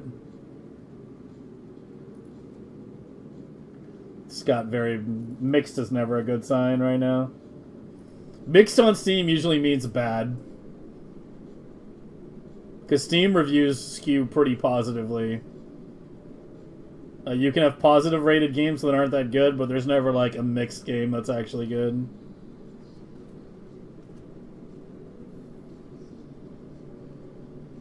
I lost faith and I don't be able to make a fully fledged RTS. I am kind of with you, honestly. You know what the fucking annoying part is? The biggest part about like all these new RTSs coming out, like there's so many people that just kind of keep trying to like do something different or innovate or something like that. It's like none of these bastards can just stick to formula. Like stick to the AoE 2, like StarCraft, CNC formula. Just make a good fucking game. Like back to basics. Like you know, like that's like the biggest fucking problem with RTSs these days is like either the devs don't stick to formula and they keep trying to innovate too much, or get too fancy. Like they try to make units that do too much. Or they just have, like, the worst fucking UIs you've ever seen in your life. And in an RTS, the UI is, like, everything. Because, you know, it's so action, you know, like, APM-oriented, right? So it's like having a good UI is so critical. That was the problem with Tempest Rising. Like, that's what happened with TR. I was looking forward to this game like crazy. I was like, oh, this is going to be, like, you know, the CNC-style game I played for the next decade. And then the demo came out, and it was, like, unfucking playable. It was unplayable. It was missing all the UI features that are, like, standard in RTSs these days. Like, being able to set waypoints properly via the minimap, being able to fucking, you know, select buildings under construction and group them with buildings that are already built, and setting waypoints, like, being able to, like, you know, jump to certain groups, you know, by, like, double-tapping a key to like jump to vision, like literally all the fucking features which were like standard before the year 2000, which were like standard even in like CNC1 and Brood War, were missing. And I was like, what the fuck? Posted a thread on the Reddit, which the devs did read, going like, yo, you guys need to fix all this shit. You know, a month or so went by, they released another demo, tried that, they hadn't changed anything, and it was like, okay, well, yeah. It has some really questionable unit design, too. Like, there's some really fucking bad unit design in this game. Like, stuff that's gonna be, like, unbalanceable. But yeah, I mean, it's got, like, you know, 500 fucking players these days, so it's basically borderline dead already. How much does it have right now?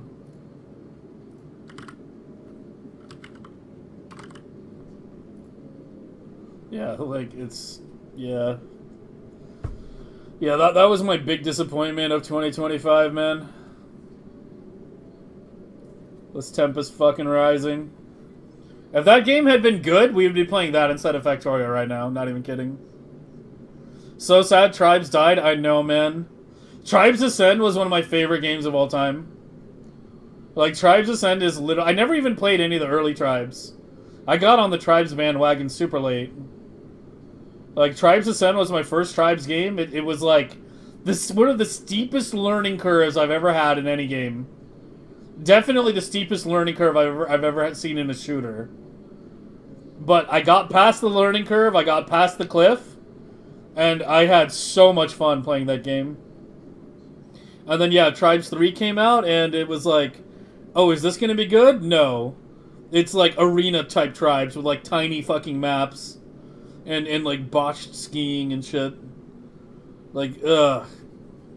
Tribes 3 was so frustrating. Like, in original Tribes, you could get, like, 300 plus 350 kilometers a second capping routes on just about any map. And on the bigger ones, you could even do, like, 400, 500. God damn it. Of course it didn't spawn in the middle.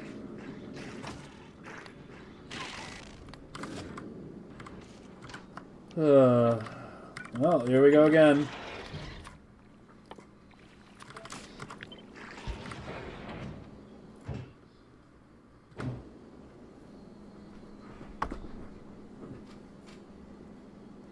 That's why Battle Aces stood out for you? Battle Aces was made by David Kim, though. And David Kim is the reason StarCraft 2 is, like, dog shit. Like, I'm sorry, I have nothing positive to say about David Kim. You know, I understand developing games is hard. I don't slander developers lightly, right? But, so when I say that David Kim is one of the most incompetent game devs on the fucking planet, like, I want you to understand what I mean. Like, StarCraft 2 would be one of the biggest fucking games in the world if anyone but David Kim had been in charge of balance. Like, they're still making big changes. Like, have you guys paid any attention to, like, recent StarCraft 2? They're still making big balance changes constantly. And the game is still super fucking unbalanced. It's impossible for them to balance StarCraft 2 because the game design is so bad. But yeah, so, like, as soon as I found out Battle Aces was by David Kim, also the fact that it had no base building, yeah, I lost all interest in it. Like, to me, base building is a big part of RTSs. How much time? 13 minutes on this one.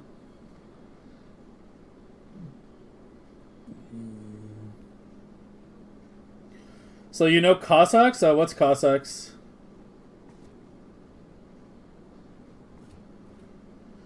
For me, it wasn't in the QLs. Most of the units are dog shit and not fun to use. Yeah, I never even tried it. Like, as soon as I found out it was run by David Kim, I was like, it's doomed.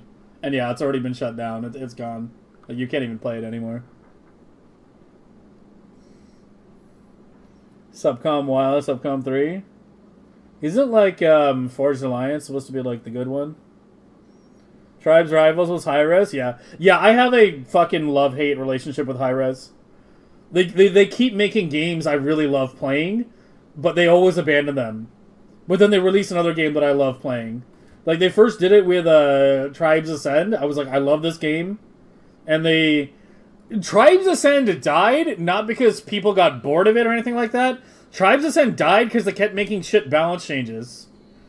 Like, they kept adding, like, weapons that were, like, poorly balanced and shit. Like, Tribes Ascend literally died because of Hi-Rez's bad balance changes. And then they released Realm Royale, and I fucking loved Realm Royale. It's still my favorite Battle Royale. But they kept, like, making the dumbest fucking balance changes constantly, and eventually everybody got fed up and quit.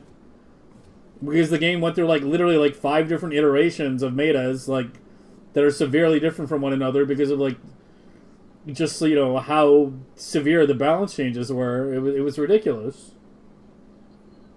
I'm gonna put you a little higher up.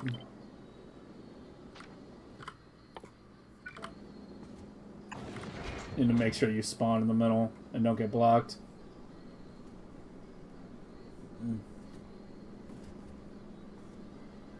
But yeah, those are the only high-res games I've played. I haven't played Smite. But yeah, what can I say? They make good games at their core. They do make good games. They just can't fucking maintain or balance them to save their lives. It's ridiculous.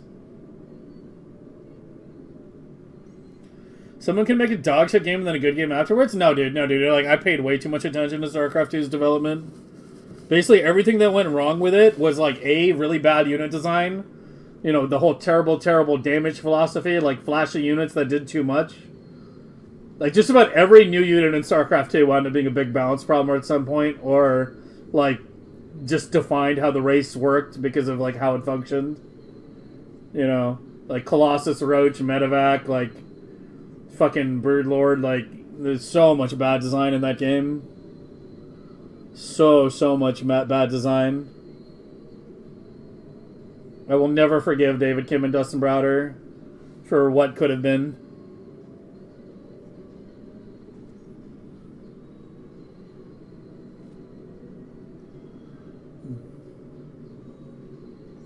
It's kind of too hard to make a full-fledged RTS. I don't even think it's that hard, though. I don't think it's that hard to make a full-fledged RTS. I just think that, like... I don't know. I just think that, like,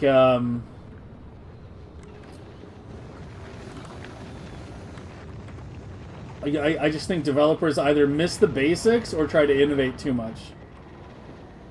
I think there's too much of like, oh, we have to do something like big and flashy and different. Like, I don't know, I tried Zero Space, which is being developed by some like ex-StarCraft 2 players. Like, I don't know if you remember Katz, but he's like one of the devs for Zero Space now. But I just wasn't like impressed with the factions and how things operated. I remember one faction had an ability where you like buff your units and they do more damage. But the ability had like no cooldown or anything, or any restriction from using it. So it was like just a thing you had to remember to do. You have to use this ability on all the units that you spawn for them to do more damage. It's just like really weird game design decisions like that, right? Like just remove the ability, make them do more damage to begin with, you know, that kind of idea.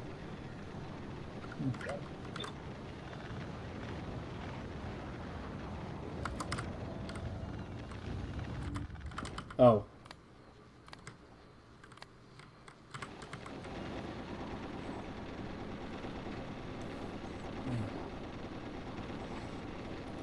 Subcom has a community version which is active to this day. Oh, that's good to hear.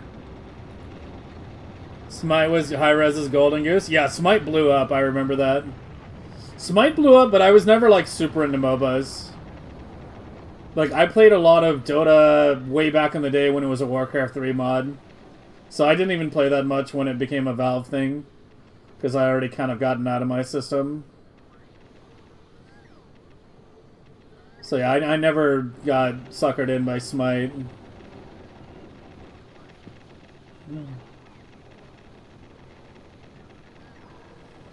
But yeah, I did see how it blew up. A couple people I follow played the shit out of it. And yeah, I did see how it blew up, and then yeah, died. Have I seen Chess Arena? Haven't heard of it, no. Abilities in RTS is meh. Limited abilities can be fine. Limited abilities can be fine. I think the way CNC3 did it was like the best. Where some units have like one ability and that's it. Limited abilities can be fine. If you start going too overboard on the abilities, then it's a problem. Tempest Rising had a big issue with that. Tempest Rising had a really big issue with like way too many units having way too many abilities. It's like, no, just add a different unit, right? That does the second thing instead of like stacking so many things on one unit.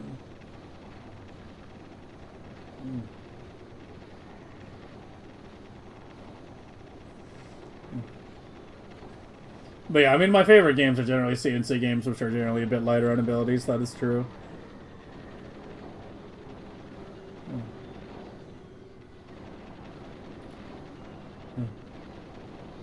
Have me micro the unit negate any extra inside ability or make the ability passive? Yeah. Yeah, I mean, that's what I was saying. Like, it's better if the unit just, if the unit, if it's just separated into different units, right? I'm skipping messages, man? I'm trying. Fucking Melon is spamming my chat. Again. Sorry, what did you say that you wanted me to read? Are you talking about when you said RTS AoE2 like, you mean Cossacks, or...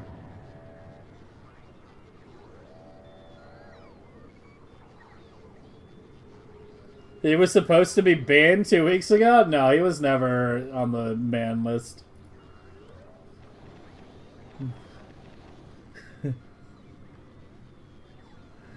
I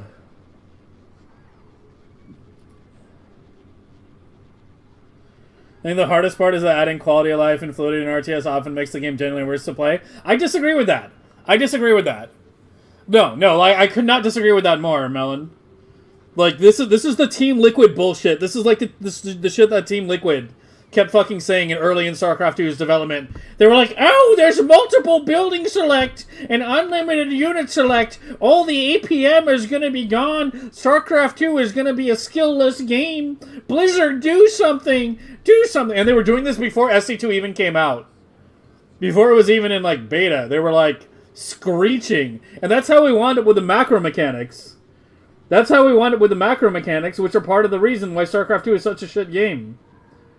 right? Like, you have Zerg with the larva inject, and they can boom way too quickly, which means older units have to be super weak, and pressure has to be constantly applied to them, and that's how the game has always functioned, you know, in terms of metas. You've got Terran, which, you know, has the Mule, so they mine out faster, but they also get more resources. So their whole thing is just tons of vicious timing attacks. And then Protoss gets Chrono Boost, in which, you know, fucks up all the research timings. So all their shit revolves around gimmicks, like Warp Gate all-ins, or fucking, like, Proxy and then chronoing out bullshit. Like, I can tell you haven't played, like, CNC3 or, like, AoE2 in any meaningful capacity if you have that opinion. Because if you had played those games, there's no way in hell you could possibly say that. It's like, no, the fucking UI and quality of life is not why, you know, other RTSs are failing. Like, I could not disagree with that more. I think CNC3 was one of the best RTSs ever made. That, like, everybody, like, you know, that a lot of people, like, missed out on or slept on or whatever. But then EA ruined that game with bad balance patches, too, so... Ugh.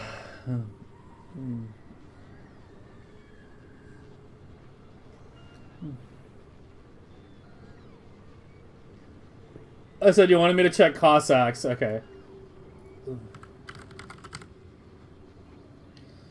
The original or the new one? Yeah, and I was one of the people posting it. Yeah, and I was one of the people fucking, like, you know, like, campaigning against it. I was one of the people who was saying, no, like, this freaking out over, like, you know, APM is what's going to eventually kill StarCraft 2.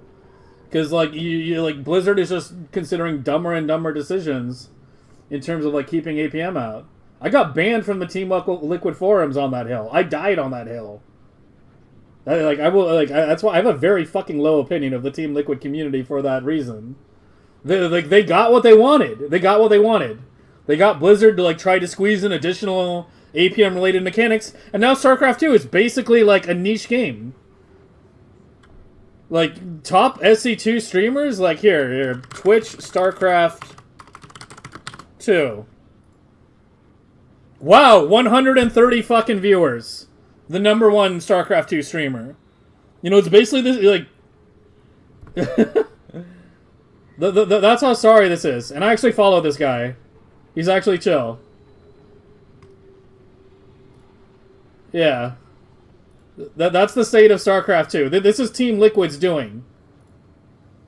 It's all their fault. They got what they wanted, and StarCraft 2 is, like, you know, a borderline dead game because of it. So fuck Team Liquid. A bunch of idiots. We trashing StarCraft? Yeah, kinda. UI and QL is the reason community makes devs? Yeah, but that's why you don't listen to Team fucking retards. Like, fuck Team Liquid, dude. Like, never ever listen to those people. They're basically just hardcore StarCraft 1 junkies that want every game to be like StarCraft 1. Like, nobody wants to deal with, like, 12 unit limits. Nobody wants to be fighting the UI to play the game. Nobody wants to be fighting the UI to play the game. It's only these StarCraft 1 morons who think that fighting the UI is an integral part of playing an RTS. Nobody else thinks that. The AoE2 community doesn't think that. The CNC community doesn't think that. You know, the Beyond All Reason community doesn't think that. Like, they're alone. They're alone. It's just all these SC1 morons who are like, you know, fighting the UI is like a core part of playing an RTS. When it's really not. You know, there have been really good, like, competitive level RTSs that don't have that kind of thing. But yeah. People are gonna cry? No, it's just the Team Liquid people are gonna cry, and as I said, you just ignore them. Because they've been proven wrong. They've been proven wrong. They got what they wanted with SC2. They got what they wanted. Blizzard listened to them. They got what they wanted, and that's why StarCraft 2 is a niche game now. You know, it should be a game where, like, the top players have, like, thousands of viewers. Instead, You know, literally the #1 streamer, 100 fucking viewers. For a game like StarCraft 2, which has a lot more popular appeal than a game like, you know, Factorio, right? Yay! Alright, it worked right that time.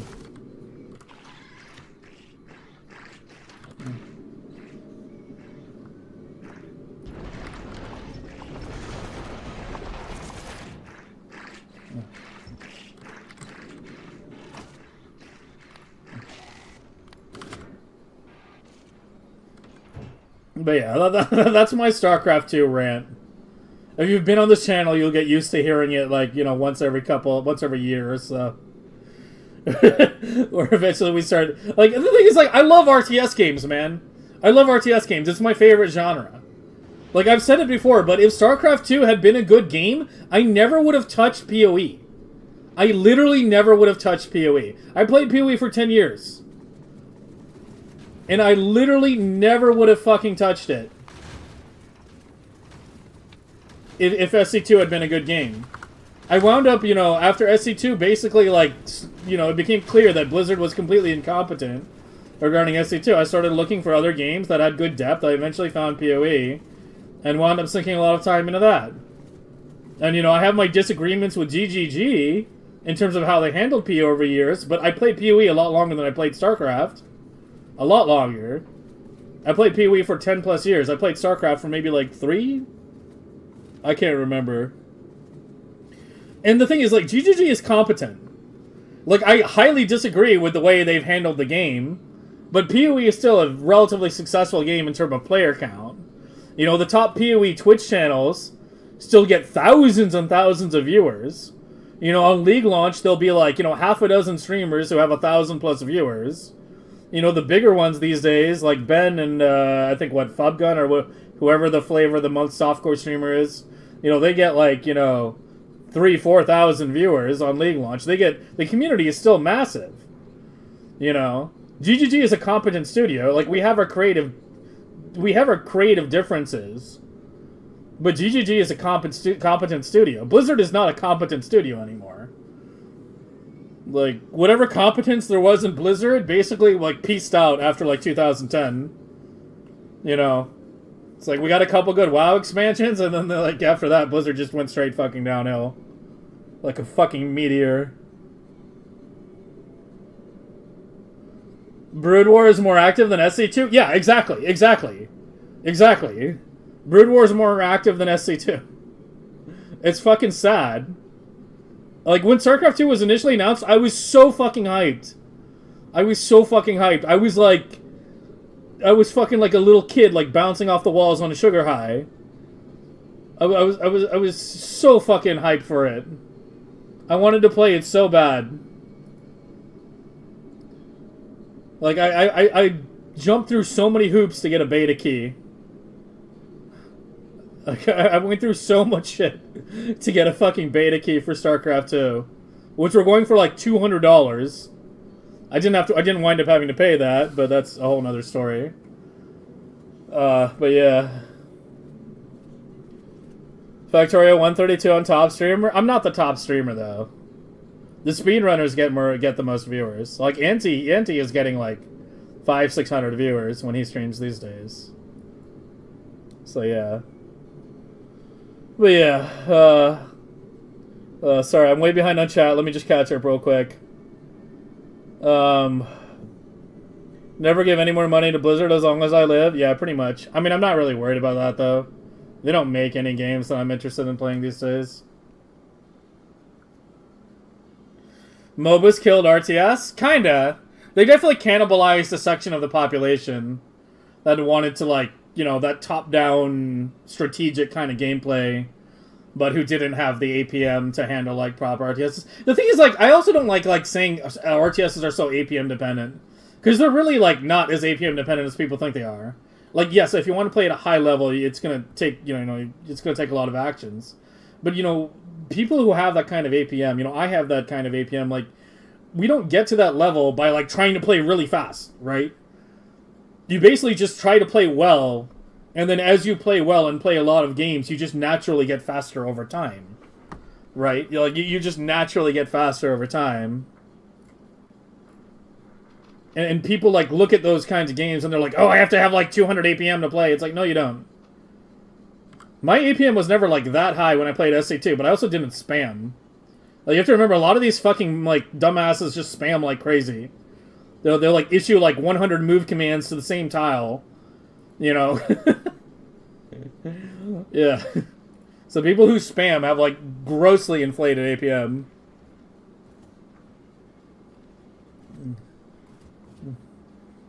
Once a year is a lie, more like once a month. No, it's definitely been a couple months since we had a long StarCraft conversation like this. This Pee-wee League was so good you had to stop playing it. I'm assuming you're being sarcastic, right? Is it really that bad? Yeah. I saw Pee-wee because Crypt played it. I heard about it before Crypt played it, but yeah. He was big in spreading the word in the early days. Ruthless player detected? I actually never played Ruthless. I considered playing it for a while, and then they started balancing Ruthless separately from the main game. And that's when I lost all interest, and that's when I realized GGG was just cooked. Because I always thought Ruthless was going to be like the main game, but with like more item scarcity, and maybe with some extra modifiers. So when they started like, going full Kool-Aid, like literally balancing it completely separately, I was like, oh, they're just completely fucked at this point. Like they have no idea what they're doing. And yeah.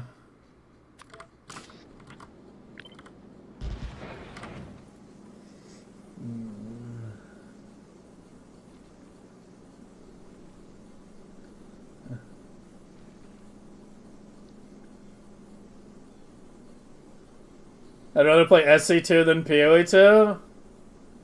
I don't know, man. Like, it's actually the guy I was just showing, sort of. Like, it's through him that I've been getting my SC2 current state of the game balance information.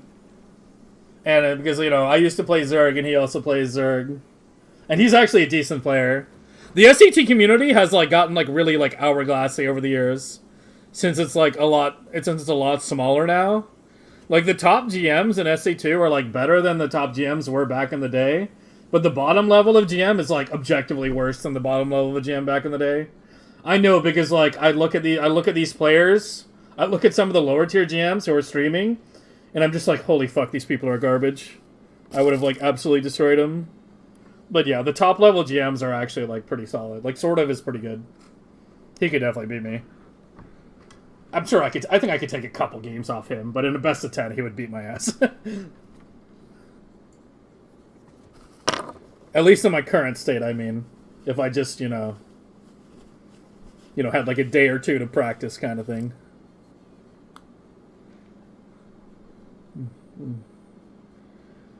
It is a really good league. Ruthless was a Chris project? Yeah. Ruthless almost killed PoE? Yeah. Alright, was there anything else I needed to junk out of here? I guess ice and carbon, yeah.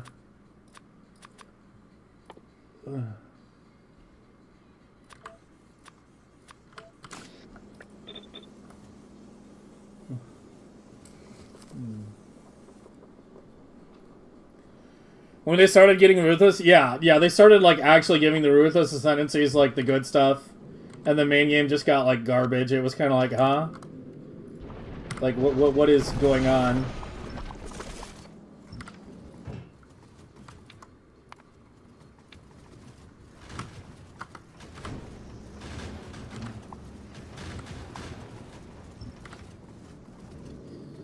Okay. You're all set and good to go now. You should have good ice, yeah. And some carbon, I guess. Okay, go to Aquila real fast. I just want you to get, like, fully topped up on ice, because it's going to be sitting in Vulcanus orbit for a while. And you still have your barrel, right? And, yeah, we don't care about that egg, just... Here, just drop it on Deva. So I don't have to worry about unfiltering a turret when it spawns, otherwise I would just let it hatch. But all the turrets are fucking filtered.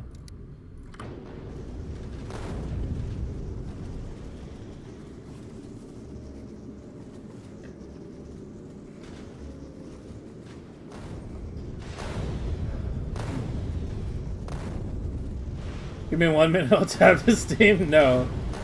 The stream has no breaks.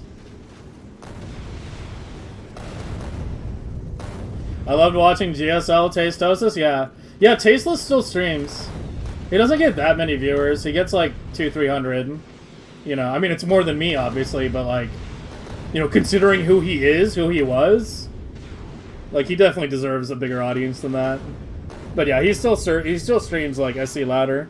Like, I always watch his stream whenever I can. I think he's actually my most watched stream. Like, when I'm not streaming, of the people that I choose to watch, who are not Factorio players, at least. Like, I think he's actually my most watched stream.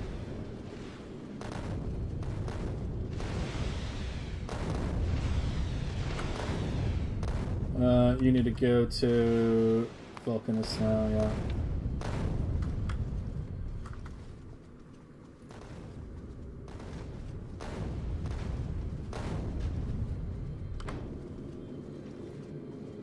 How are we doing? About to dip? Yeah, it's about to dip like any minute now. As long as it's still like upper 1 point something, we'll let it run as long as we can. And once it gets to like 1.5, we'll switch off. I think it's dropping right now. Are the ships gonna come in? The ships are coming in right now, though. Yeah, the ships are coming in right now. Right? Wait, hold on. What's going on? Did I screw up the key? You didn't have the key, did you? No.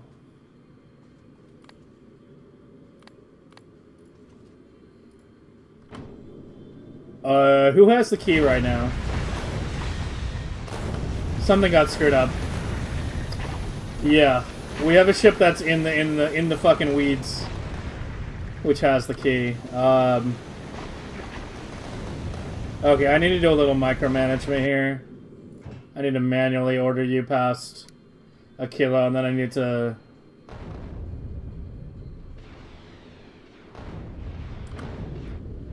Wait, what's going on? With the,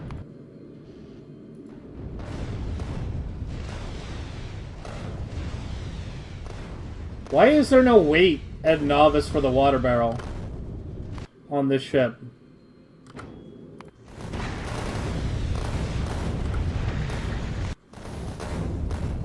Or any ship. Okay.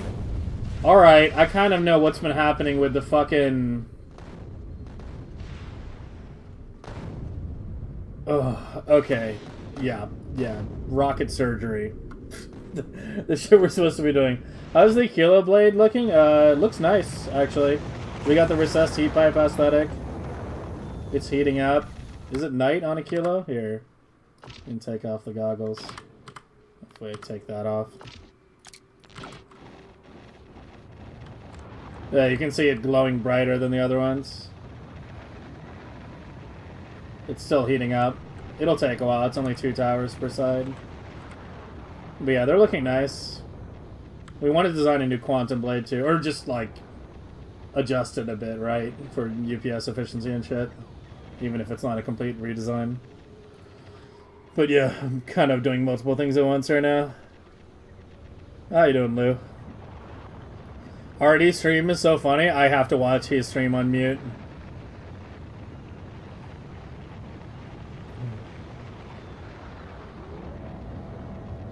Blue balled you for 30 minutes? I'm sorry, man.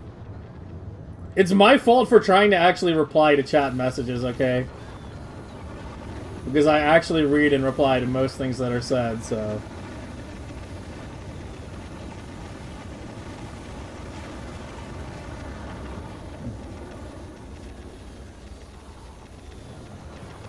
Reminder to SF Hobbit to check if new blade layouts saturates belts properly or everything's clock turned off. Who is SF Hobbit? I don't know who SF Hobbit is. Well, you must be thinking of somebody else. Yeah, I don't know. Like, I occasionally will turn on Artosis' stream just for something to watch, but, like, yeah, I have to have his stream on mute, man. I don't need to hear about how fucking, like, Sonic got fucking double pregnant, okay? I just don't. I'm too old for that shit. Alright? Like... That's why I like Tasteless' stream more. Because he doesn't do that shit.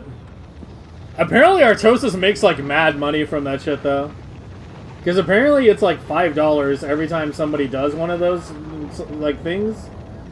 And people do it like, you know, dozens of times per hour. So he makes fucking like a crazy amount of money for enduring that torture. I could never do that though. I could never do that. I would fucking lose it. It's just him raging because he didn't scout? Yeah, he's, that's just him. That's just him. I watch him, you know, as I said, occasionally because he's a skilled player. Not because I'm hugely enamored with his personality or the way he runs his stream. And also just kind of out of respect from, you know, for the past kind of thing. But yeah, I definitely would appreciate his stream more if, it wasn't so cancer on the audio front.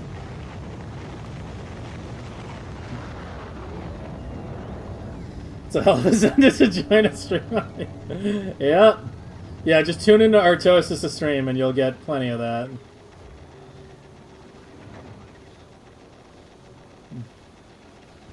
It's $3? I mean, that's still a lot, though. Because every, like, one of those audio requests is, like, less than a minute. And he gets it, like, you know, one, like, every 2 minutes. $60 an hour. Just from Tangia requests. Just from Tangia requests. $60 an hour, not counting the sub money, not counting ad money on top of that. Like, I mean, I guarantee you he's making more from Tangia than he is from sub or ad money, most likely. Well, maybe, I don't know. I don't know how many subs he has. But yeah, probably. I mean, $60 an hour is a crazy amount.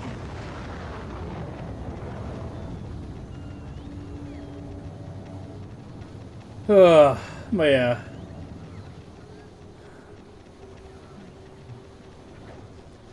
Did I catch the stream when viewers kept adding layers that were interfering with his vision of the game? No. No, I missed that one. The thing is, like, usually when I catch streams, it's my days off, right? Like Monday, Tuesday, and sometimes Wednesday. And around the same time I'm normally streaming, right? Because I'm like, I don't stop being nocturnal on my days off. I'm still fucking nocturnal. That's why I usually wind up catching Tasteless' streams, because he streams at like the exact same time that I do. Right? He's not on right now, but yeah. But yeah, he streams at like the exact same time as I do. So when I'm not streaming, I can check him.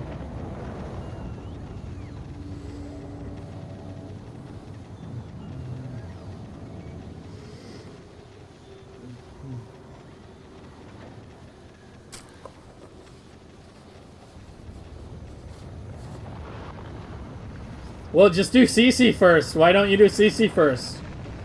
Or you could double scout. I mean, come on. You call yourself an RTS player. Adapt, motherfucker.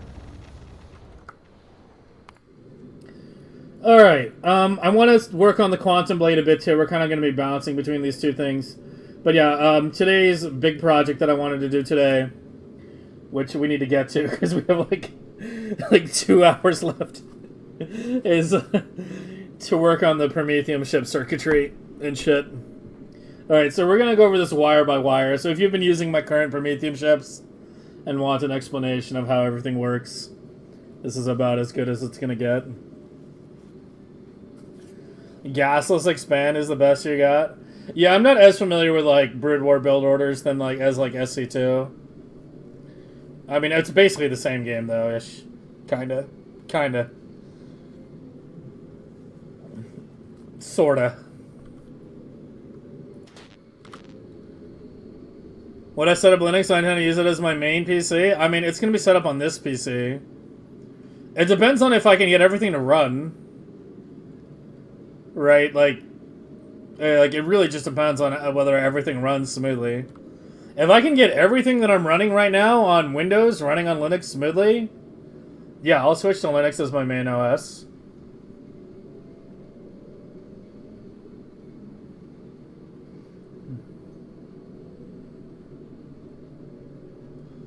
Immediate every opponent builds a unit, yeah. Well, that's what you deserve for playing Terran anyway. Why did I just know you were a Terran player? Why did I just know?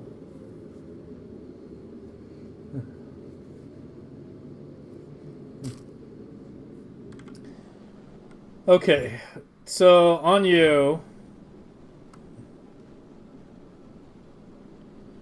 We have one green wire that goes to like a million things. But mainly reading the hub. You a random player? Bullshit. You can't lie to me. What was this inserter hooked up to? Oh yeah. Yeah, it only enables if heading toward or back from the Shattered Planet. So otherwise it messes with the launching a bit. Oh, you're still going. Yeah, we got some deliveries in. It's still showing that I'm almost... give me one sec. I'll be right back.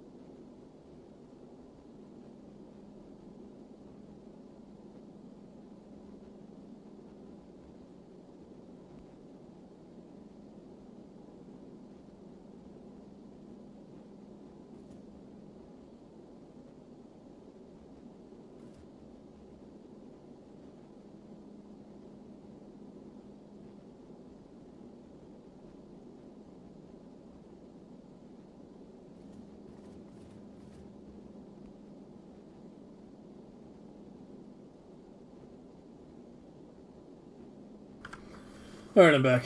Hey, Nonik. The fucking allopathic and brutal makes low numbers. Oh, while we're talking about that shit, because Melon was fucking doing the whole Team Liquid, like, Spurg bullshit. One of the big issues with a lot of the modern RTSs is not that, oh, the units path well, or that we have infinite unit selection. It's that they make the collision boxes for units too small. That's actually one of the biggest problems, and that was one of the problems with SC2. The unit collision boxes were too small. Units bunch up too well. So, like, you get these, like, really bad, like, snowbally death balls. You know, you wind up, like, with these, like, ranged units types that just slaughter everything except for splash damage. Like, Marines being a bad example, or a good example, I should say, in SE and SC2 in general. But it's, like, it's way worse in SC2 than SC1, right? Because in SC1, they don't bunch up as bad as they do in SC2. But in SC2, like, I mean, I think one of the things, like, I realized pretty early on as a Zerg player, mass Marines trade cost-effectively with every single fucking Zerg unit in the game that doesn't have splash damage. And this was a big problem before Zerg got Lurkers, especially. Because it's like, you basically have to connect the Banelings or land a Fungal, or you, like, or literally just basic unit spam from Terran can, you know, just run over no matter what units you make. But yeah,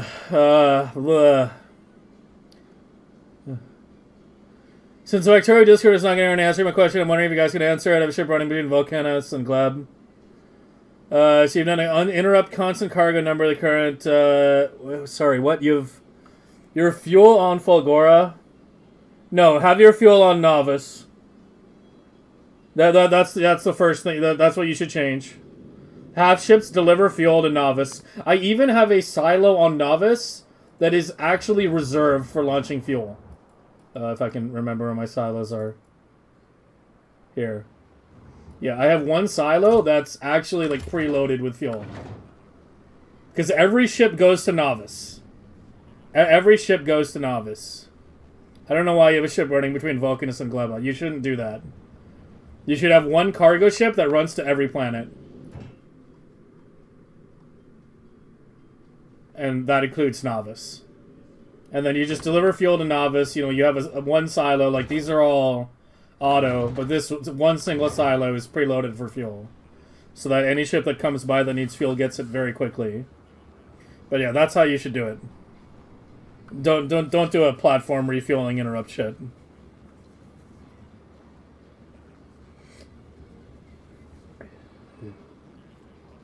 At least that's how I would do it.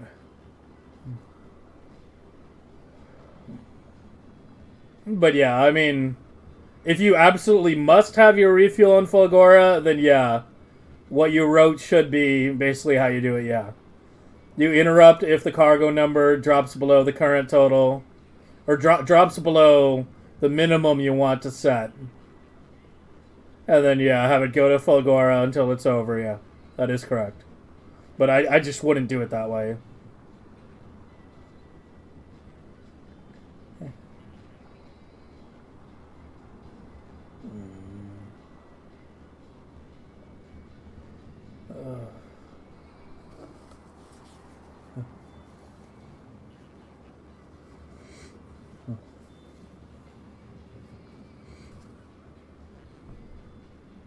Has the highest metallic route? So? What, are you doing like an ore ship or something? Why do I need a novice buffer? Is it still going to a kilo? Because I use one group for every ship. I literally use this group for every single ship. Maintenance fusion. It requests everything from novice. I just put this group on every single ship. Just like, sometimes you have to remember, like, streamlining your logistics is more important than other concerns at times. But yeah, it is true some ships could pick it up from a kilo. I just don't care. They don't have to pick it up from very often, right? Because they pick up like 50 at a time.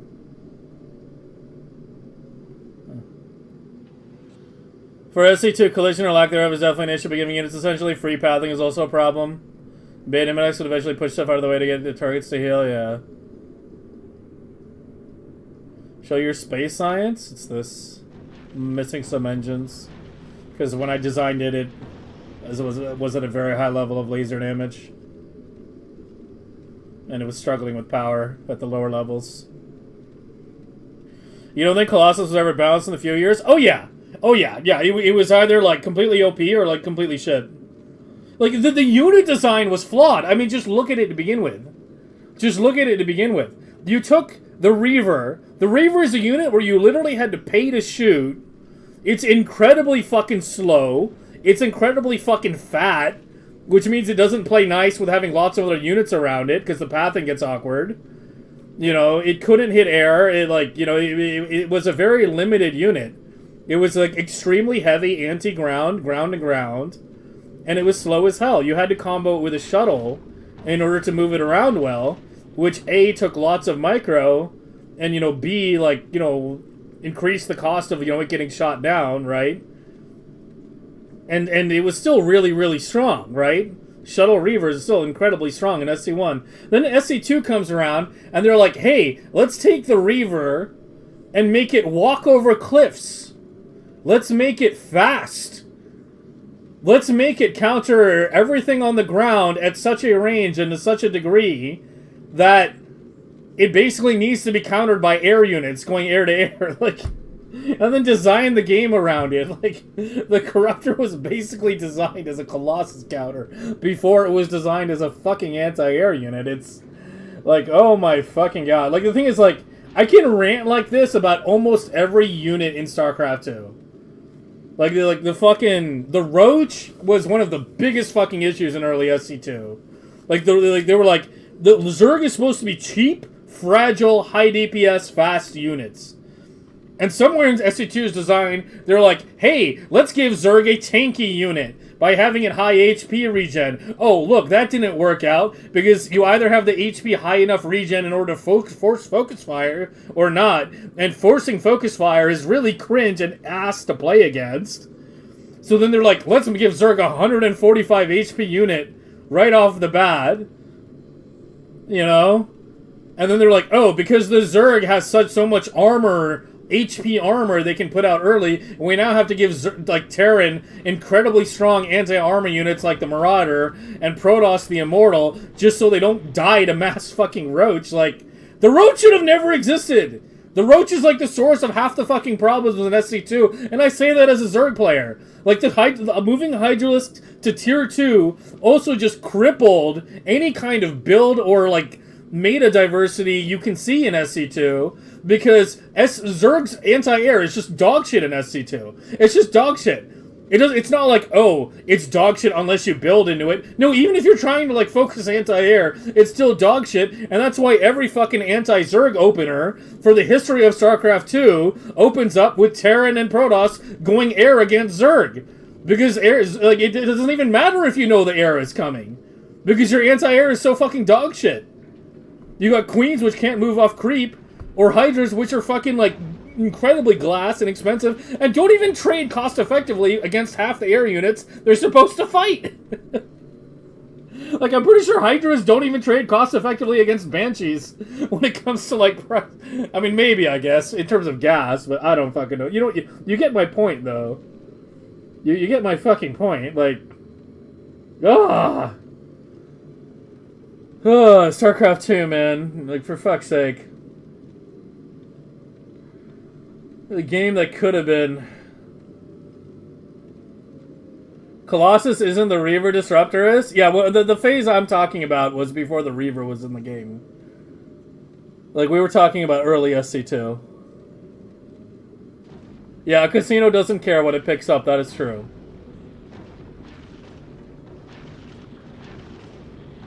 The music seems to have some impact. No, this is always my mood. We could be listening to fucking chill out music, and you mentioned StarCraft 2, you're gonna get the same shit.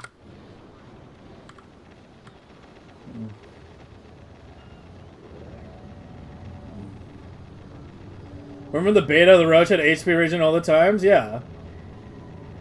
Yeah, it's just like, the Roach should have never existed. The Hydralisk should have always been tier 1, like it was in SC1. Like, just about every major unit decision they made, going from SC1 to SC2, was bad. Like, there were very few units that they added or changed, going from SC1 to SC2, that wound up being good. Like, you can maybe name one fucking unit for each side where, like, you're like, okay, this was good. And I think even that's stretching it. Because I can only think of one unit for Zerg that was an improvement. And that was probably the Baneling. I can't think of a single unit for Terran where I'm like, this was better for the game. Going from SC1 to SC2. Maybe the Viking. Because the Wraith was always kind of dog shit. Yeah, maybe the Viking. But yeah, that's kind of the state the game is in. Like, it's just so flawed at its core from a design perspective, right? It's got so many problems.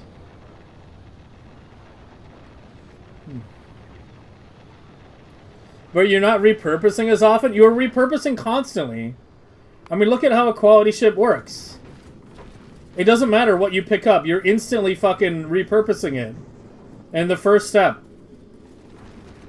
I just have mine go on a loop on the inner planets. Like Vulcanus, Gleba, Novice, repeat over and over.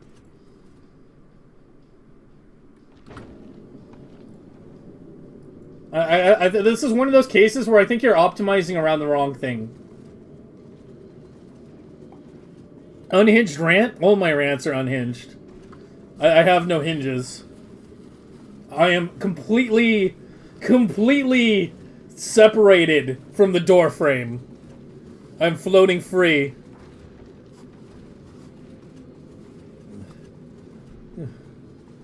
Did I sort the barrel problem? Oh, shit.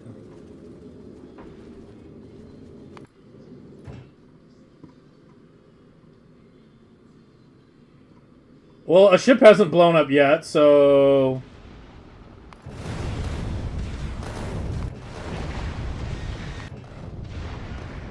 I think it's sorted out? I don't know. I thought I would have to order it passed.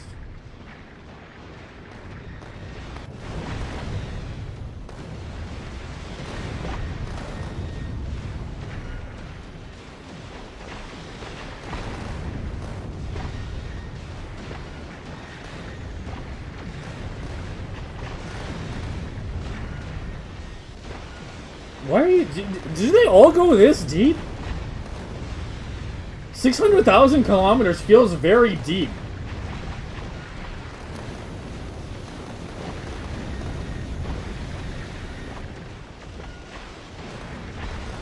You're the ship. You're the problem ship. There's only 8 minutes left. Something's wrong here. I don't like this. I'm telling you to go back to a kilo. And I'm initiating manual event. This doesn't feel right.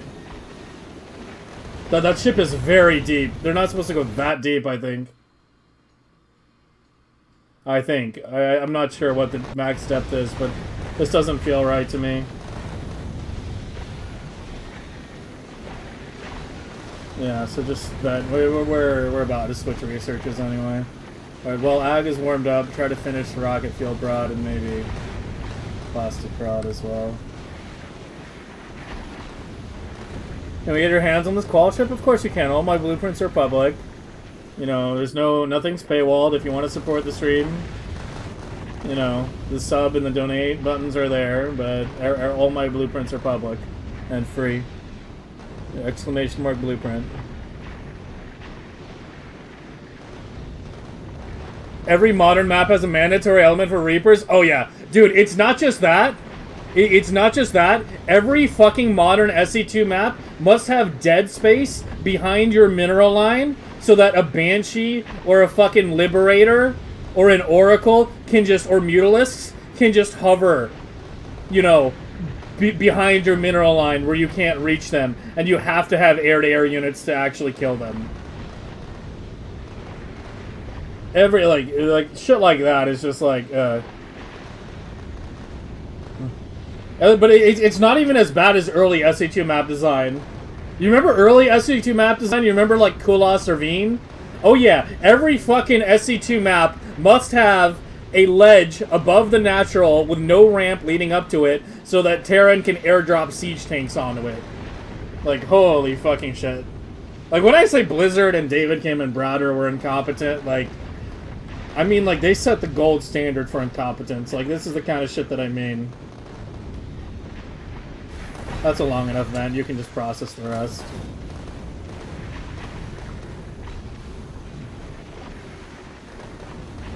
The launch maps were beyond atrocious? Yeah. Yep. Yeah, you just said, yeah, way too much random high ground spots, yeah. Yeah, Kulas Ravine was particularly bad in that regard. Is the casino really needed? It's the smoothest way to get those things. LDS and BC shuffle work without it? You need plastic for the LDS shuffle. It has to be input with legendary plastic to get it started.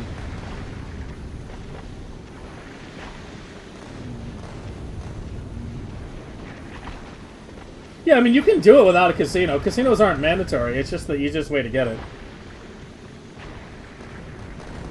Destroyable rocks? Oh yeah, I think they finally eventually got rid of that shit. Overlord perps box?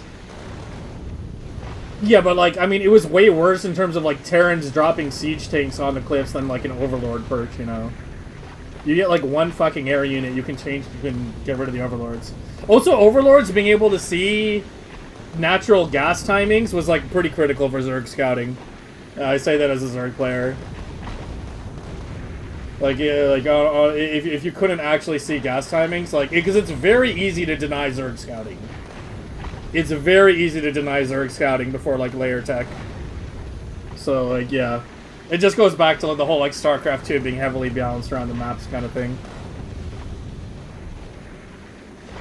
How'd I get the hull? A Pentapod egg and a mine. I use a Pentapod egg because it hatches faster than a biter egg usually. Well, always, but you know what I mean.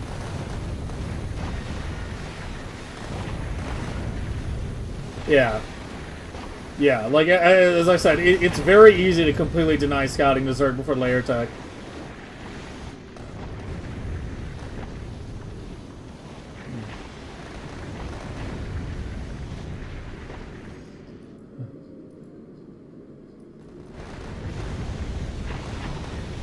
Alright, looks like it's making it back fine. Why is orange low?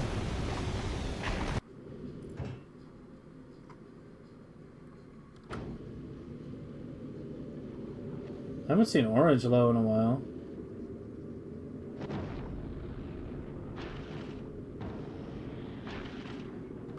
Zerg is most vulnerable to die. Now it's got it built in as the worst ways to scout outside Overlord. Yep. Yeah. And like what they did to the Overlord in StarCraft 2 is so cancer too. Like I don't even know if it's like this on the current version of SE2 because they keep changing it so much. But isn't a Ventral Sax research per Overlord now? Like it's not even a fucking global upgrade anymore or something?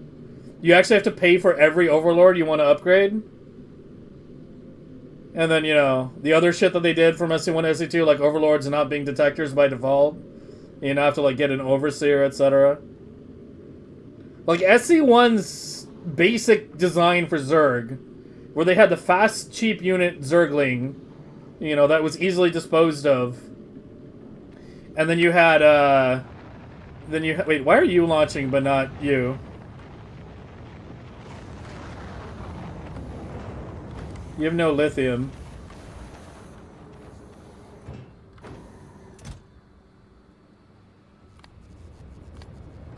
You ran out of homium?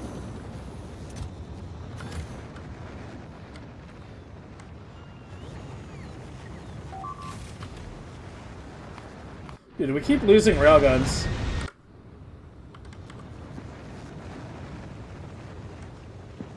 Oh, yeah, but where is... I can never remember where my fucking thing is. How much homium do you request? 32k? Okay, I mean, it's clearly not enough.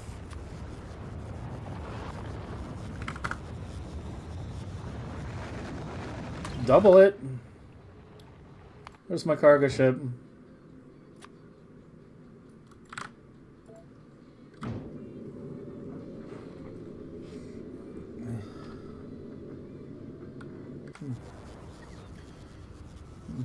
Doesn't it just delete a worker, it deletes larva too? Yeah.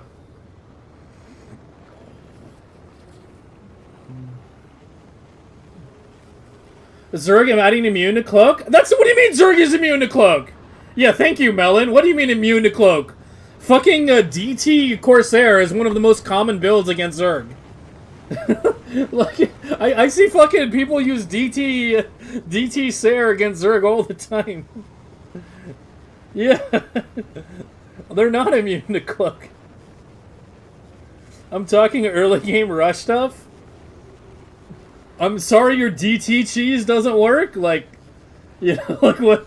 And that you actually have to do a proper build, like DT Sair, instead of just building a couple DTs and winning the game?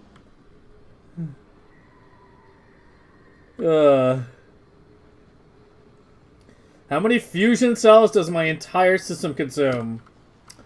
That's an interesting question. 20.5 per minute is what we produce on a kilo. So that's how many we consume. Yeah, 20.5 per minute-ish. Yeah, even 50 hours, it's not that different.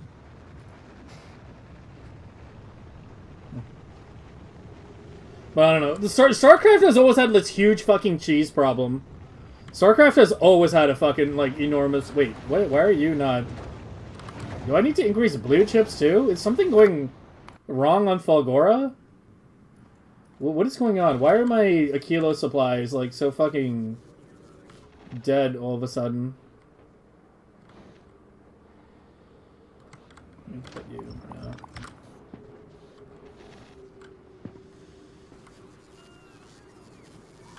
We're struggling on superconductors too, apparently?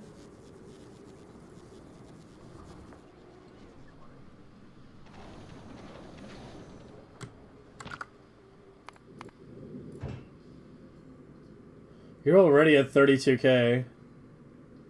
Do I need to go 64 on those two? Yeah, that matches.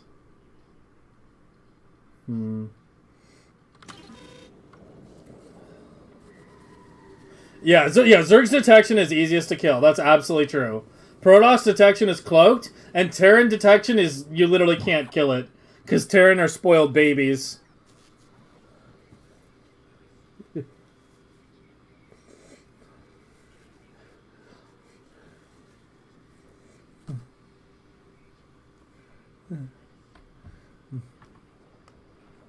A kill about to hit a second ice age? No, it's not gonna freeze. No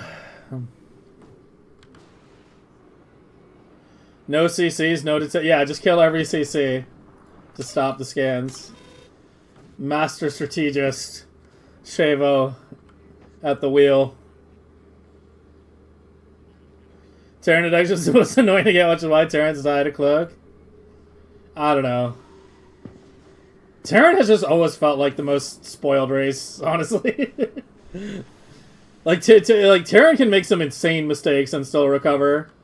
Like, Terran can make mistakes that would just straight up kill a Protoss or Zerg. Especially in StarCraft 2.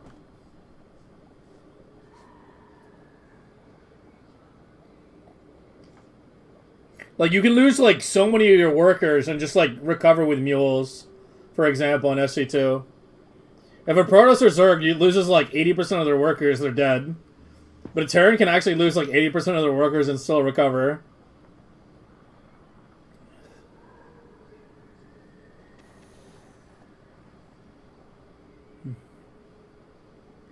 The fact that every Overlord is a detector and Zerg has Scourge. But, like, that's kind of how Zerg is supposed to be. In the SC1 sense, right? Like, you could say, like, oh, Hydralisks being T1 means Zerg anti-air is so available, but they're also easily dispatched, right? It's a mass cheap unit. But yeah, I mean, I don't know. Like, all I know is, from a Zerg player perspective, the dealing with Overseers was, like, really obnoxious in SC2. Like, having to, you know, morph an Overlord and having it serve literally no other purpose than detection. You know, at least a Raven has spells and shit.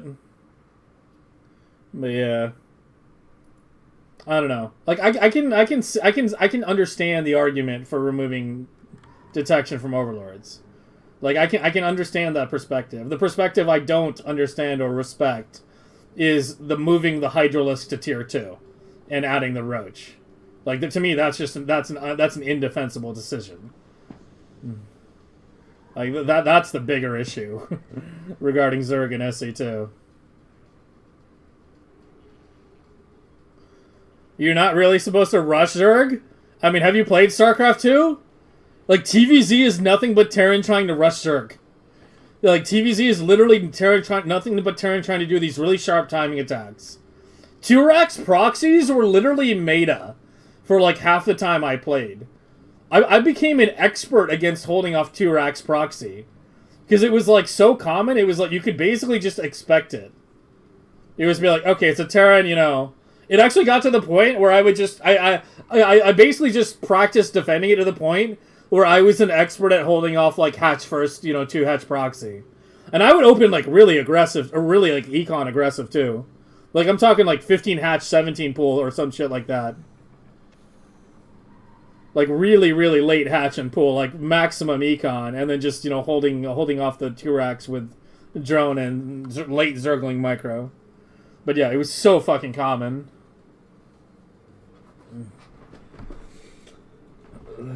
Oh, yeah, okay, I see what you mean. Yeah, you're not supposed to rush Zerg, but yeah, but that's how the game developed, though. And again, it comes back to the macro mechanics that were added in It comes back to the macro mechanics that I was talking about earlier, how the macro mechanics define the game, right? Like, Terran rushes are in strong in part because of Mule, because they get that extra income, and you have to put that kind of pressure on Zerg because they scale too quickly. You know, it's like, you know, fucking. Like, Protoss and Terran scale like this, right?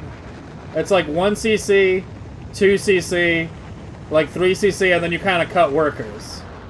Like, Zerg in SC1 scales like this. Zerg in SC2 is like this. Like, if you leave Zerg unmolested, they'll be on, like, 4 base supply cap, like, 8 minutes into the game. And it's all because these macro mechanics have just destroyed any kind of meta the game could possibly have. Like, the SC2 meta will always revolve around the macro mechanics. Because they're so fucking strong.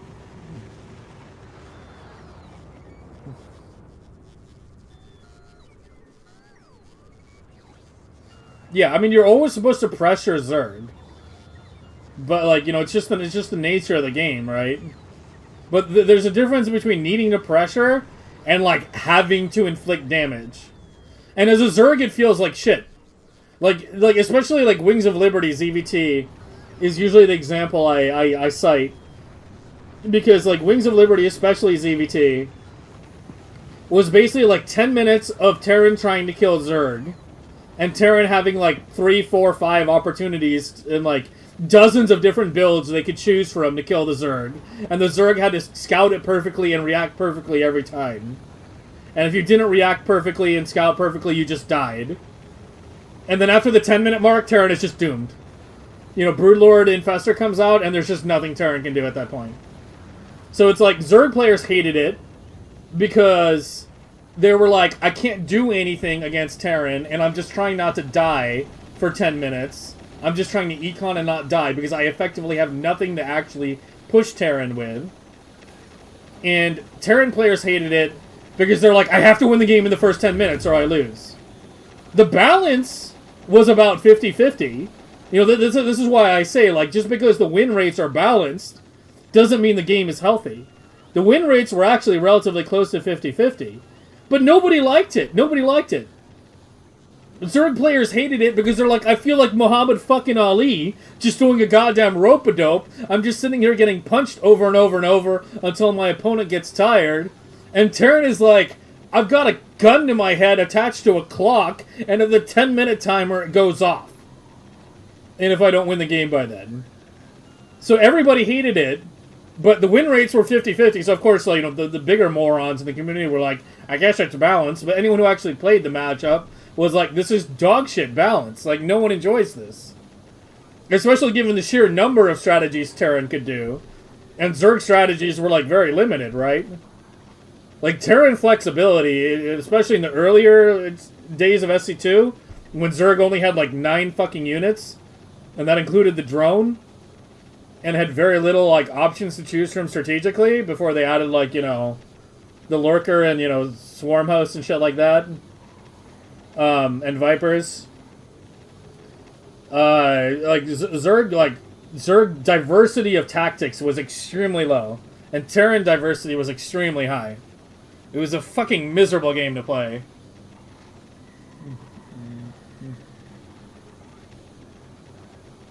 Yeah, Protoss was pure cheese, yeah. Yeah, Protoss was super gimmicky, all of SC2. Protoss was always, like, the most gimmicky fucking thing ever.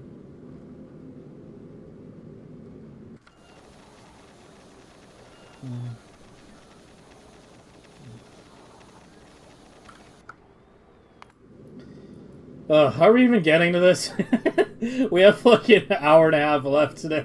It's like, I haven't even started doing the wire tray shit that I wanted to do.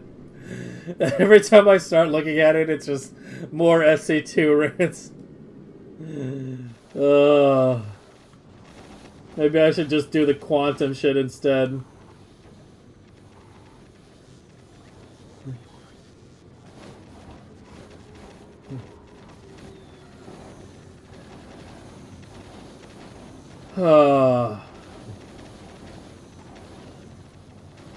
How's the build going? It's going. I mean, well, the base is going while I sit here and rant about StarCraft 2. Does that answer your question?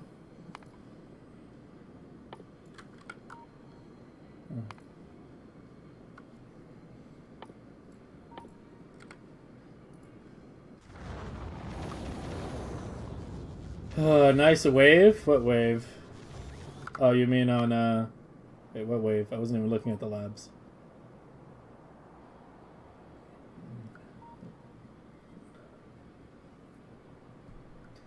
You missing the essay rant? Yeah, we've been ranting about StarCraft and StarCraft 2 and RTS game design for easily 2 hours now.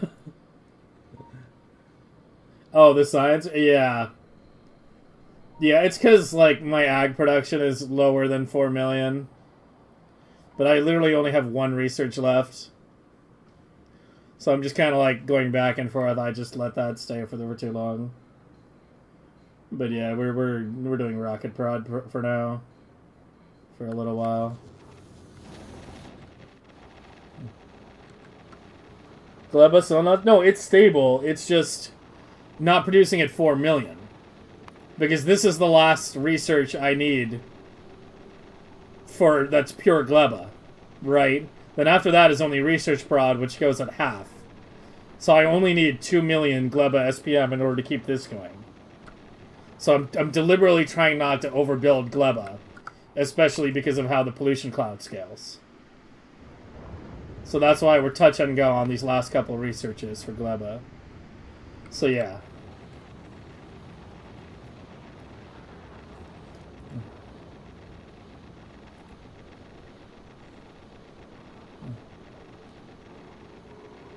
No, I have not played City Skylines 2, sorry. Sad the state of RTS and MMO are both in a similar state? Yeah. Yeah, I mean, I don't know. It's kind of like for different reasons, though. I feel like the big problem with RTS is that companies, like, don't stick to basics enough. They either, like, try to innovate too much, or they fuck up the UI, or something else critical. MMO, I feel, is, like, sort of the opposite. Because the thing is, like, if people want, like, a WoW-type MMO, they'll play WoW, but I don't know. What we need is Terra. What we need is Terra Classic, but without the fucking Ellen bullshit. Terra was, like, the one MMO that was, like, way ahead of its time. We need something like that again. And there's been nothing like it since.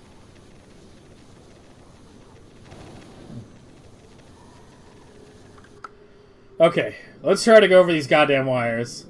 And at least adjust some of the damn circuits today. So I can be true to the stream title. And we can work on quantum later this week. Okay, so we're reading from here, moving from, we send a platform, we read contents. We read damage taken, although I don't know if I don't think we're using that right now. Yeah, we basically read everything. Okay, so you are only enable if you're heading to Shattered, same with you. There's nothing I want to change with that. So you guys are good. The top I know is also good. This wire up here was just a connection to read the belt, so that I can set these dashboards. You're a little low on fusion. Holy shit! You have no fusion cells. Just pick up some from Vulcanist right now.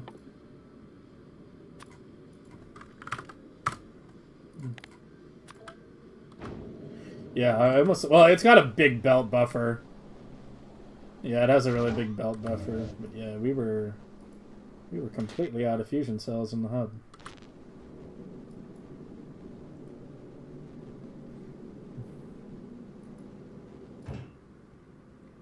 Alright, should have launched by now. Okay, and then you. Okay, so the way you work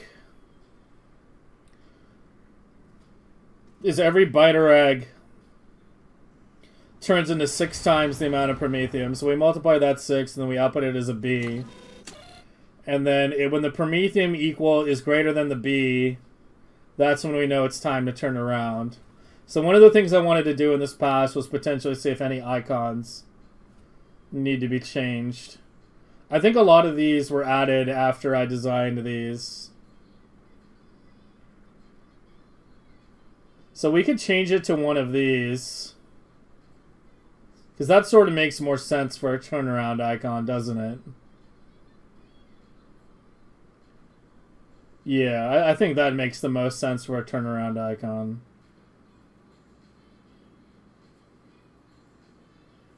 Yeah, let's change you to clockwise. And then we got to change you here. I believe that's the only place that was present. What was good about Terra? It was like action combat before Dark Souls was even a thing. It was very much, you know, you swing a weapon, and you know, it's an actual swing in front of you that can hit multiple mobs if they're close enough, right? In like actual blocking and dodging, you know, enemies with telegraphs, and you would have to block or dodge their attacks. It was basically like, I mean, I guess the best way to describe it was like Dark Souls MMO before Dark Souls even existed. It was action combat done right. Like, I don't know how many of you played WildStar, but a lot of people, like, or at least a very vocal segment of people, speak still very very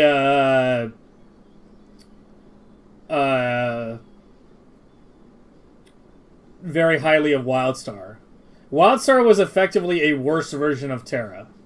The Venn diagram of people that enjoyed WildStar and played Terra are two separate circles. Because it is not possible to have played Terra and think WildStar was a good game. Because WildStar was basically Terra but shit. Because, you know, WildStar did all the telegraphs on the ground, right? You know, all the shapes on the ground, dodging the shapes on the ground. Terra had, like, actual proper action combat with well-designed animations. So you would, like, see the enemy, you know, like, wind up an attack or begin an animation, and you would know when to dodge or like, block or whatever. So yeah, Terra had, like, just really, really good action combat. And really good graphics for its time as well. Yeah, it actually had very good graphics. It was a really good game. But yeah. Kind of like, I've never played Lost Ark.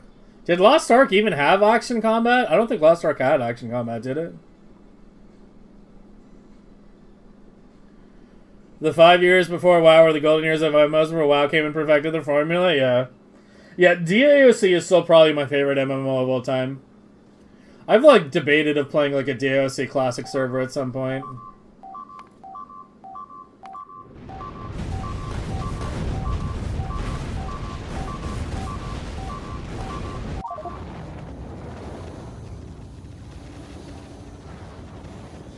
Number 6 was cursed, I swear to God. Number 6 was fucking cursed. That one ship. Ugh, okay, what happened? Alright, we're loading back to check.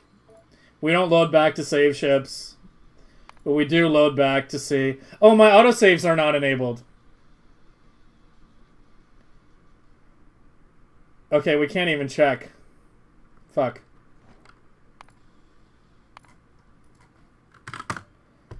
Yeah, I disabled them when we were doing the high-speed testing in the sandbox. Oh, rip number 6, yeah.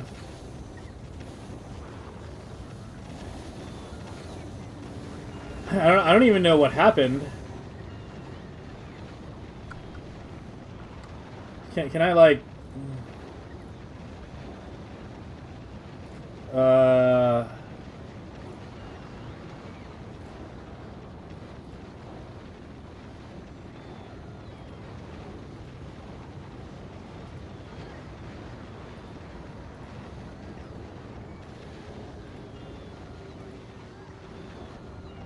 You ran out of power?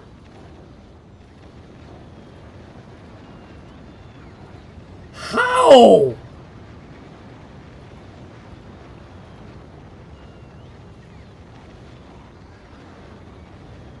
Like, what?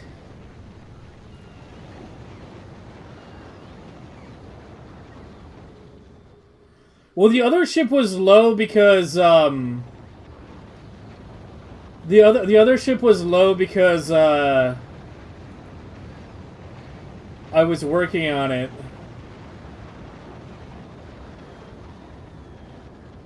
Yeah, I thought it was a shave, but then it got destroyed. So that means something hit the hub. Yeah. That's the second time we've lost a ship to no power. I wonder if the box got unchecked. Because that's what happened with the last one, is the maintenance group got unchecked. When I pasted over it... Oh, that is what happened, isn't it? I bet you it's the same thing. Because remember, 6 had multiple issues? I had to repaste over it. I bet you when I repasted over it, the group got unchecked. You've got to be kidding me. I mean, come on. How much more damage are we going to take?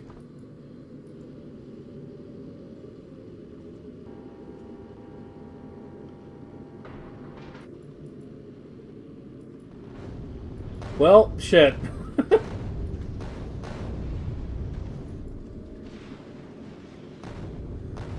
Yeah, we already lost one ship like that this run. when I pasted over, the maintenance group got unchecked and I missed it. That was one of the things I wanted to add, actually, with this circuit revamp. We're going to add an accumulator somewhere that we read. Or not even accumulator. We're going to put a siren attached to the fusion cells. Or something. Alright, well, start building a new ship again. Dude, I've spent like all of the past 2 days just fucking... just building ships, I swear to God.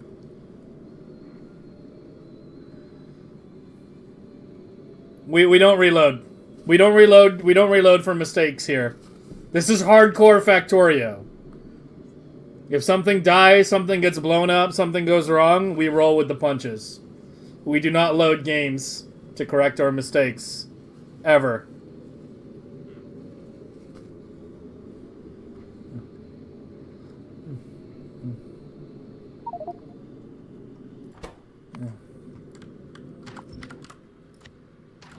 Alright, new ship. No, the first, not the last? No, that's like ship number 5 or something that's gotten blown up.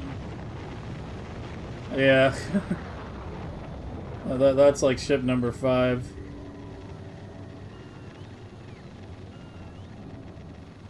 We should also try to convert the rest of the blades, even if we're not clocking them today.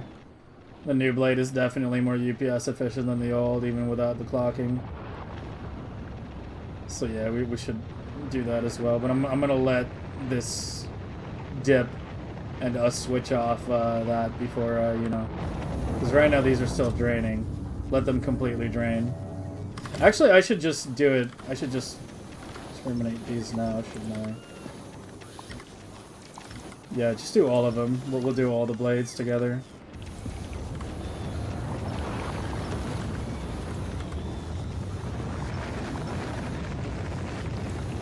And then we'll just go to bot speed or something while we deal with it.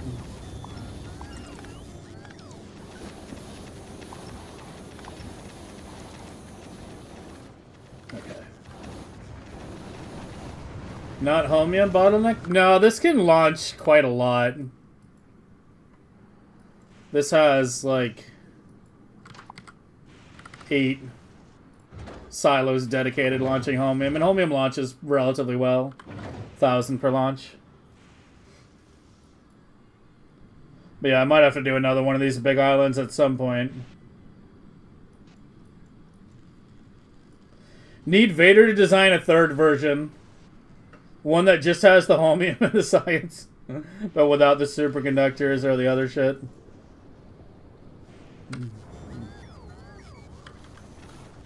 Oh, dude, I'm so tired of losing Prometheium ships right now. At least good old number 3 is still going strong.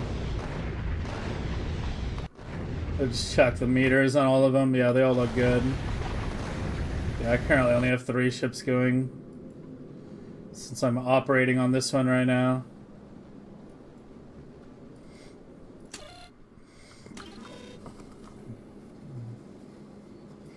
Yeah. Yeah, I might just do the big one at that point. We'll see. Looks like we're dipping now at about 30%. Alright, so let's go a little plastic prod first.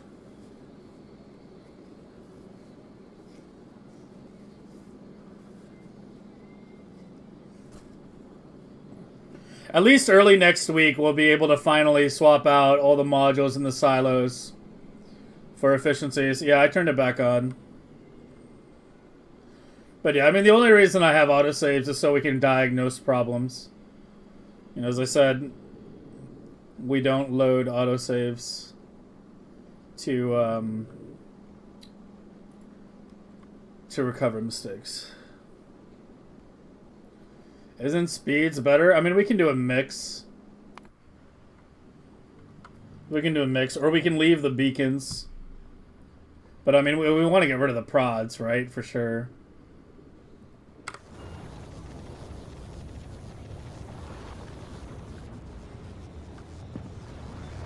Okay, back to you. Alright, so you're good. We changed you to be the turnaround icon. The power icon I'm cool with. That one's fine. So this is where things are about to get very complicated. So you don't read T at all. Okay, so there's no more signals I want to change in here. So what I want to do, this was written before they added the... Oh, you know what? I should parameterize change it, shouldn't I? Oh, yeah. Why didn't I think of that? Oh, wait. There's other T's over here, though, that aren't the same? Or are they the same? No, they all read the same T. These are different. These are different. Okay, yeah, let's not do it with a parameter. I want to do it, like, a little bit at a time. Okay, so while we're going to do all this, we're also going to start labeling things properly, both for myself in the future and for other people. So main timer starts when eggs are received, clears when no eggs are remaining. All safety systems and speed throttle. All other systems are based off this. Okay, and I want to change you because these icons weren't in the game when I originally designed this. So now we have a nice clock timer. I want to use that. Okay, and you just read the hub.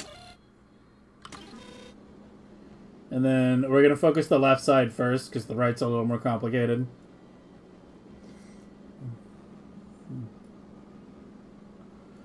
Fresh parameterized builds? What do you mean? And then you also change to clock, clock, clock. Okay, and the way this works is if the time gets too high, vent eggs. If the Prometheium science gets too high, vent eggs. If there are no quants available, vent eggs. If the timer is over 90k and eggs are over a certain number, vent eggs. This is the same thing. Or if it's in novice orbit stationary and Prometheium is still somehow... This is a safety because there's not supposed to be eggs on board while there's Prometheium. So if you're in novice orbit and Prometheium is present and eggs are also present, vent eggs. Do we want to change the vent egg icon? Maybe the recycle bin? From the X? That seems like a good one, right? Could do the skull. Yeah, I kind of like the trash icon. Yeah, it basically means trash the current run. So we're going to change that too. So we're changing the timer icon and the vent icon. Okay, so the vent icon is used in a lot of places. So you need to change to be a trash icon now. You use the flame icon? I like the trash icon for that. I got my eyes on substructure. It's like at the top of my wish list. Like a lot of these other factory games, you know, we'll get to them in due time. Or I guess it's not at the top, but... Yeah, Substructure is way too similar to Factorio. Like, we'll definitely be playing that, like, as soon as it comes out. Where the fuck was it? Did I accidentally remove it? I might have accidentally removed it. Am I blind? Maybe I accidentally removed it. Every time I hear a beep, I'm fucking, like, PTSDing right now. It's whatever.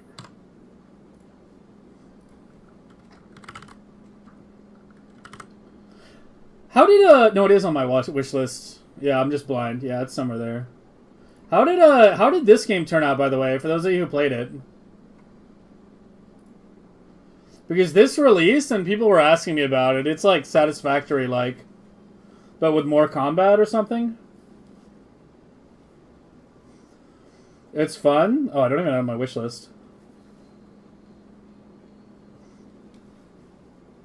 It's only $20.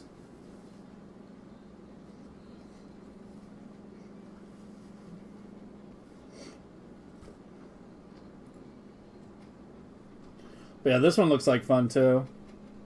Very satisfactory, very unfinished. Okay, so I should wait for a couple updates then. Yeah, it does look exactly like Satisfactory, yeah. If you showed somebody to this and who would, like, you know...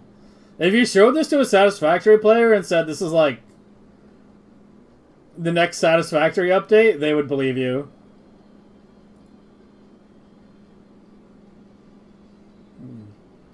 Did Desync turn out good? I did wind up deciding to buy it. It's a very... The thing with Desync is it's like a programmer's factory game. It's like a niche within a niche. Like, it's something we talked about a good bit. You should check the YouTube VOD. You should check the YouTube VOD. There's a VOD on YouTube of the day I checked out Desynced. But one thing I noticed when I was talking to chat about Desynced is that the people who said they enjoyed Desynced a lot were all programmers. Because it's there's no belts in Desynced. It's all bot-based, and it's all very much about how you program your bots. And that programming can get very, very complicated. Very complicated. So you have all these bots doing all these dynamic, intelligent, complex, scripted behaviors. So there's clearly, like, you know, a point where, like, you have this, like, really cool automation setup, but it definitely has a very big cliff to get over. I think it's probably the hardest factory game to get into out of all the ones I've tried. Because everything is so scripting related, and it's very hard to do basic tasks. Like, just like if you deconstruct a building, it leaves resources on the ground, for example, right?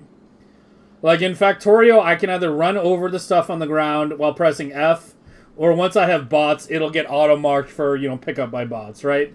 Pretty simple. Getting a bot written properly to pick up stuff on the ground was like a 30-minute like trial and error and chat yelling at me adventure.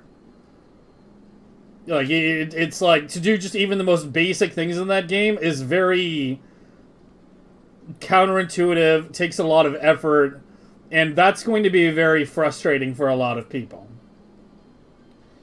I think that's definitely going to be very frustrating for a lot of people. It's already pretty low on players. It's under. I'm curious. What is Factorio at? Yeah, Factorio has 16,000 people playing right now. You know, they're not all watching Twitch, unfortunately, but you know, Factorio has like a huge player base right now. I'm actually curious. How is Factorio? I've never actually looked at Factorio's Steam charts. Yeah, so it's always maintained a pretty constant 10K plus across the years. That was the Steam release, yeah. I'm glad they started marking these on SteamDB. And then, yeah, Space Age saw a huge spike up to like 200K. That's always, you know, when the big streamers come and check it out, then they always peace out and it drops out. But it held like 25K for like a very long time, yeah. And if we check 1 year... or 3 years. Yeah, Factorio's held a very healthy number. Yeah, this is just a current temporary dip. Because, you know, it's fucking Sunday night, and it's Monday for a lot of people. Yeah, Factorio still maintains, like 20, 30K people. Yeah, and Desynced is, like, yeah, it basically has no player base. It's a bit concerning for me from a streamer perspective, honestly, as well, because, you know, going and spending time on games that have this small of an audience is never a good thing. You know, it's basically just for my own audience, right? Where it's like we go there, you know, the people who already watch me will tune in. You know, some of them will tune in to see what kind of game it is. But you know, the amount of new viewers we'll bring in while playing this kind of game will be zero. But I still will probably play it on stream at some point. It's just, you know, unless I somehow get really into it, it's not going to be a game I spend like months and months on it. I don't think I could spend months and months on it without killing my stream, basically. But yeah, I was super on the fence on whether to buy it. I was super on the fence on whether to buy it when I was playing it. I eventually did wind up deciding to buy it because it was like on sale for like $15 or something. And you know, like I spend that much on a fucking burrito on my day off. You know, with food prices these days. So I was like, you know, it's like literally the price of one meal. I was like, fuck it, I'll buy it and I'll check it out at some point. But yeah, I did wind up getting it, but yeah, it'll probably be just like a 1 week adventure at some point. Modulus reminds me of Shapes a lot. Yeah, I was watching, what's her name? Ultrasaurus. Well, I was watching her play it the other day, and I was like, it looks a lot like Shapes. And I was not a big fan of Shapes. Shapes felt very soulless to me. It was too abstracted. I didn't care for the whole, like, super abstracted thing. Like, I like feeling like I'm building something. Maybe it's just the RTS/city builder player in me.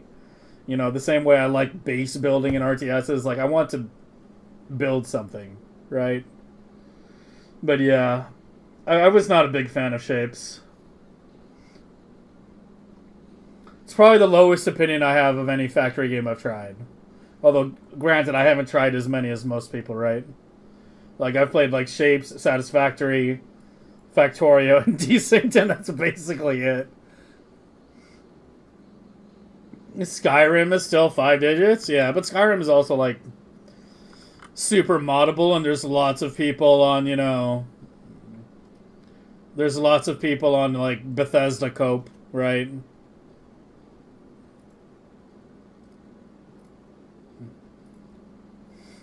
More people playing Factorio than Skyrim, though.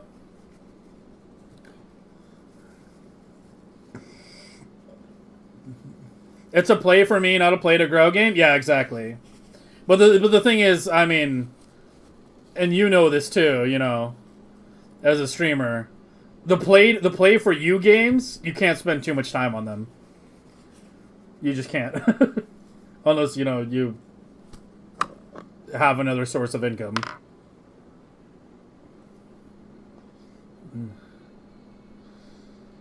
Oh, yeah. They tried saying 20? No, I don't pay $20. Most good food places where I live, it's around like $15 for like a good sandwich or burrito. There's some places you can get it for a bit less. But yeah, one of the places that start trying to charge like $20, nah. And they're always asking for tips on top of it. Fuck that. Played Modulus for 10 minutes? Yeah, I don't know if I'm super interested in Modulus. I have it on my wish list, but I add fucking everything to my wish list, right? Yeah, it's actually out. Oh, there is a demo. Oh, there is a demo. I don't know. I might do a demo day. By the way, the way I've kind of decided I'm handling streams right now regarding like Wednesdays, because like I'm kind of like sometimes taking Wednesdays off right now, but sometimes not. I've kind of sort of decided that if I don't take Wednesday off, that'll be the day that I potentially check out other games. Like, if we're going to go check out another title or check out demos like we have been, like with Desynced, yeah, it'll be Wednesday. So if I stream this Wednesday, which I don't know if I'll be able to because I need to make some appointments, and hopefully I can get them this week. It's kind of a last-minute thing. But, then yeah, I'll do it on a Wednesday. Prometheium designing in a nutshell? Yeah. No, yeah. I mean, it's Twitch, man. We just talk. I'm a professional talker. What can I say? Welcome to Twitch. I'm a professional yapper. Games with demos are always cool, yeah. Yeah, one thing that I've kind of like woken up to a bit over the past couple of years too is that if a developer does a limited time demo, it's always a big red flag.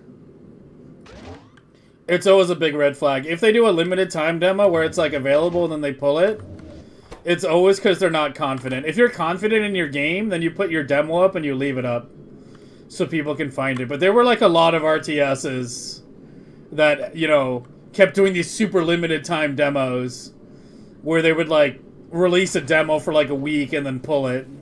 And it was like super fucking obnoxious because like I would see it was being released. I would be like, oh, I need to check it out. And then by the time I got around to playing it, because, you know, I'm busy doing my stream shit, the demo was gone.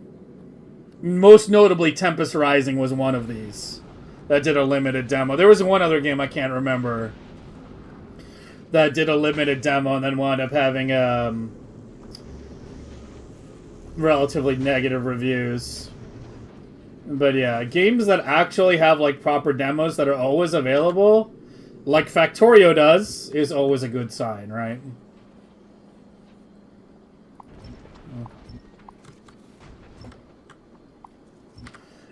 It means the developers are confident in what they've created. We're going to go ahead and just stamp you so you can at least start getting built.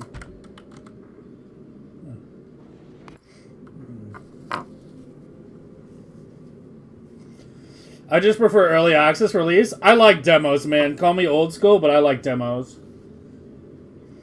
When I see a demo, it puts a smile on my face. Unless, you know, it's free early access. But, like, you know, if you're confident in your game, players should be able to trial it. Early access is a red flag? Yeah, I can understand that. Solo developers has kind of become a bit of a red flag for me after Manor Lords. Because Manor Lords, like, released, it had, like, amazing graphics, you know, for what it was, but it was a solo dev, and a lot of people were, like, checking it out. And I was like, this could be chill, and I wound up buying it and checking it out. And it was the buggiest, most unfinished piece of crap I've ever played. It was so fucking buggy and broken, like... But yeah, I've kind of completely lost faith in solo devs. If you have, like, a good product... To me, solo dev feels like a cash grab. Like, when I see solo dev these days, it feels like a cash grab. They're just trying to get a good concept out with some basic product, you know, release it on Steam for $20, $30, hope that, you know, 500,000 people buy it because they're just desperate for a new game, and then make, you know, $1 million or $2 million, and then just, you know, they're just done. If you actually have a good product and you're looking to maintain it, then you will hire additional people ASAP, right? You will do some kind of early access release maybe to bring in additional funding, and then you will hire additional people. But yeah, to me, solo dev has started to become a bit of a red flag. You're just trying to make a good game? Wait, what's your game?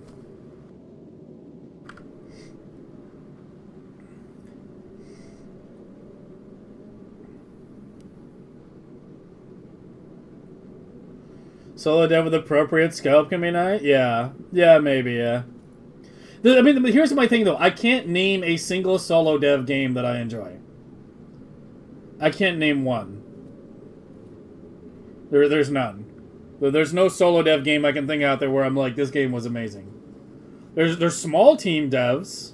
Small dev teams. But solo? No.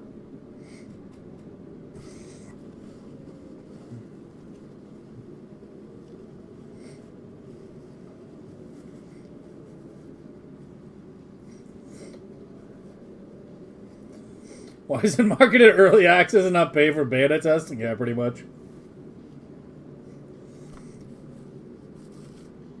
Various devs have a bit of abandonment in their games? Yeah, sounds like fucking high-res. Alright, you're staying with the power icon, trash icon, trash icon. Alright, so any current X needs to be changed to a trash icon now. You all go through that, so that should be good. And let's make our description. So this is,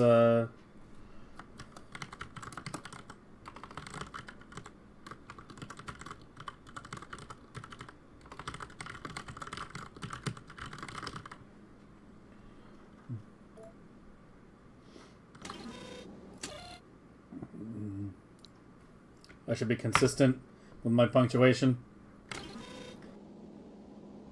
We're either doing it or we're not doing it. What's Binding of Isaac Solo doing? I don't know. I never played it. I got it on Steam sale once for really cheap. The art style on that game kind of put me off a bit. Same thing with the Mugenics game. But Mugenics just seemed like it was Into the Grid all over again, and I don't know. I tried that game. I didn't get super into it.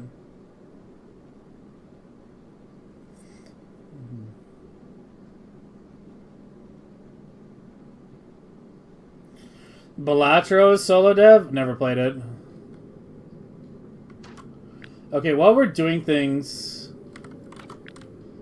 let's get a ghost power line set up for this, so I can just stamp it down.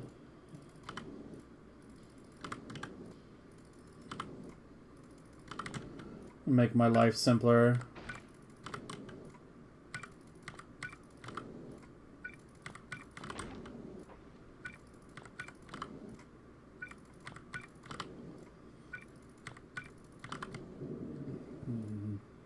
And the iron's easy to get.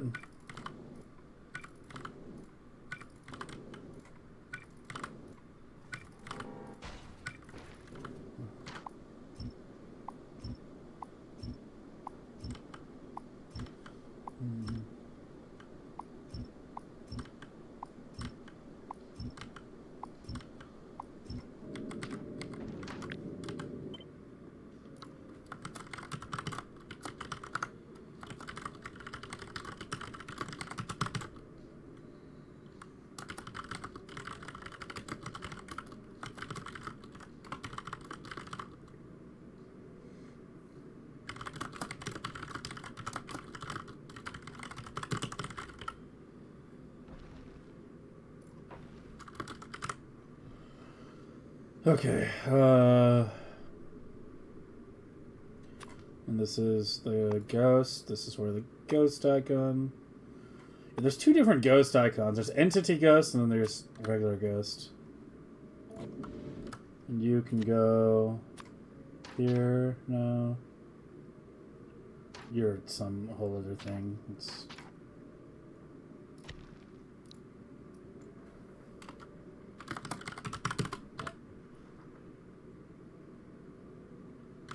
Okay, there we go. And that way I don't have to do the request group anymore. Now we can just do this. It'll automatically request.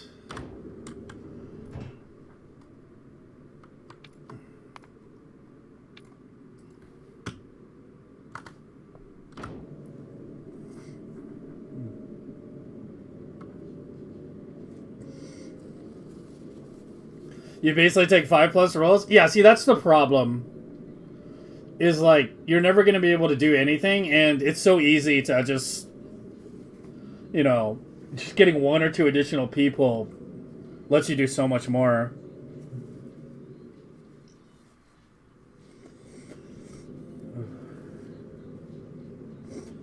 It's a stellar reconstruction terraformation. I'm assuming you're not on Steam yet? Well, you'll have to let me know when it hits Steam. Yeah, they read as separate, yeah. Finally, he's doing it, yeah. Eventually he gets around to it. Alright, so you read rockets, you read railguns. You read fusion. And while we're doing it, I want to add another alarm here. And you need to go off if a ship...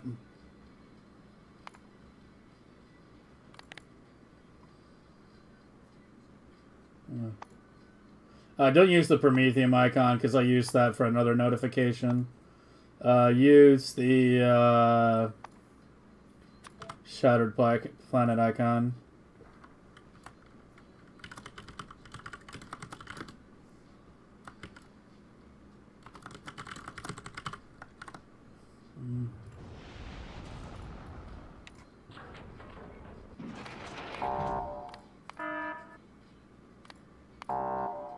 I like that one. I tend to just use that one for everything. That one's too loud. Yeah, I like that one. Alright.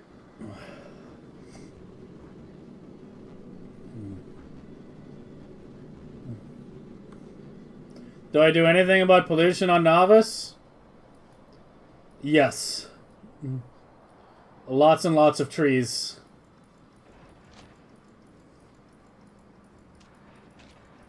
Lots and lots of trees. And lots and lots and lots. Here, you want to know how many ag towers I have? Search tower is the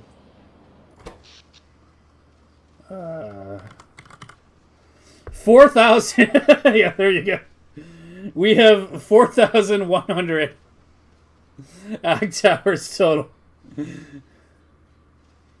There you go. Yeah, 4,000 ag towers worth of trees. That's how we have it constrained to this much.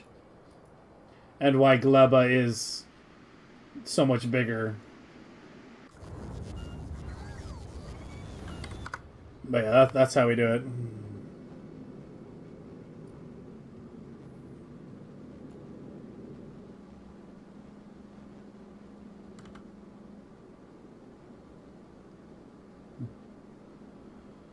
Okay, you need to be to there. Yeah, you guys are fine. What's you?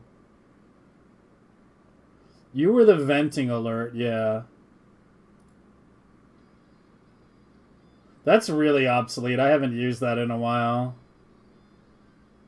Like, I usually just use the debug alarm for that.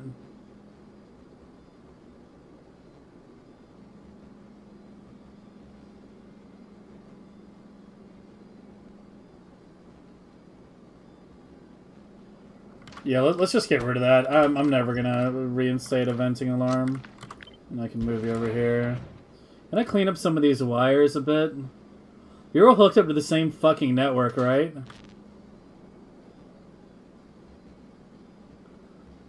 Yeah, it's all hooked up to the same goddamn network.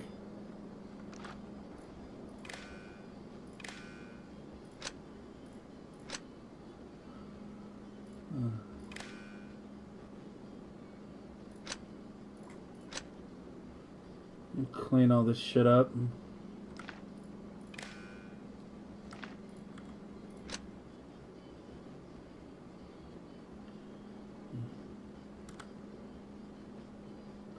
Here, just do it like this.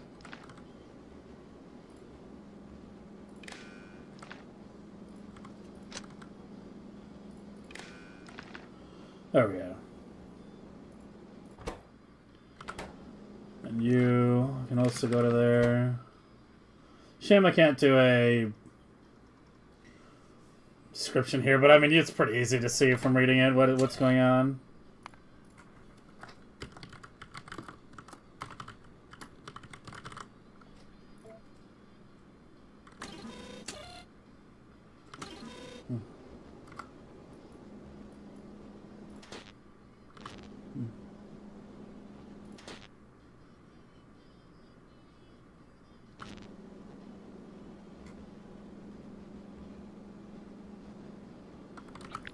Swap those two. This is the light that tracks biter eggs. So yeah, swap those two.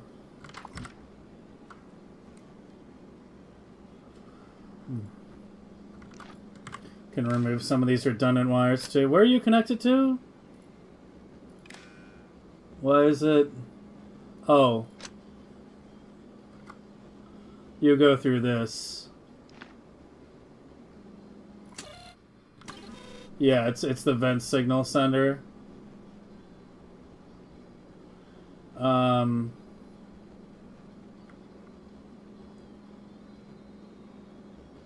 That's a redundant connection. Yeah, that's a redundant connection. Just connect it to here. clean up these wires a bit. Get rid of this goddamn cobweb.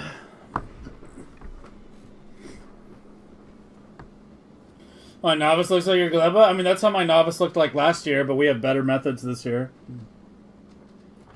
Alright, I can't do a... this is the one thing I wish I could do a description on.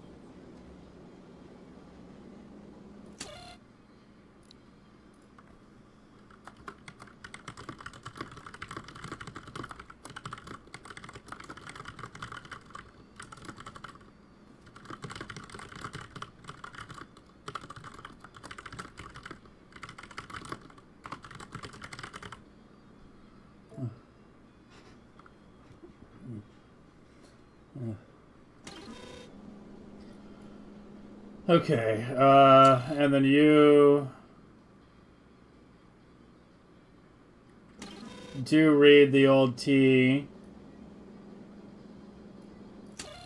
So you're changing the clock now. Yeah, so 109K minus clock value.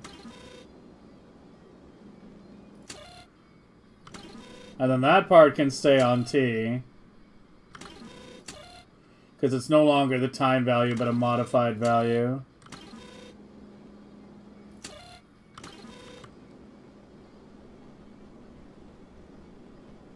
It doesn't cap at 80 now. Also, I forgot to switch science again. Go back to you for a little bit, I guess. And then I wanted to swap these out. Are you almost done? How are you still making some... Oh, those are the new ones, yeah. Okay, you're a little more complicated since you have all the bottom connections. We'll do you last. Let's do the other ones.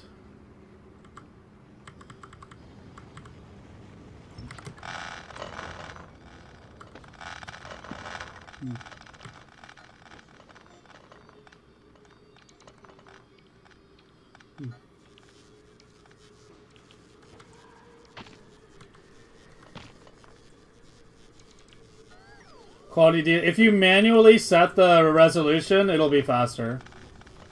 Like whenever you open a Twitch stream, manually set the resolution, whatever you want. The automatic shit is fucking garbage.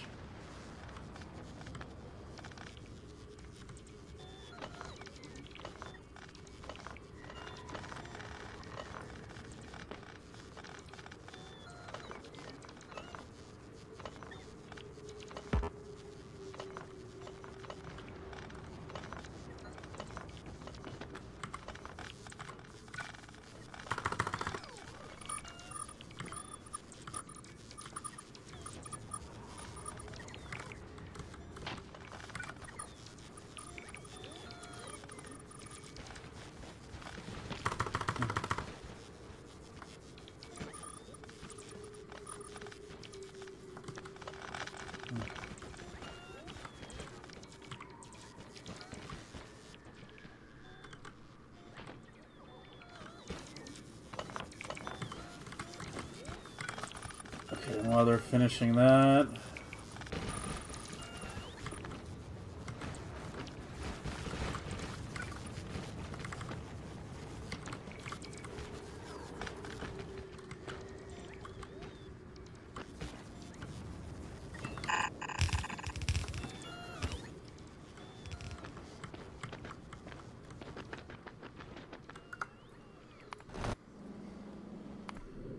And you...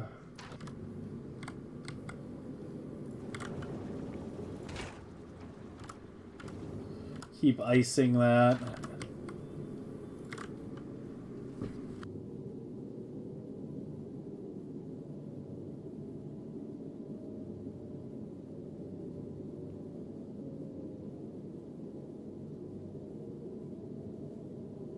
Just gamble the modules. Just gamble the modules themselves. That's how I did it. And it's what I would recommend.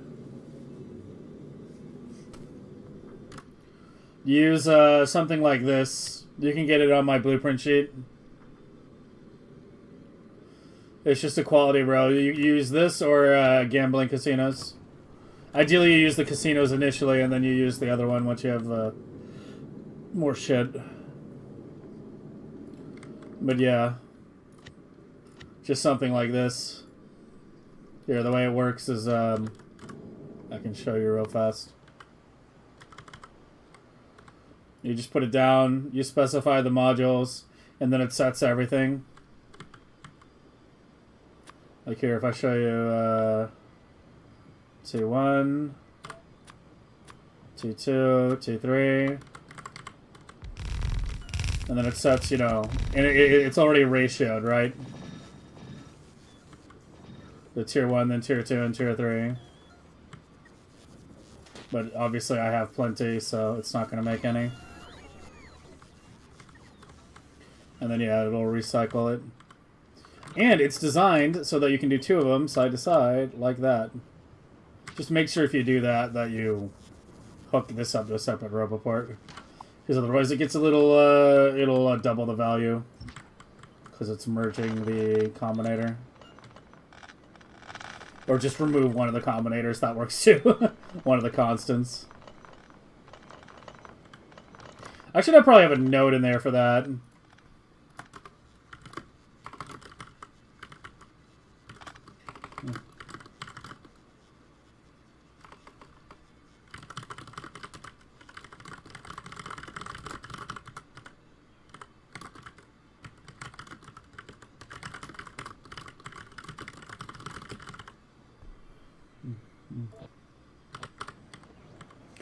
I'm terrible with documentation. That's one thing I'm trying to be better on. I mean, it's what we're doing right now with the Prometheium ship. I'm fucking terrible with documentation. Although I think when I designed this, we couldn't do descriptions and combinators yet. I don't think that was there in Space Age release, but I might be wrong.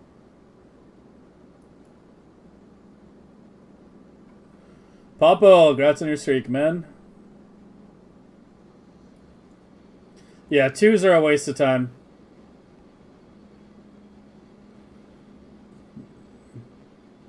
How quick is it from nothing? I mean, you can start with regular quality 3s, right? You start with regular quality 3s, and then you can swap them out later. You can start with the gambling circuits too, which are smaller. But like here.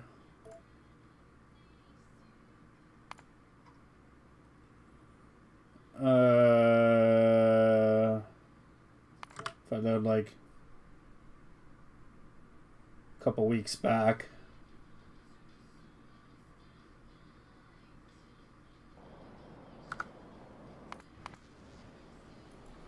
And yeah, you can see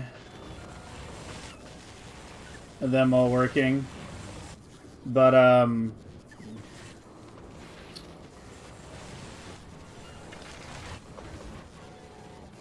the thing with these is it's currently set to just recycle everything. If you want to get some like quick rares or something, then it's easier to convert one of my casino circuits to rares. I mean, I guess you could change it with parameterization as well. Yeah, you could do it. And the parameterization, I think. Or maybe not so easily, yeah. Yeah, I mean, like, I don't know. I started with just gambling circuits. You know, essentially just doing this. Like, you just do this. Set to make quality 3s. And then, you can change this to rare. And then you change this as well. And this one. Those are the 3 places you need to change it. The recycle inserter, the keep inserter, and then the circuit limit. Unfortunately, there's no way to parameterize that. Trust me, I've tried. And now it'll keep rares. And then once you have a bunch of rares, you know. Or honestly, what I would do is I would just put down large rows like this, just with normal quality Q3s. And then just go straight for legendaries, just do multiple rows. Don't be afraid of overbuilding it. You can always deconstruct stuff later if you have too much. For a few hundred, it would take 2 hours? For 10 hours? For what, legendaries? No, I think it's faster than that.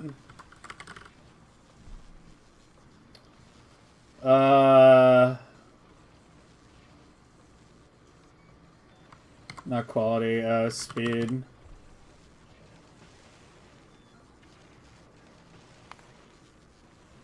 Yeah, I mean, I guess maybe.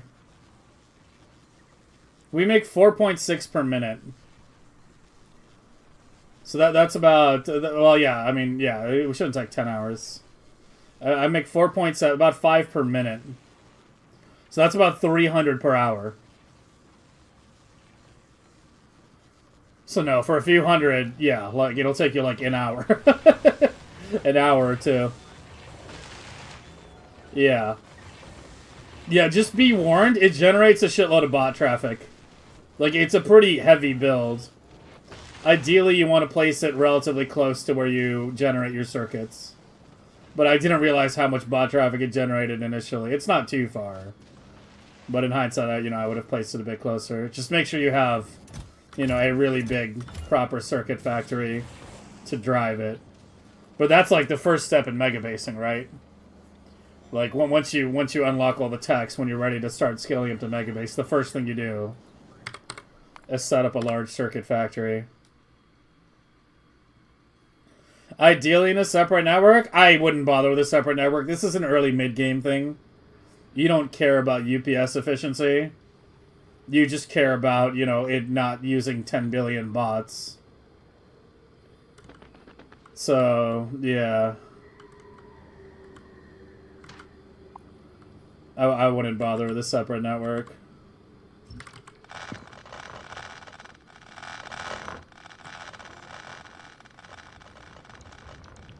Yeah, when you get to this level of megabasing, unfortunately, there's a lot of things about placements that matter a lot. Especially when it comes to, like, your main building, your main hub and everything relating to it. Like, having that placed in a spot where, you can build a lot of trees around it. And where, the belting, isn't too long. Not that it matters that much. Making sure it doesn't block resource patches you might need if you're on default settings, that kind of thing. There's unfortunately a fair amount of things that you need to keep in mind.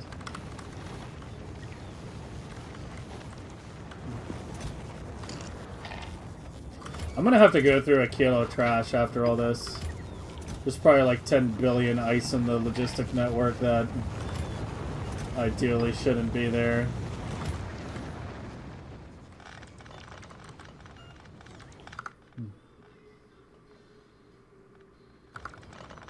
Couple more blades to deconstruct.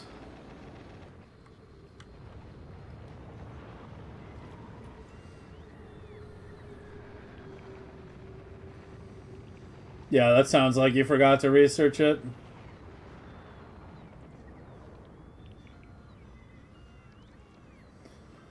It doesn't take T1 quality to set T2 and T3. The parameterization to do that, like, is possible, but it's significantly more complicated.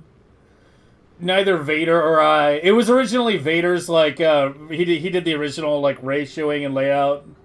And then I did all the parameterization and circuits. So it's kind of like, we both worked on it a bit, and neither of us were willing to go through that effort.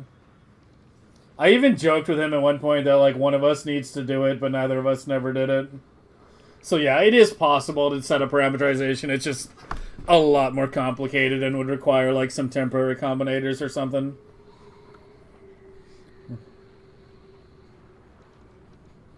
Yeah, it does everything legendary. Yeah, you don't set quality. Yeah, sorry, yeah, Artelis is correct.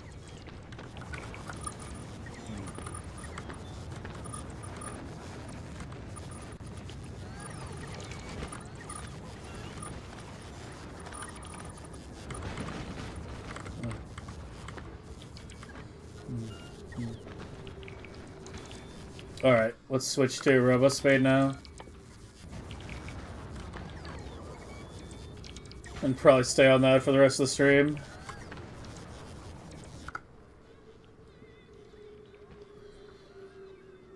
Okay, we're wrapping up the circuit shit. There's just one more block to get through. That and thinking of any other safety features we want to implement.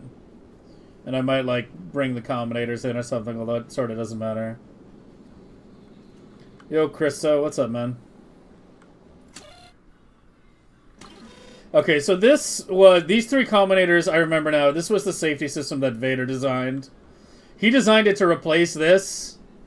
But as I am the redundancy captain of redundancy, I just put in both. So we have two different safety systems. But yeah, this one takes 109K, which was based on, you know, the speed of the ship and whatnot. I'm not sure if it ever got adjusted for thruster stacking. Subtracts the timer value. And then outputs a T.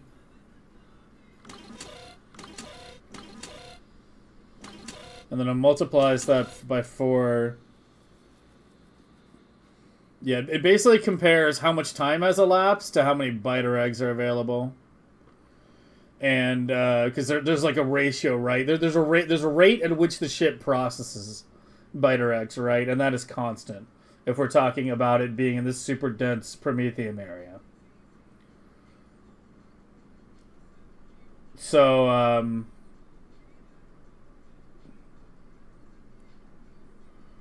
it just kind of compares. It basically checks to see, is there enough time left to process the remaining biter eggs? And if the answer is no, it vents. So let's write that down here. So this is secondary safety. Checks to see if there is enough time left to process the remaining biter eggs. If no, begins...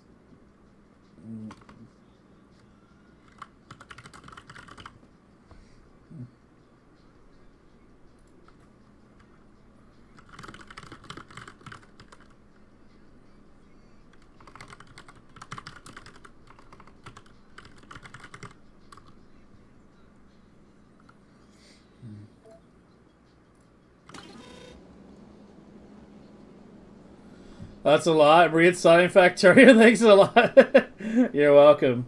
Hey, if it's any consolation, I'll probably be playing Opus Magnum after DSP. So, a game does look like fun. Although I think people are going to have a very hard time following it. Okay, so you, on the other hand, yeah, I want to clean up this wiring. So this was the second alarm battery.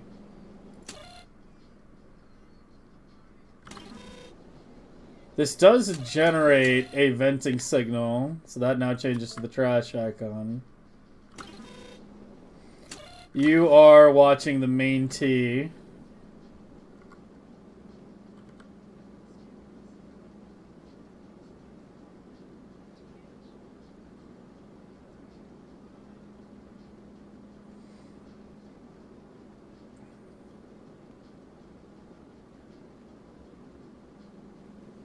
Yeah, you're watching the main T. So you change.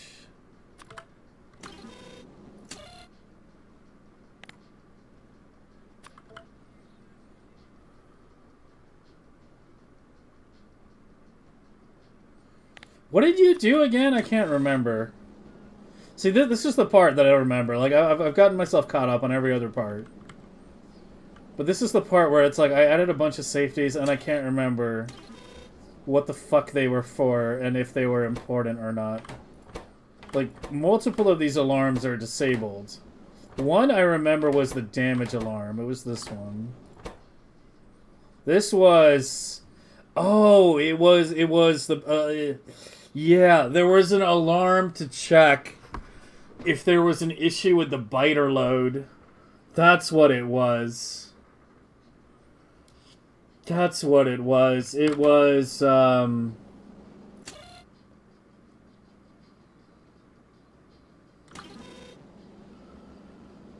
yeah, it was to check to see if something goes wrong with the biter loading. I mean, our novice setup is pretty robust at this point. So it might not be necessary, but I don't know. I've learned the hard way that you cannot have too many safeties and redundancies on Prometheium ships. That's for damn sure. I mean, fuck, we lost one yesterday and we lost one today, for crying out loud. 2 days in a row, 2 ships. I'm gonna enjoy the shit out of it? Nice. Why was the washing machine a laugh? It was taking a piss out of the underwear. Haha, very nice. How close to be done? We should wrap it up sometime this month, is kind of my loose goal. There's no hard end date. You know, if it takes less time than a month or more time than a month, I don't mind. But I imagine by the end of April, we should be, you know, more or less done. I mean, we've been at the point for like a week or two now where it's like minor improvements, like refactoring, clocking, that kind of shit. I mean, there's a reason my audience has dropped a bit in these past couple weeks. It's because like people have already seen what's going on, right? Like they tune in, they're like, oh, he's still at 4 million. Oh, he's just doing tweaking, right? You know, we've kind of entered the tinkering phase of the Megabase. So it's less about proceeding from one big build to another and more about making incremental refinements to existing builds, which is obviously a little more boring. Like I'm not clueless. I'm not clueless. I have self-awareness of the content that I am creating. But, you know, it is what it is. It is what it is. We have goals to hit. We're going to stick with them. You know, but yeah, it'll only be a couple more weeks. And then we'll be checking out other games and modded planets and all kinds of fun shit.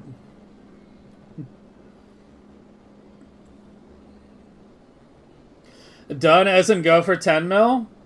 I think you could maybe do 10 mil if you had a 9800X3D, you were Linux, and you were like super optimized. Maybe. When the 10800X3D comes out, for sure. 9800's a maybe. But you have to be on Linux, and you have to like literally have everything in your entire base clocked. And you have to be essentially using the same design philosophy that I have. And you have to be not on default settings. Because otherwise the stone takes too much UPS with silo mining.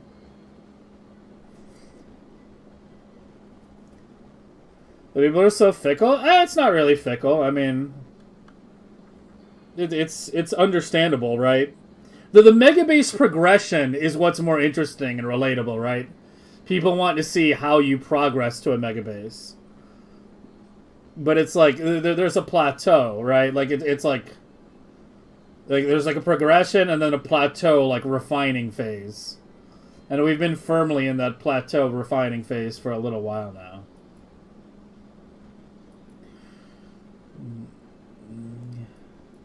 Your own motivation has decreased too? A little bit, I'm not gonna lie. I'm not gonna lie. I did kind of cut down my stream hours a little bit for multiple reasons. But yeah, there was a bit of a factor, yeah, I won't lie. I'd be lying if I said that me cutting my stream hours down slightly had nothing to do with the fact that we're in the plateau phase. No, it definitely had a little bit. Where it's like, there's only so much clocking I can take per day. Okay, that's really what it is. There's only so much clocking I can handle per day. But, like, yeah, once we go to DSP or get onto something new and, like, you know, there's that, like, old just exploration phase and, like, discovery phase again, like, yeah, my stream hours will probably go back up a little bit. But yeah, I mean, there's a number of reasons why I dialed back a bit from being about 8 hours usually a day to 7. But part of it, it is like just how hardcore I'm into the game. Like, I don't know if you guys remember, but when Space Age came out, I was streaming 6 days a week, 8 hours a day. I was only taking off 1 day a week when Space Age came out. I was streaming more than 8 hours a day. I was streaming like 8 to 10 hours a day. And fucking like 6 days a week. Like literally like 60 hours a week. Because it was like new, it was fun, I was super hyped. Like I woke up and I'm like, I can't wait to play Space Age. You know, there was so much to do, so much to design, so much to build. But yeah, I mean, the thing is like, there's a bit of being a victim of my own success as well. Because a lot of the designs we do have from last year are effectively so good that it's hard to improve them much further. And I think the Prometheium ship is definitely one of those things that falls into that category, right? I mean, we even saw it with the Aquilo blades, right? Like, I did try to design a better upper half of the blades. Like, I did spend a little time trying to design a better beacon thing for the upper half. And I just really couldn't come up with something that was good enough. So I wound up keeping the upper half the same. And we redesigned the bottom half only. But yeah, there is a bit of a victim of my own success in the sense that my designs last year, you know, a number of them we have improved on them this year, but the unfortunate truth is that a lot of there are a fair number of designs from last year that are just extremely difficult or even borderline impossible to meaningfully improve, so, you know, we do what we can.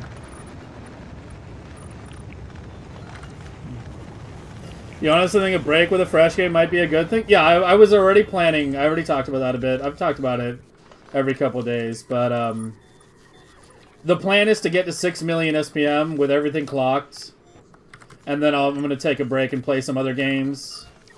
And then at some point I'll install Linux and we'll come back and finish, you know, a push to 8 million SPM. But yeah, once we get to 6 million, I've already decided, like, I'm going to chill and play some other shit for a while.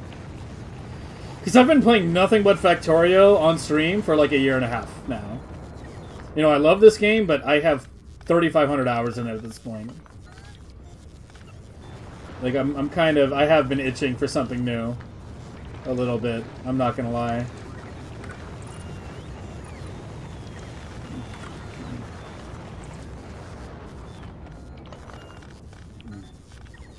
I don't want to think how many hours we played. Yeah. I mean, as I said, I was literally streaming 6 days a week, 10 hours a day, 8 to 10 hours, usually closer to 10.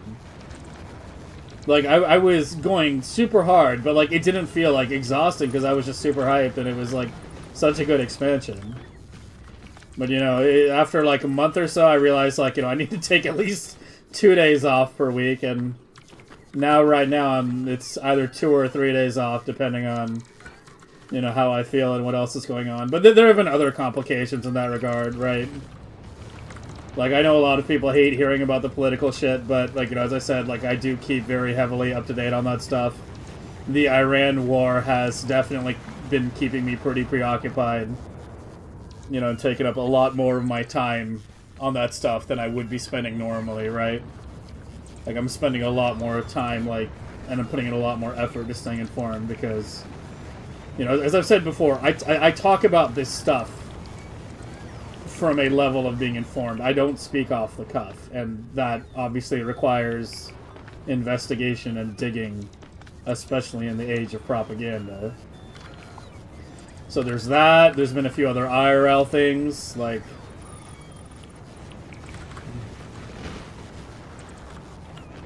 Like, I need to make a doctor's appointment for a particular issue sometime this week. I need to deal with that. Yeah, there's been a few things. But yeah, it hasn't been just one thing. It's been a bunch of little things, but...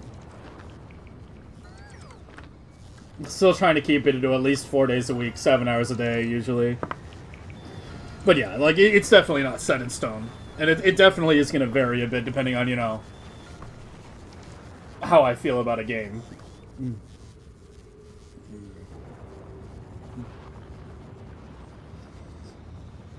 I'm still full for the Holy Grail. 10 points. I mean, it's just Monty Python, right? The records on YouTube are still great. Start recording the entire transition to Mega. Yeah. Yeah, people were asking me that for YouTube stuff for a while, and I was initially, like, hesitant. Because I was like, it's a lot of extra work, and, like, no one's going to be watching all those VODs, but... No, there are people that are interested, and I'm glad I did set it up. I'm actually really glad I did. Kind of wish I'd set it up a bit sooner. We could have had records of all the hamster runs. But that's, you know, a bit less rewatchable, right? Because, you know, we already uploaded all the best runs, so you know what they look like. But yeah, now there will be a record of everything on YouTube. Which is nice. Because Twitch VODs are temporary as fuck.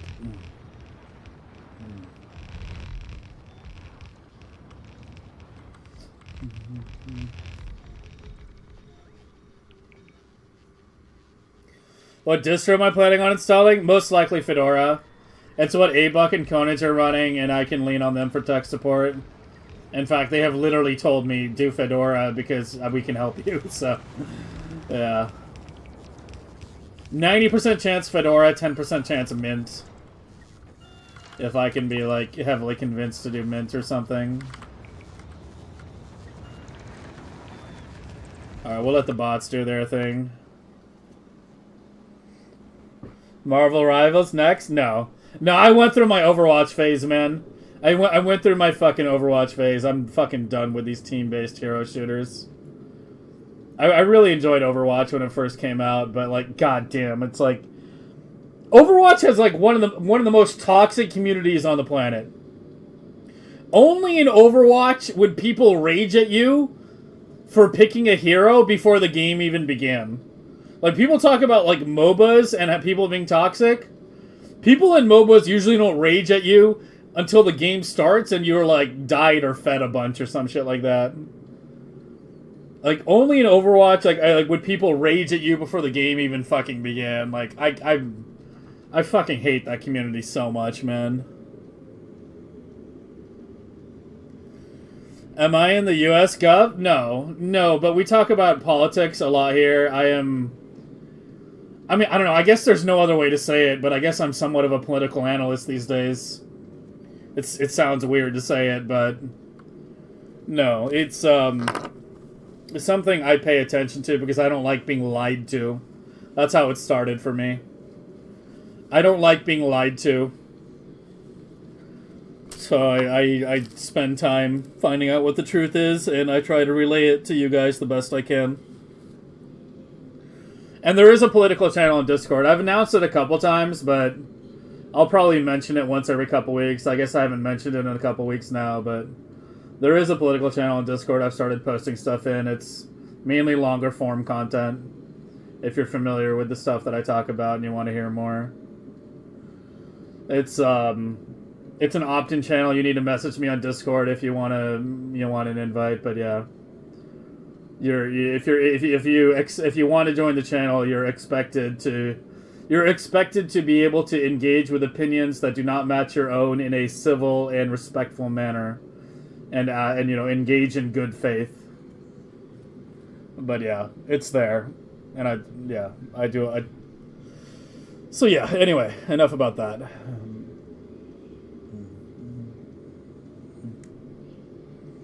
We already talked about Iran this stream once already. If you want to hear what I said, check the beginning of the stream. We talked about it in the first couple hours. Usually if something is going on and it's worth talking about, I usually talk about it in the first hour or two of the stream, so yeah.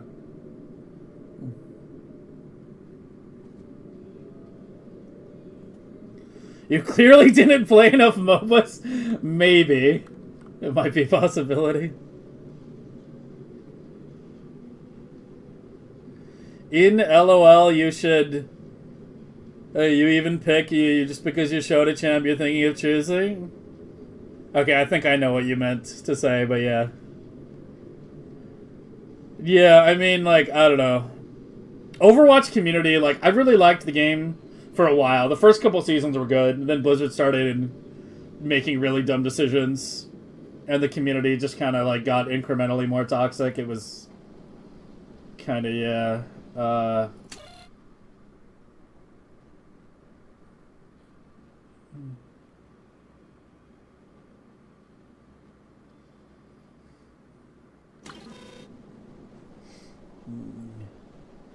So we an adult from the 2010s? Be an adult for the 2010s? What does that mean? Resident Evil series? I'm not a big horror person. Horror games bore me. Like, I think for me, there's, like, a part of my brain that just, like, knows it's a game, and I'm never in actual, like, danger, you know, or anything like that. And so it's, like, I don't really care for horror games and their jump scares and all that. And anytime I'm in a horror game, I'm like, I just wish I had a gun and I could just shoot things. I like FPSs, I like RTSs, you know, ARPGs, puzzle games, MMOs, etc. The genres I never really am able to get into are usually like horror games and turn-based games. Those are like the two big ones that I just cannot get into, no matter how good the game is. Like saying USA is a terrorist state, something like that. We're a bit more. Yeah, I mean. Yeah, I mean, we're not exactly a force for good in this world right now, and we haven't really ever been. But yeah, I'm a pretty big critic of American imperialism. I'm very firmly against American imperialism, and it's probably the single largest thing that I talk about. So, but like I talk about a lot in regard to that. Like my knowledge regarding that stuff is pretty broad and pretty deep. Like I'm very familiar with political theory and history as well. It's sort of my specialty of debunking American propaganda, I guess. That's kind of how it started for me. I got tired of being lied to, so like I started like, you know, trying to find out what the truth actually was, and that eventually just turned into like I have a specialty of debunking American propaganda. So basically, if you love American propaganda, you're not going to like what I have to say. But if you've started to see through the bullshit, then you probably will. Used to stream Overwatch. I'd go into a game that was a legit top 500 to like some get shit talk 2 minutes. Really? Because like when I got to GM, people were less toxic. I was never top 500. I mean, I don't think I ever played the right heroes to be top 500. Because you kind of had to play specific heroes, and I was pretty dead set on the ones I enjoyed. But when I got to GM, like, people were way less toxic. Like, in GM, if you pick something, people just kind of assume you know what you're doing. So they won't question you. Like, people are much more toxic at lower ranks, for sure. But that's how it is in every game. And, like, higher, like, that's how it was in Apex, that's how it is in every game. Like, toxicity is highest at lower ranks. People who suck at the game and just want to blame other people because they don't want to blame themselves and focus on improving are the most toxic people. The higher you go, like, people just kind of like, you know, they know what they're doing. They assume you know what you're doing, even if it's slightly different from what they're doing. So, yeah. Horror games are meant about watching your pro gamer brother play them and get scared is great. Being able to take and have a discussion with someone with an opposing viewpoint, yes, that's a very big part. Like, I realize that, you know, having political discussions on stream can be difficult, and you're not going to please everyone, and there's always going to be some people that get pissed off and, you know, leave or don't want to hear things, so there's nothing you can do about that, but, you know, the streams are always a reflection of the people who stream, right? Like, you know, if someone's a musician, then they'll probably be playing their instrument on stream at some point. If someone's a biologist, you'll hear them talking a lot about biology or something, right? If someone's a programmer, you'll hear them talk, you know, some about programming and how it relates to stuff. Like, this is... It's I don't know, it's something I'm good at, so I'm gonna keep doing it because... I mean, let's be honest. Everything I said about in my big Iran stream before, as the war started going down, turned out to be true. Like, I kind of know that, you know, I'm good at digging, so I would be doing myself and you guys a disservice if I didn't use that ability. But yeah.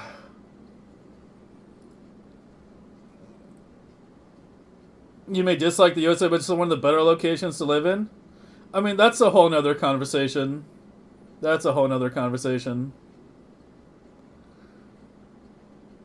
But, like, I mean, quality of life is getting very expensive, or the cost of living in the U.S. is getting very expensive these days. You know, not just gas prices, but food prices, electricity bills, etc. The U.S. is a great place to live if you have a good source of income. If you're on minimum wage, it's hell. It's absolutely hell.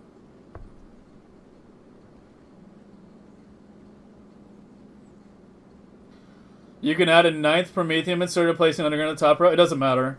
8 is enough to desaturate the belt. 9 will do nothing. The game hasn't even started yet. People will be flipping out. Yeah, yeah. If you don't care about morality and foreign policy, yeah.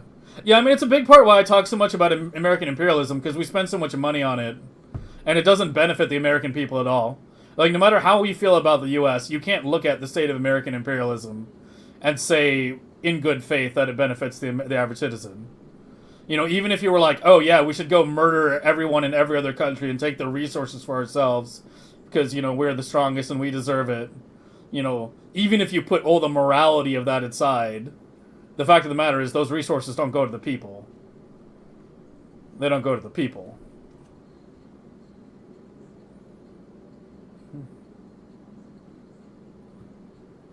In the UK at the moment, you can be arrested, especially... Yeah, I'm familiar with the UK situation and them arresting anyone speaking out, you know, on behalf of Palestine. I did hear that eventually did get struck down, but they have arrested, like, tens of thousands of people before. Germany, I think, still basically has, like, you know, that same equivalent fascist law in the books. And I think France was considering one, last I heard. But yeah. But yeah, I mean, there are definitely European countries that are worse in certain regards, for sure. I'm not debating that at all. It's not a war, it's a spec op? What, Iran war? No, this is a full-fledged war at this point.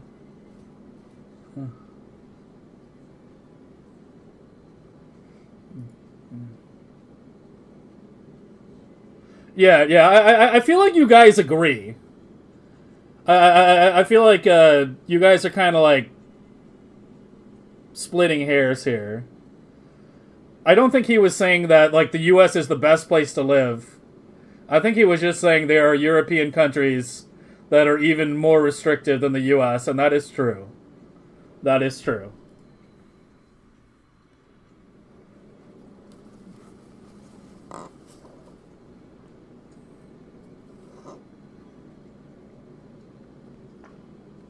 Move to Russia, win? That's not where I would move if I could move anywhere.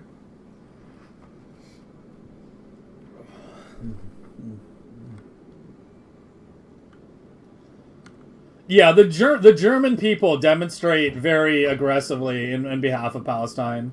There seems to be a very disconnect between the German people and the German government, as far as I can tell. We've spoken about this before, but... Because I know Germany has been arresting people and like, or just beating them up like crazy, the same way the U.S. has. And that's the other thing with the U.S. You can say like, oh, you have the right to speak, but I mean, how many fucking like, you know, college campuses and protests and whatnot, you know, have basically had, you know, the Gestapo or the equivalent, like, you know, sicked on them because, you know, in order to subdue them, and have had violence used against them. Like, it's, you know, you can say it, but then you're gonna take a tear gas canister to your fucking face. Like, is that still really freedom of speech? Like, yeah, it's. But I mean, this is why we talk about things. Like, there are weeks, there are decades where weeks happen, and there are weeks when decades happen. And we are in the weeks when decades happen. In the past couple of years especially, but especially in the past year, the rate of things happening is becoming hard to keep up with, and there are major events. World-changing events, like, happening on a regular basis. And I'm not going to be the kind of person to just stick my head in the sand and then just be blindsided by, you know, everything that happens. You know, we do pay attention very closely and, you know, analyze things to the best of our ability. Which takes a lot of effort, but, you know, I think it's worth it. Some might disagree. I know some people will definitely disagree. Like, shut the fuck up and build the factory, you stupid Twitch streamer. But, yeah. Yeah.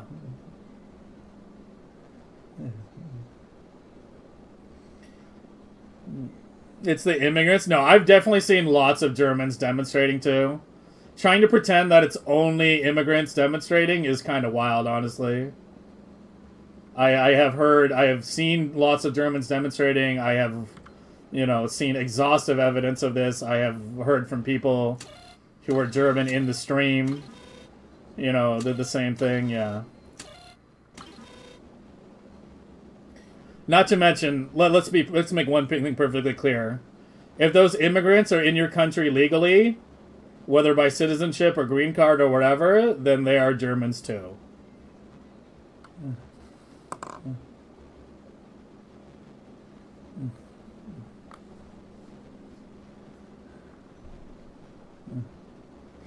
You have the right to protest, you have the right to birth. Yeah, but virtually none of these Palestine protests, you know, were violent first, right?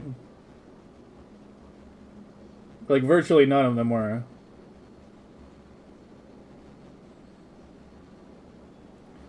Well, I mean, that might just be where you live, but I've seen a lot of evidence showing it's more than just that.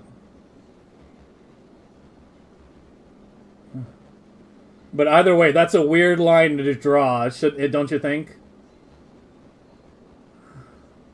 Like, what you're saying is kind of, if anything, it's incriminating on the German people. It's not incriminating on immigrants, it's incriminating on German people.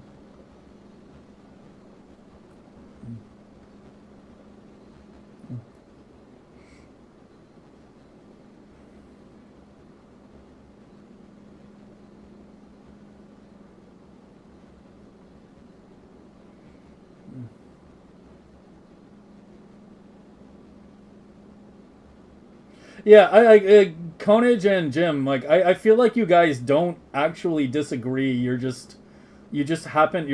feel like you're splitting hairs. Like you're not, like, I don't know. I don't even know what the actual disagreement is here.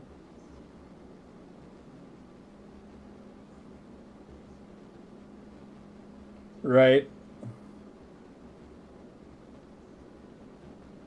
Yeah. Yeah, I mean, as I said, like, I don't think you guys actually disagree. At least not, like, majorly. I just think you're like, splitting hairs a little bit, like... Like, yes, in most countries, yes, in all countries, you don't have a choice of where your taxes go. But that's the thing. That's why there's, you know, so much vocal opposition about these things. That's why people are so pissed. People don't want their tax dollars to literally be funding genocide, right? People don't want that. People want their tax dollars to be spent at home on things like healthcare and high-speed rail. That's what they want. That's what I want.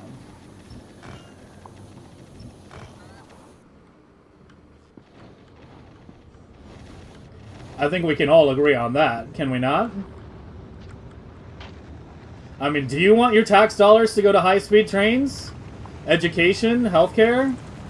Or do you actually just want to blow people up across the world because you don't like their culture? You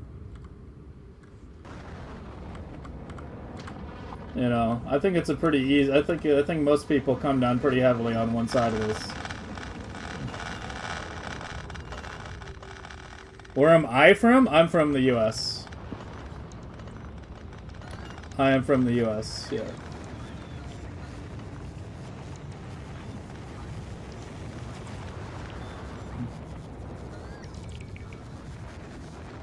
No, I mean, if you look at policies in the U.S., people are overwhelmingly in favor of that kind of stuff. Like, having, like, some kind of, like, you know, universal healthcare is an overwhelmingly popular position in the U.S. Same with, like, trains and shit like that. It's not even along party lines. Like, these things are popular. Like, people wanting the U.S. to spend less on, like, you know, not spend money on imperialism and all these, like, you know, conflicts across the world. Like, that has extreme consensus in the U.S. amongst the people. Just not amongst the, you know, the politicians, because the politicians don't care what the people think. They only care what their donors think. And guess what? The donors have money, the people do not.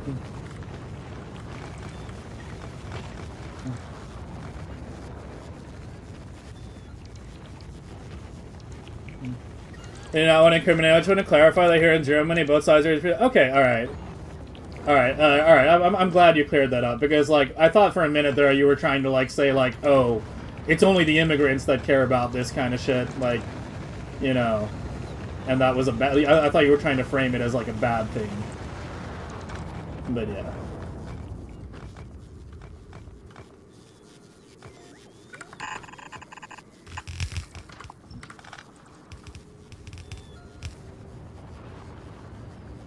But I mean, I'm from the U.S. Literally everybody here is an immigrant. Literally everybody. Unless you're Native American. Congratulations. You're a fucking immigrant. So for me, you know... Yeah.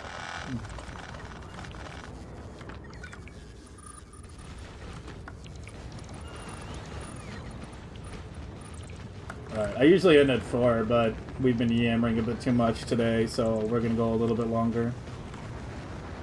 We'll go another hour-ish, 45 minutes-ish.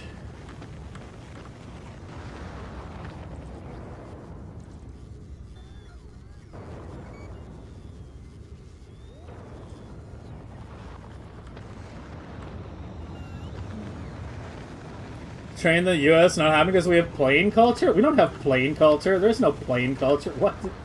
Do you even live in the U.S.? There's no plane culture. There's more, like, driving across the country culture than there is plane culture. There's a more road trip culture than plane culture.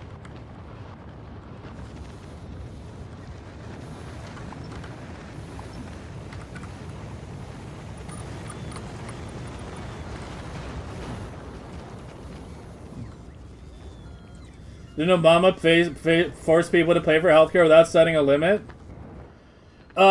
Yeah, Obama's bullshit that got a big part of what that bill got watered down into. It was supposed to originally be universal healthcare. That's what, you know, people wanted. But of course, the Democrats, you know, can't market anything to save their fucking lives. So they were calling it shit like the public option, you know, or something like that. Like, instead of calling it universal healthcare, like, you know, something that, like, they should have been calling it. But yeah, like, Obama completely caved to the Republicans and the corporate arm of the Democratic Party on that. And it wound up being little more than a handout for insurance companies, where you have a mandate for insurance, and so basically, like, you're required to get insurance for certain things, but if you can't afford it, the government will, like, subsidize the private insurance companies. So I'm gonna repeat that very clearly. So, like, if you can't afford insurance, the government will take taxpayer dollars and use them to pay private insurance companies, for-profit insurance companies, to give you health care. Like, there must be a blood-sucking private, you know, ownership leech at every step of the American system. Which is why this country is the way it is right now. Like, nothing happens in the U.S. unless someone can make profit off of it. Right? Like, we don't get anything unless someone can get rich. It's why we don't have universal healthcare. It's why we don't have, you know, good electric cars. It's why we don't have, you know, trains. It's why so many things are true in this country. Is because yeah. The entire country is catered towards the whims of private capital. Private capital essentially runs this country. Both parties serve private capital. Neither party serves the people. But yeah. He basically removed something and put in a worse system. He didn't remove anything per se, but yeah, it was essentially a bit of a step backward, yeah. And was actually one of the big things that was in... It's funny you mention it, because that shit was one of the first big things that led to me getting radicalized against against the system and the way things functioned. Was seeing that what should have been universal health care be turned into a handout to the insurance companies. And the Democrats acted like it was a win. You know. I voted for Obama the first time. A lot of us did. Because we thought it was going to be a big change from the Bush years.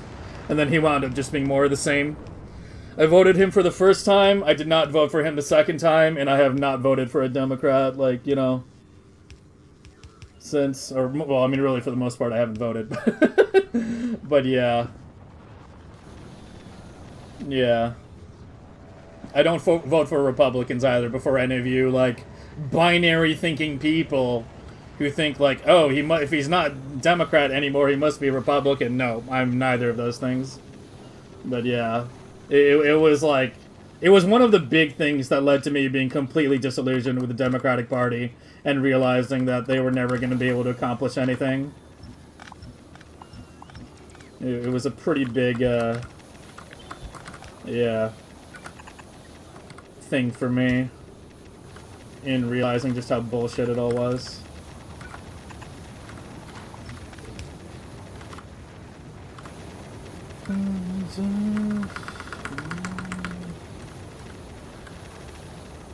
Man, we talked about the fucking Iran shit at the beginning of the stream. I didn't think we were going to be talking about this shit now, but I guess here we are.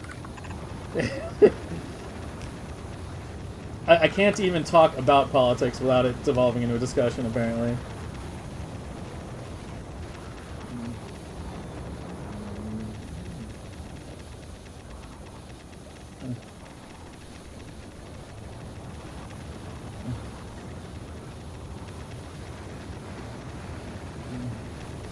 Native Americans or Indians? I mean, given there is a country called India, I usually just call them Native Americans. It just makes things more clear.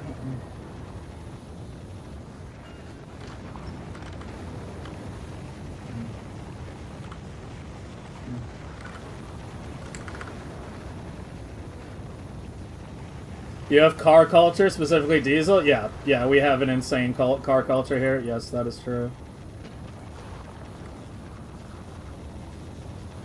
That is true.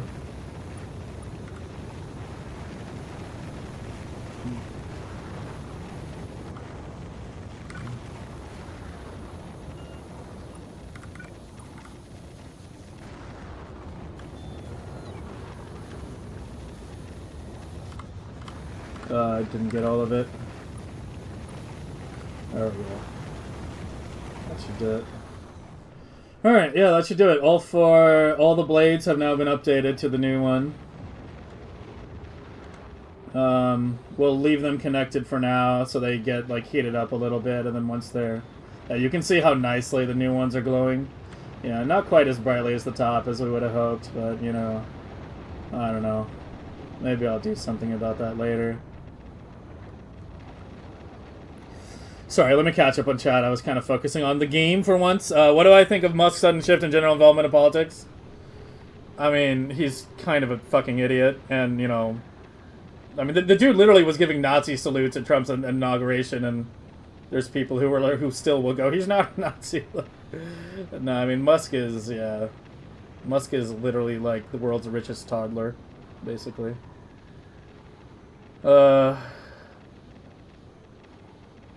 Universal healthcare sounds like something a communist would implement, which is a bad thing, obviously. Communist and nothing was good. Are you trolling? I don't know, like, literally everything you just wrote there was wrong. There's plenty of countries that have universal healthcare that are not communist, although most communist or socialist countries do have universal healthcare. Saying commies did nothing good, just like the other party, is also just a wildly, like... I don't even know how to respond to that, yeah. Like, everything you wrote there was just wrong and just reeks of unchallenged biases.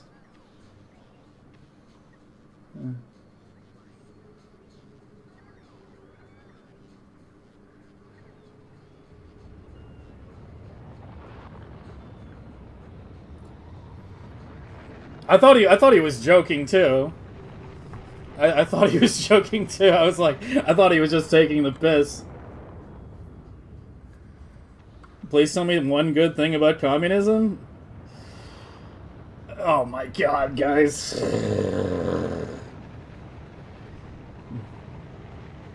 If that's generally how you see the world, then it doesn't matter what I say. But if you want an example, since we were talking about universal healthcare, basically every socialist nation has had universal healthcare to some degree. There you go. There's your answer.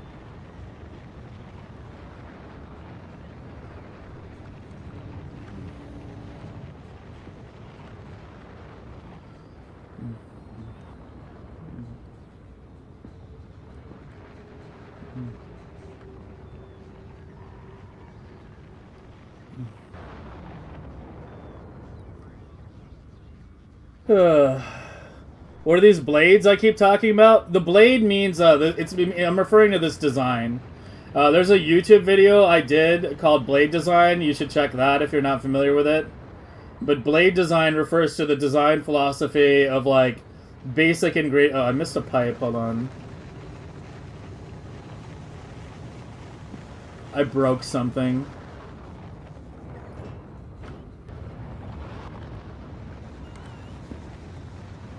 Oil to here. That's what I broke.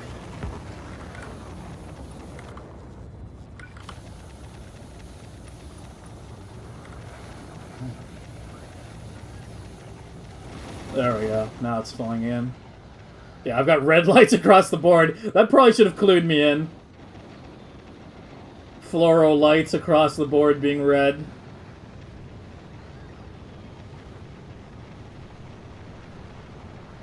Those one-tile gaps in between heat pipe sets just fill. These?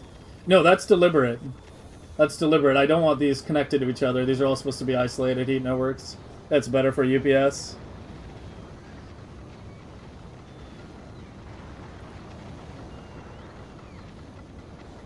What is your average SPM EU channels watch streams? Not communist? Well, you have to be a communist in order to know my SPM. No, we're at about like 4 million. 4.1 million, I guess, now. Give or take. How much SPM on a kilo? I'll tell you how many bottles are made. Whoops, cryo. Yeah, roughly 67k a minute. I mean, give or take. It's... Okay, there you go. There's our peak. 84k, 85k a minute, yeah. That's what you should look at.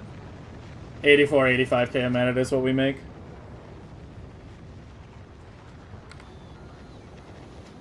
I did try a little bit of trolling. Okay, alright. The thing is, like, I will actually occasionally get people that are, like, actually that deep in the Kool-Aid.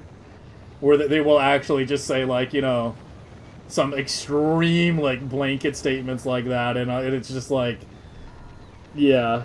The thing is, you know... you will actually, there are actually Americans and Westerners who exist who are like, socialized medicine or like universal healthcare is fucking communism, all kinds of, like, people actually, there are people, living and breathing people somehow that actually, like, say shit like that. And they're not very common, but it's like, when I do run into them, it's like, you know, it's like, how do I even deal with this person? Like, you can't talk to someone who hasn't begun to see through the cracks, right? Like, if someone's just fully believes, like, every last bit of American propaganda that was ever published, and anything that doesn't conform to that propaganda, they then call propaganda, like, you can't reach that person. Right? You know. They have to start seeing things, they have to start seeing the flaws in the system, the lies that are being told to them for themselves. And then once they start to see that, then you can talk to them, but not before that point. That's just sad to hear. I mean, yeah, I mean, it's sad to hear, but it's true. We don't, as I said, we don't get those kinds of people very often, but we do get them occasionally, and I try to deal with them with as much good faith and as politely and as respectfully as I can, but, you know, there are people that actually will just basically just straight up say shit like that. Dead fucking serious.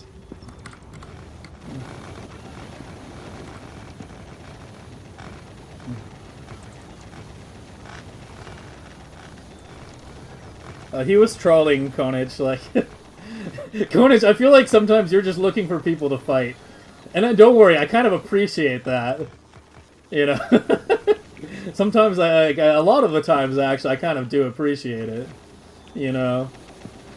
But sometimes I do kind of feel like, you know...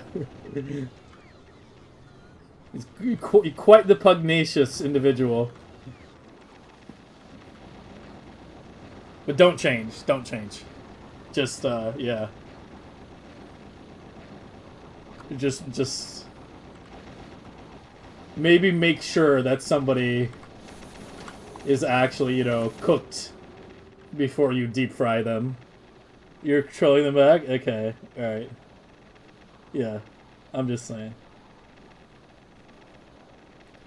I can probably separate the heat networks to the leftmost blades. Yeah, I should be able to. You are correct. Alright, well that one's a little more complicated. We'll do that one in a second. Okay, so your pipes, your pumps need to be heated. We'll heat them from both sides. Well, that might be worse for UPS, maybe. Yeah, heat it from the front side only.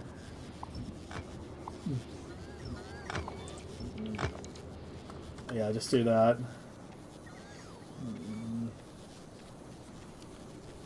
In your stream, don't say much? No, dude, you're good. You're good. Like, I appreciate your opinions, and as I said... Usually when you're fighting someone in chat, like 9 times out of 10 they deserve it.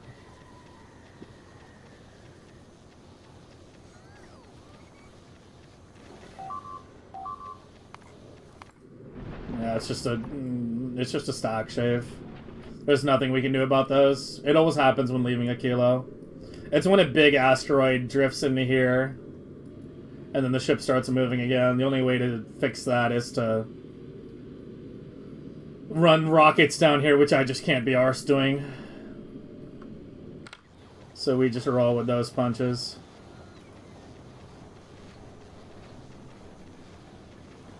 You dislike horror because you said you'd rather have a gun in your hands, so what is Resident Evil to horror survival? I don't know, like, when I think of, like, shooters I enjoy, you know, I think of, like, Half-Life, right? I don't know.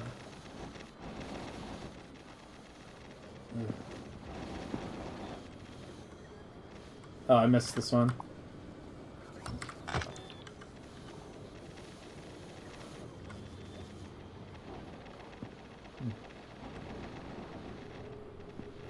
What have I done with Prometheium? We did a little bit. I added one alarm, and I've been adding descriptions to the combinators, rewiring it to be a bit more intuitive and less spaghetti. And, speaking of more intuitive and less spaghetti, I can do that as well. And I've been updating the icons as well, yeah. You know, finesse work. Did I play Borderlands? I played the second one. I can't remember if I played the first. I played the second. It was a decent game. I had some fun. The gunplay was a bit disappointing. There was like, oh, millions of randomly generated guns, but like 99% of them just suck kind of thing. So, I don't know. As I've gotten older and played more and more games, I've become a harsher and harsher critic of, like, random loot and, like, random world generation. Like, I have a greater appreciation for games that are, you know, more sculpted and planned. Like I was talking about this the other day regarding Valheim, because I played Valheim a bit ago, like, off stream. Like, I kind of ended last week. I finished my run last week, but I'd started a new run, like, a couple weeks before that, and I talked about it a bit on stream. Especially when we were talking about game theory stuff. And one thing that kind of, like, once I realized it in Valheim, I couldn't unsee it, was there's no waterfalls or rivers at all in Valheim, at all. Not a single waterfall, not a single river. This is a game, you know, very much based around exploration and terrain and all that, and the role of water plays a very heavy role in the game itself. Not a single waterfall, not a single river. You'll get these, like, little straits that go below, you know, that connect, like, bodies of water, right, that connect the ocean to itself, that effectively make islands. But there's no rivers in the game. A river, you know, starts with snow melt in the mountains and then flows down to the coast. There's not a single river in the whole game because of the way it's procedurally generated, etc., and also Unity being a shit engine. You know, there's like... And once I kind of realized it, it was like, yeah, I don't know. The exploration factor in procedurally generated worlds is garbage, honestly. Like, once you've seen a couple biomes, you've seen them all, right? You've seen everything that can possibly generate.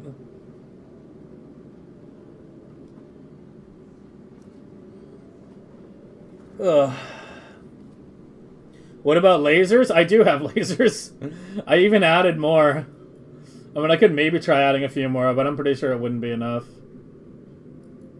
Because when it starts moving, it's like up here, and then it starts moving very quickly, because it accelerates to 800 kilometers a second very quickly. So yeah, well, remember to read Blueprint before it gets destroyed. This one is in dry dock. Yeah, this one is sitting in Vulcanus orbit.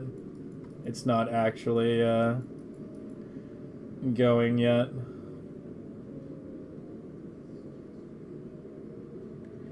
Cairn? I think it might be on my wish list. It's actually not. Oh, I remember, like, hearing about this. Yeah, this was the climbing game, yeah.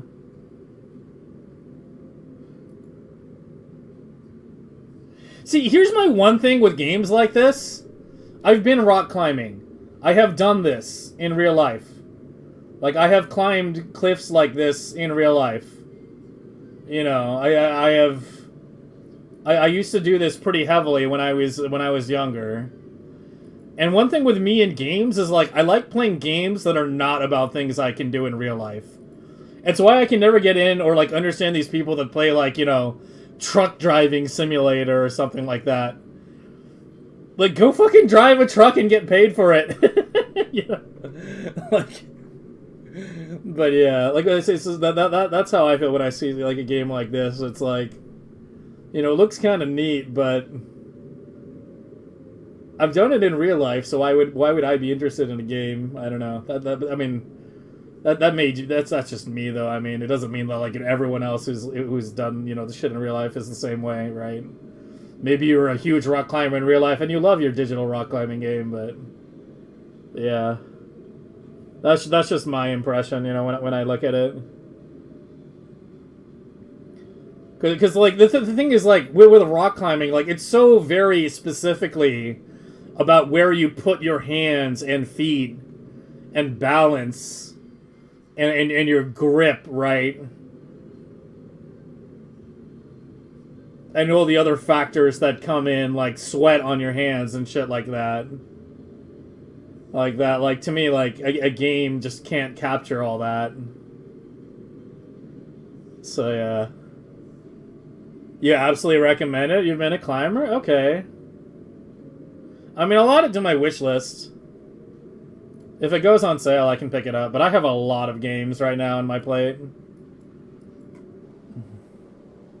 You will sweat from the pressure? Jeez. The glowing recommendations. Alright, we need to get through this last bit. If there's one last thing we do today, is we need to get through these last little bits of circuits. Okay, so trying to remember how this shit works.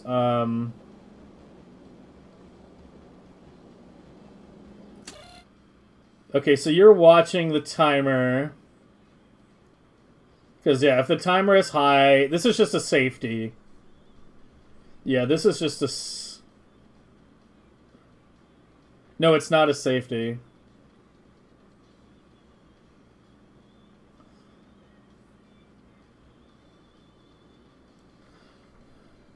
Wait, how are you wired again? You don't go back, right? No. No, your output... So you read a timer, check two other conditions. The three, for those of you who aren't aware, 1 means you're going toward a planet, 2 means you're going away from it, 3 means you're at the planet. That's not in the Factorio documentation. That's a useful tip to know. So it means if we are at novice, biter eggs are non-zero, and the main timer is still relatively low, start a new timer.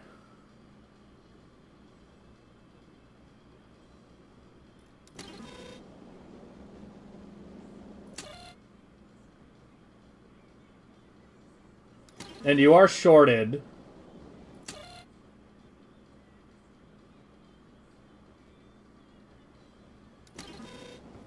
That should not have a clock. This should have a different, because it's not the same timer. We should use something else. So you output T. Why do I even have a separate timer? I can't fucking remember.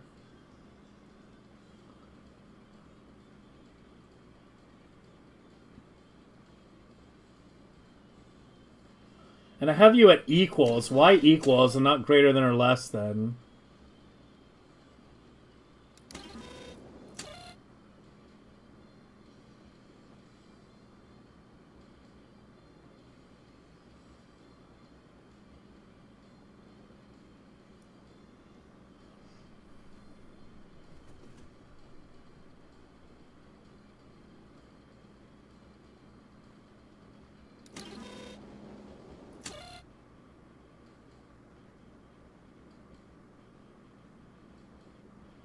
I wasn't that much of a circuit wizard last year. Like, what the fuck did I do here? Okay, maybe a little bit, but, like, I mean, no, really, what did I do here? You two are memory cells. You're not. I don't even remember what this combinator does. We had to turn this off. I remember it was a switch to turn it off. I genuinely don't fucking remember exactly what it did, though. So you... Alarms are turning around? No, the alarms are... This one is for taking damage, which I disabled because it winds up being really spammy anytime there's any chip damage. This was an alert to set if Prometheium hit full. But that wound up eventually being not necessary. That one's actually still hooked up. This one's disabled. This one's still technically active. But this will never hit 1 million unless it gets sent out on a trip while it already has some Prometheium in the bays. And the rest of the circuitry to the left prevents that situation from happening to begin with. That's what I remember from going over. The one thing I remember about this, what it was supposed to do, it's supposed to trigger this. It's what this group is right here. It's the egg abort system. Essentially, the idea was, if something goes wrong with the egg loading,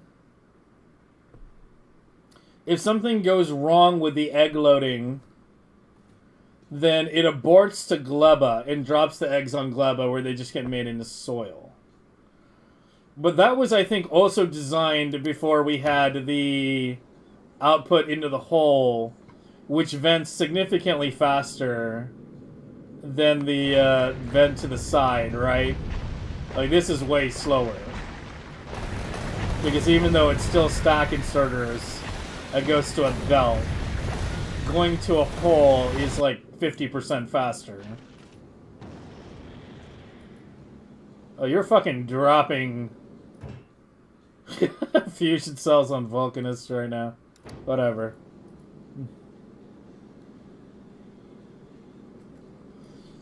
I'm almost kind of thinking I should just redo it from scratch. Like, I'm almost kind of thinking this is one of those scenarios where if I want to still have that feature, then I should just redo it from scratch.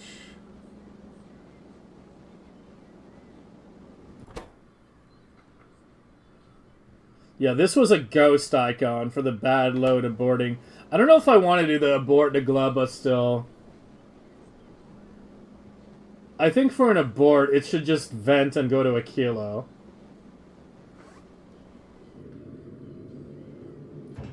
I think that's the best thing to do. So, change to a kilo if the ghost signal appears.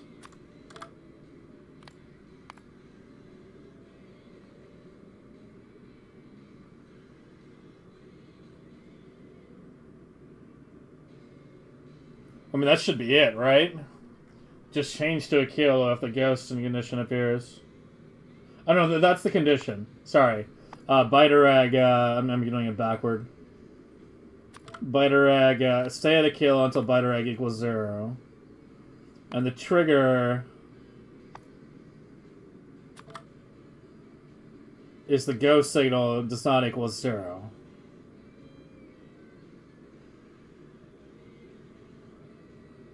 And that was there to force a manual, not because I'd come to the ship, but to force a condition, which would force me to manually get it going again. Because obviously there's a problem with the launching.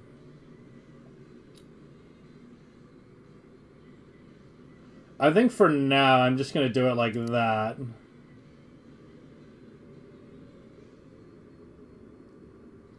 And yeah, that should be able to interrupt anything. Because it's maximum priority. So that's our egg abort. Is one of the ships about to load soon? Can I see it? You are... Someone ran away with the fucking thing. Oh, I didn't fix the groups. Oh, I didn't fix the groups, yeah. Okay, so you need to be request satisfied biter and water barrel does not equal 0. And I don't want to just copy paste the conditions because they're slightly different. I have like 3 different versions of Prometheium ships running right now. It's fucking obnoxious. Yeah, so it was request satisfied biter egg. And so this is what's missing. This is why the water barrel keeps getting fucked. So you go with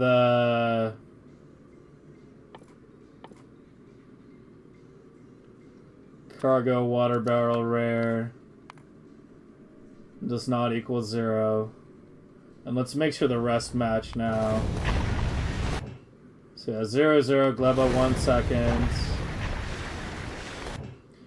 Yeah, that's just a safety condition to make sure that doesn't somehow wind up there. It's good to have. So add me a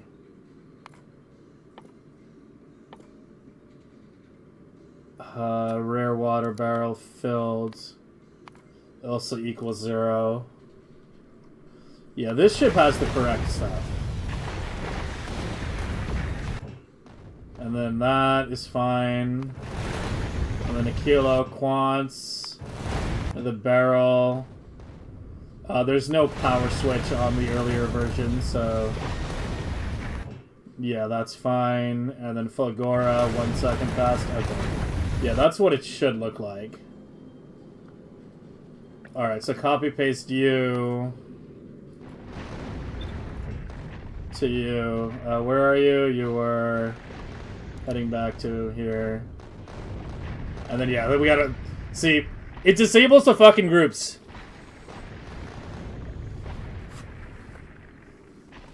If you paste hub settings, for some stupid reason, it automatically disables the groups. That behavior has already cost me 2 Prometheium ships this run. Out of the 5 or so that we've lost. I've lost more ships to that than anything else, because I pasted the hub without remembering that it fucking zeroes the damn groups. Okay, so one of the ships that's out and about currently has the barrel. No? What? Wait, where's the key then? It's not down here, right? It should be up above, I think. Yeah, it won't be in the middle. I think it's always up top. Yeah, the barrels are always up top. Where's the barrel?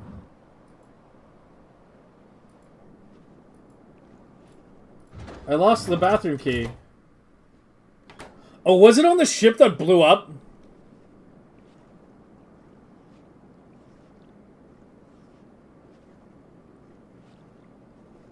It might have been on the ship that blew up. You don't need barrels anymore? Yeah, I know. People keep telling me, like, there's a way to do it without barrels. We can maybe set it up at some point, but I'm just keeping the barrels right now because the system's already set up that way, and it's less headache. I think, God, where is the damn thing? Yeah, it's not in here. No, it's not in any of these. It's not in the logistic. Apparently I have a couple orphaned roboports I need to deal with at some point. We'll try to remember that for later.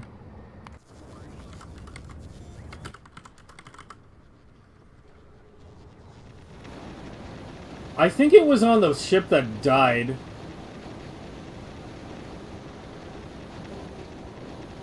Yeah, I don't have a save I can check. I think it was on the ship that died. Because you're currently stuck barrel-less.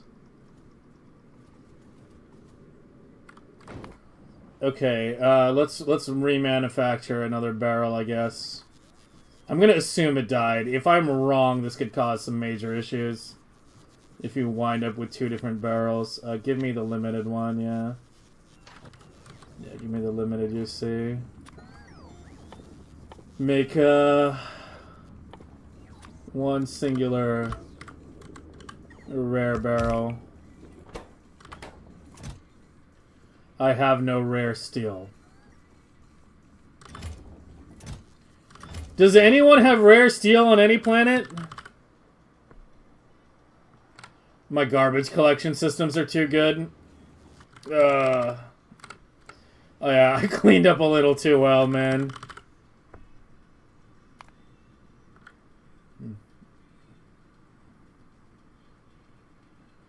I literally don't have a rare barrel or rare steel anywhere. You won't have... Actually, no. Yeah, nobody has steel. Rare steel.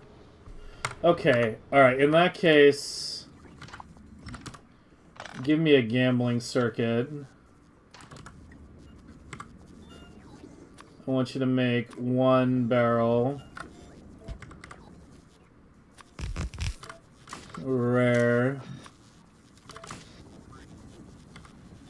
Rare and rare. Oh, fuck.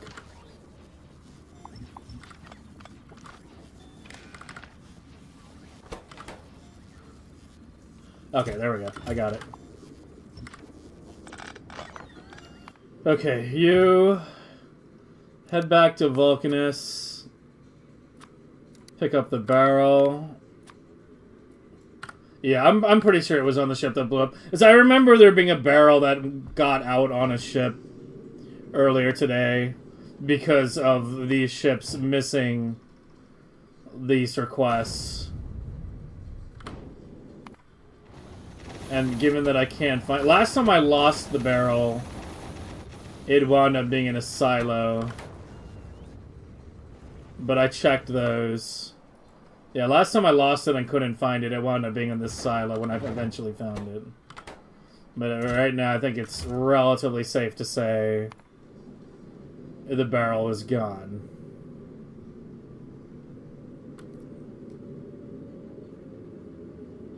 Go to barrel. No, yeah, I mean it's a bit of an over-engineered safety system. It was engineered back when like we didn't have another solution for this, but yeah, like people have talked to me and told me about it. Like, but like the more modern way of doing it is to put a timer on your launchers so that they can only launch every X minutes, right? So that they have enough time to rebuild, right? So once a launch condition is triggered, you have it, wait a certain amount of time. But honestly, like, both systems work. There's, like, effectively no UPS difference between the two, so it really doesn't matter. But yeah, I do my barrel, at least for now. Maybe if I had actually focused on working on the Prometheium ships today, instead of yammering about StarCraft and the world that we live in, I might have gotten to do that today. But yeah. Yeah, the whole thing when I was looking at this, when I started looking at the other ships, is because I wanted to see exactly how much time it takes to load. So let me get you. Go to a kilo. And then drop the barrel. So we can get a timer. Because I think I'm going to probably just redo this whole thing. But yeah, so you were monitoring the main timer and then starting a second timer. Yeah. Okay, no, I see what's going on. This starts if the main timer is not running, yeah. Yeah, that has to be there. Well, kind of. I mean, it might not have to. No, it has to be there because if this... Wait, no. I don't know. I guess it can't hurt. But yeah, this starts a second timer, or T timer. I don't understand the equal, though. What did I do here?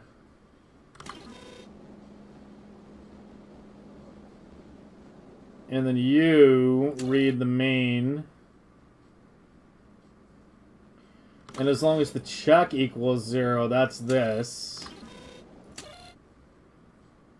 Does not equal 0.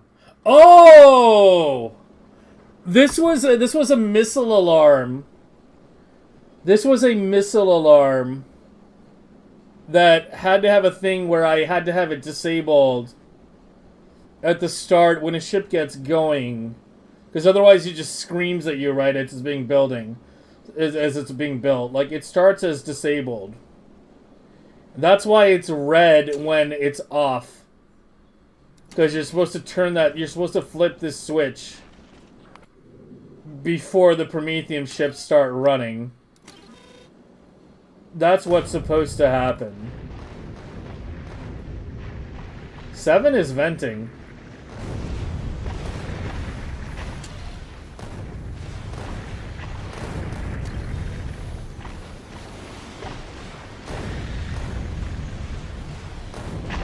I wonder if 260k is too much right now.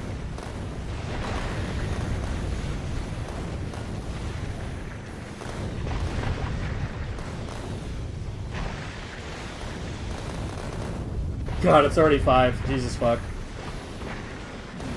It's like... Once I start yapping, time flies, man, I swear. The hole in the middle, landmine. Plus a, either a biter egg or a pentapod egg. I usually use pentapod because it hatches faster.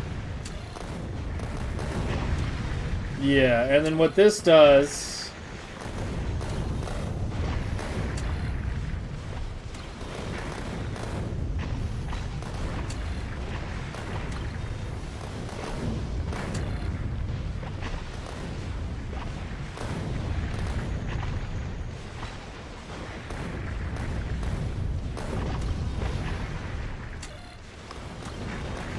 When we flip that now, is, yeah, now... It outputs everything.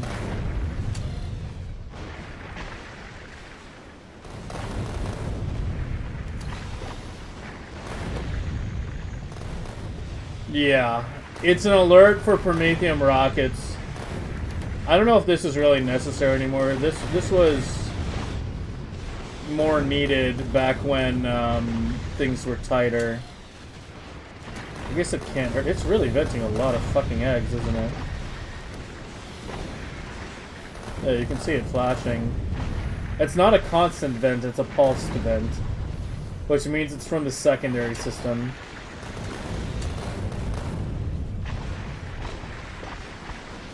Yeah, it's from the secondary system.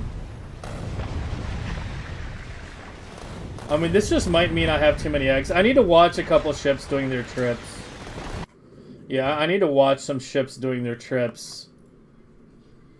And see how close it gets at the end.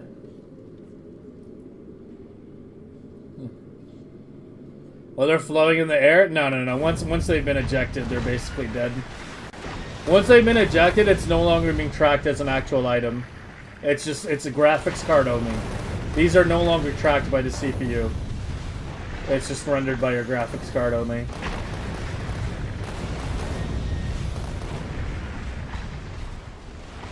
Oh yeah, it's venting a fucking shitload.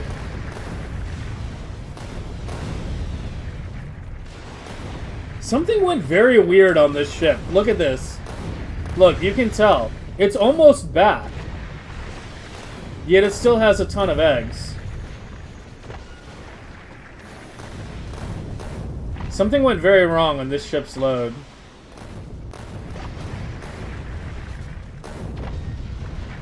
Yeah, 5 minutes to hatch and it still has like 84k eggs. Well, this will be good to watch. We can like see the safety systems working as intended. But you can see it pulsing faster and faster now. It's increasing the pace of vent. No, it won't be close. We have the combined power of both my safety system and Vader's in here. Mine's probably going to kick in soon here. Like, you can see T at 89k. And if that's above 70, yeah. See, mine just kicked on. The other safety just kicked on, and now it's just hard venting.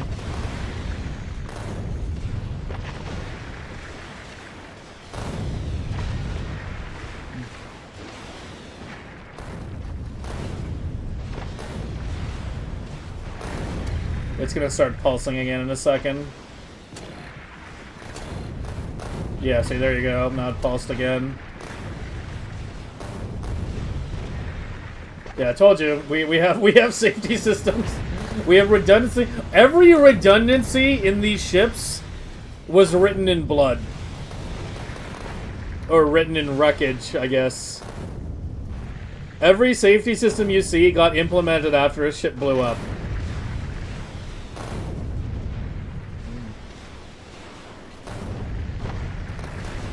What's causing my quality BP to stop? What do you mean by stop?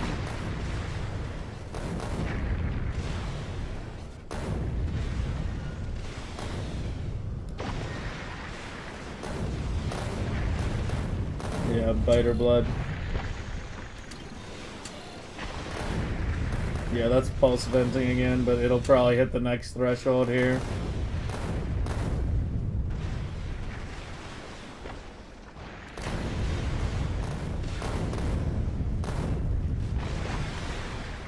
Three minutes and you still need to get rid of 53k eggs.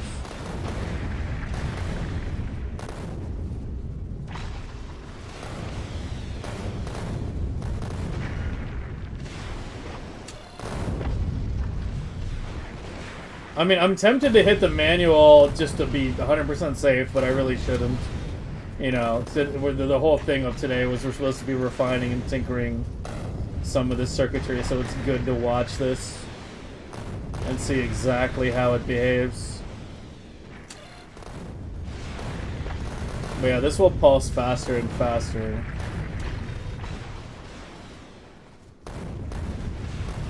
This feels off. 44k. 36k ticks is like...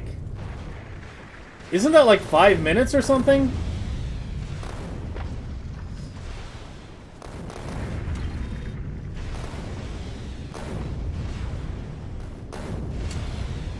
Like, 36k ticks is like 10 minutes. You're down to 2. That's about to hit the second threshold.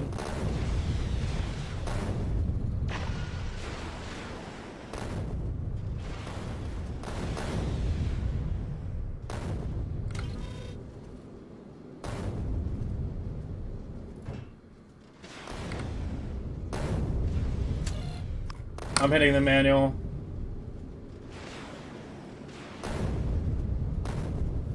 I don't trust it. Something went very weird with this ship. And we might have lost it. Hell, we might still lose it. I might have hit that too late.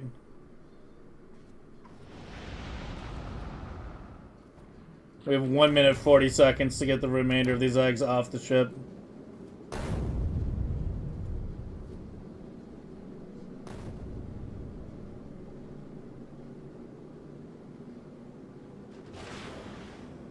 Yeah, it might have vented in time, but I don't know. It was getting way too close.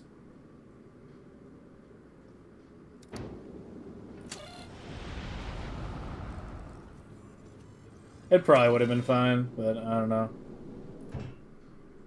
There's still a minute left.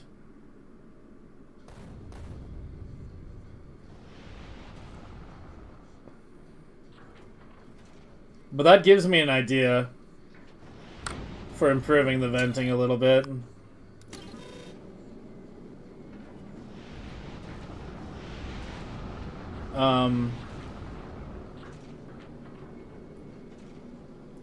Yeah, that gives me an idea.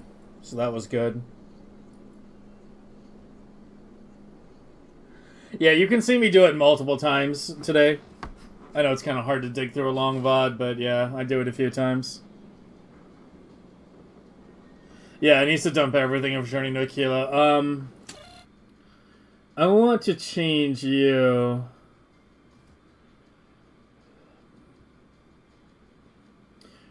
I need to see exactly how long it takes it to normally well...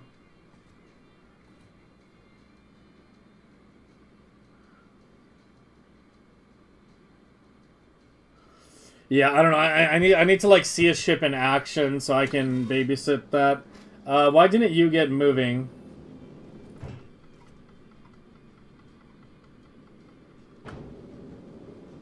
Oh, this one took it. Okay. And the Prometheium is good to go again. Yeah, we're out of rocket part prod anyway.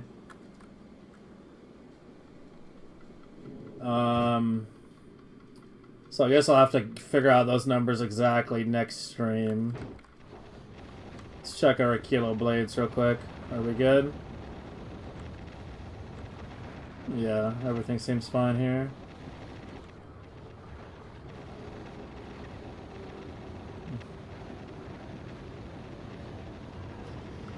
Designing without cheating into the editor? I mean, I didn't use the editor at all. I didn't use the editor at all. I just incrementally designed it.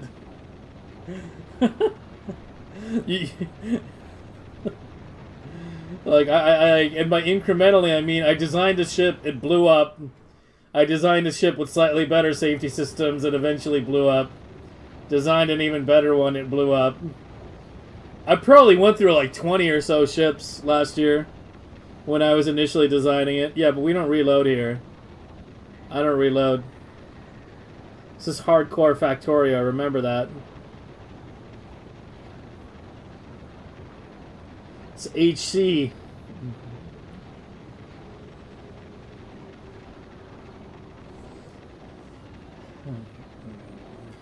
But yeah, we lost a lot of ships. That's why I'm so loath to, like, you know, just scrap systems and redo it, and why I'm like refining them. Is because every safety system on here was written in blood. Hardcore WoW was easier? Okay, so here's the thing with Hardcore WoW. And I did play Hardcore WoW, you know, I did get a character to 60, etc. to that, etc, etc. You know, I did do it. But here's the thing with Hardcore WoW. And one of the things that, like... One of the problems with calling it, like, an achievement... If you just over-level every zone like crazy, only, like, kill, like, under-leveled, you know, mobs significantly under your level, and only stick to the easy quests and never do any of the challenging ones, then it's not difficult at all, right? Like, it's actually relatively hard to die if you just kind of, like, take the easy street. Yeah, green mobs, green quests, avoiding any of the challenging quests. See, my problem is, when I played Hardcore WoW, I was trying to solo Morbid Fell at level 33. Okay? I almost died. That's the closest I came to dying on my hardcore run, was when I tried to solo Morbin Fell at like level 33. Because I was like, I'm going to STV. Now is the best time to do it without me having to do a bunch of backtracking later or abandoning the quest. I'm confident, maybe a little too much so. Let's give it a shot. Yeah, no. You cannot solo that shit at that level.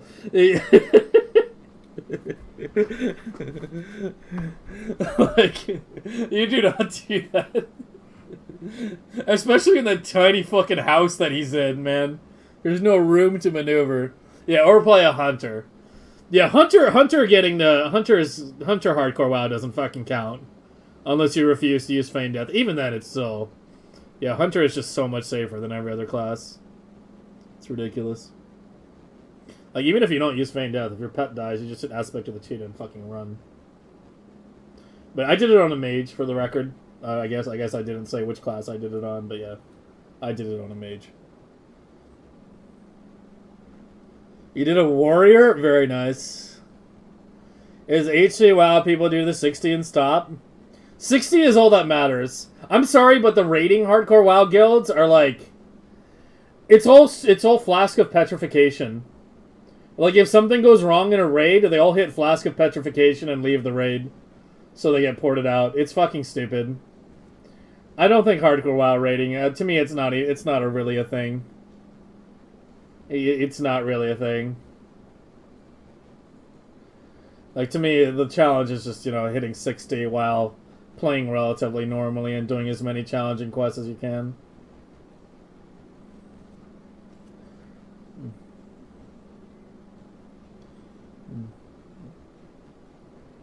I'm in a raid, might as well be retail, right? What character class? Human mage. I did it as a human mage. Why human? Why not gnome? Because I hate being that close to the fucking ground. Okay, I know I have Hobbit in my name, but I can't stand being that short. Also, there are like other things in WoW that like people don't realize that are like very heavily height dependent on your character. Like if you're a gnome, you wind up swimming in puddles.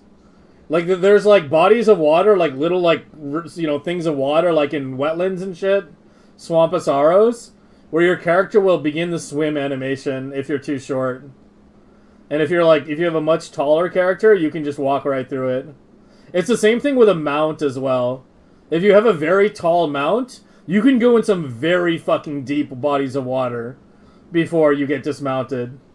Which is why it's not for classic WoW, right? It's not, classic, not vanilla, I should say, but in TBC, it's why the Elec is like the best mount. Because the Elec, the elephant, the Draenei elephant, it's super tall. So if you use that mount, like, you basically never get dismounted in bodies of water ever. It's so nice. But yeah. I usually use the cat because style, but yeah. I often had an Elec mount as well.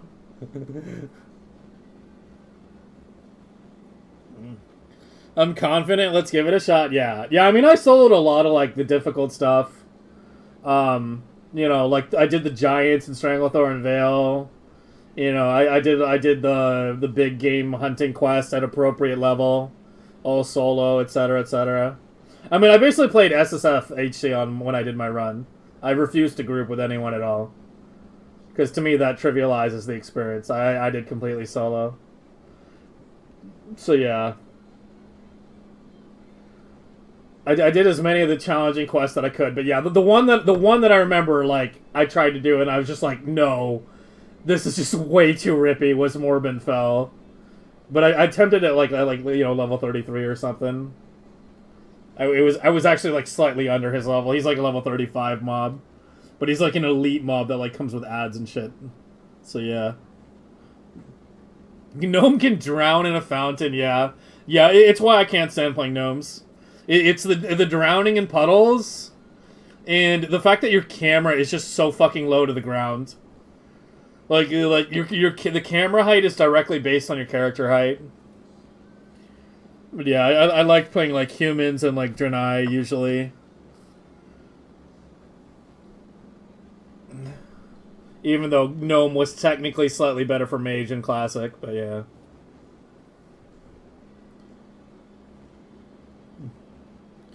Picking those blood things in Eastern Plaguelands? You forgot about it? Yeah, that's one of the rippier things you can accidentally do if you forget about it. Is touch the blood, yeah. Like most classes like don't even need the blood. Like it's only for like I think what Quell Sarar or something. I can't remember. All I know is like I'm a priest and mage expert in WoW. You know, I know the other classes well. I know their abilities, etc., etc. I know how to like form raids and like balance groups and shit. But like all my time, and all the time I played WoW was very, very heavily biased towards priest and mage. And I remember as priest and mage, I never needed that blood for anything. I think. Yeah, I can't remember needing it for anything. So whatever it was fucking needed for, it was not my problem. Not my fucking problem. Has played 20 years? What, you did hardcore without playing it in 20 years? Like, just straight up decided to do a hardcore after not doing it in 20 years? That's pretty hardcore, yeah. Oh yeah, I played like regular vanilla before I did the hardcore run. I did it before they did like the official hardcore shit. I did it on my own. Just self-imposed. Because I wanted to play by my own rules. Yeah, like I remember I was playing by my own rules. I was playing PoE rules for hardcore. What now? It's this ship. Yeah, just put this in here for now. Because it keeps dropping the goddamn fusion cells back. But yeah, I played my own rules because I wanted to be able to use bank mules. I thought, like, I remember they had the official hardcore add-on, but that, like, disabled mailbox and shit, and I was like, no, I want to be able to use separate character mules. Like, that should be allowed. Right. Like, I should be able to mule shit on other characters. But, like, I didn't use the auction house at all. Like, other than that, you know, completely SSFHC, but, like, PoE type rules. Right? Like starting a PoE hardcore league. Closest to that as I could get. You died a couple times, level 23, got it? Yeah.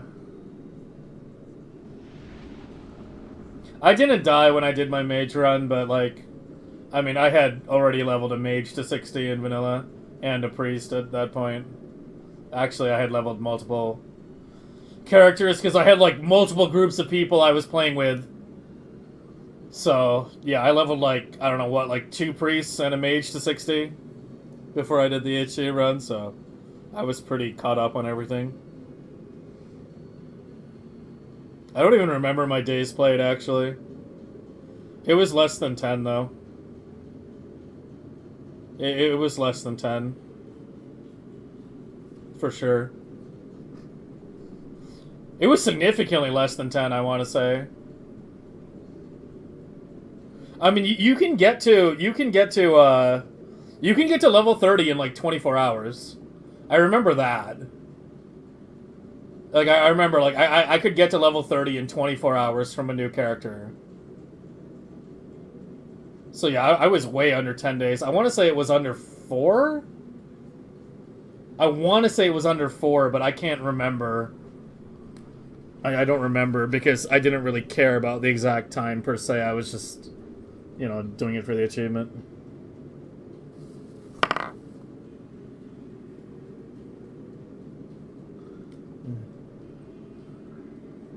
But I also spent a lot of time, like, doing, like, WoW quest routing. Like, when I leveled all those other characters, yeah. I spent a lot of time optimizing that shit. Did speedrunning and all? Yeah. Yeah, I did no fishing. I can't stand fishing. I fucking hate fishing in video games, man. Every time I have to fish in a game, I get pissed off. I refuse to do fishing in WoW. I hated doing fishing in Duckov. Fucking, God, what else? Valheim. Valheim, you have to fish. in order to get like a particular potion that helps a lot. There's like an extra weight carry potion that just helps a huge amount. And you like have to fish in order to get it, and like I fucking hate having to do it, but yeah. Fishing is so boring.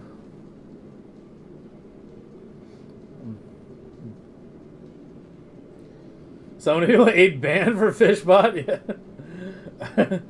It's the one thing I don't blame him for, man. Fishing is so fucking boring.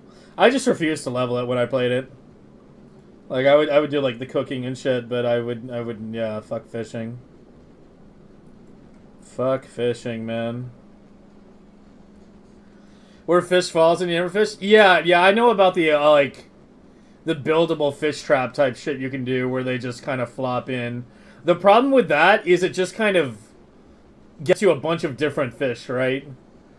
The only fish I cared about in Valheim was the troll fish. To make the troll stamina meads for extra weight capacity.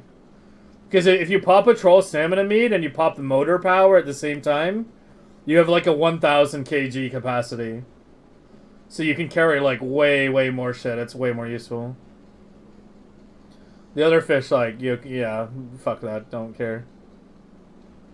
It's still faster? Not if you know how to fish properly, I think. I kind of learned. I was forced to learn how to fish properly. You know, I could catch like 20 fish in like one night of fishing easily.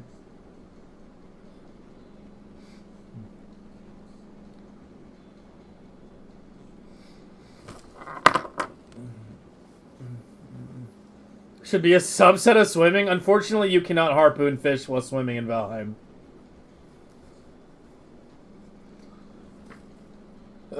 Okay. We need to still fix what's up with this, but now that I remember more or less what it does, it shouldn't be that hard, but we'll pick that up on Thursday because I'm starting to like talk myself hoarse. And I'm getting kind of tired as well.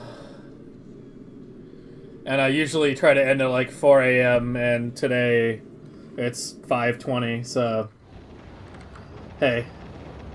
We got the nice night scene of all the new blades deployed though. What's the hotkey again? Control F3? No. How do you hide Factorio UI again?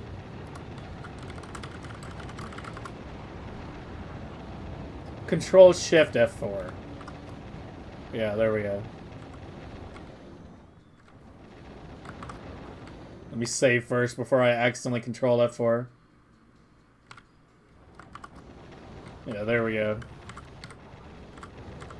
That's the aesthetic we were going for.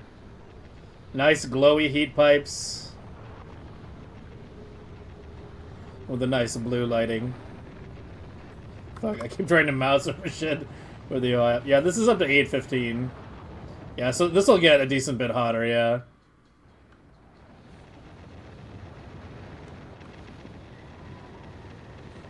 Oh, I think this is heating the silos. That's why this one isn't as hot as this one. Because since these are... Well, I mean, this is heating those silos too. I don't know. Maybe we just need some more time. But yeah, that's that nice Akilo glowy aesthetic we were going for. What's my heat update time now? Did I go down meaningfully? I think... I don't know. It feels like the same number.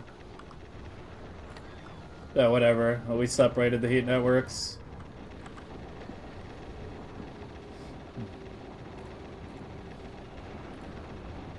Alright, let's see.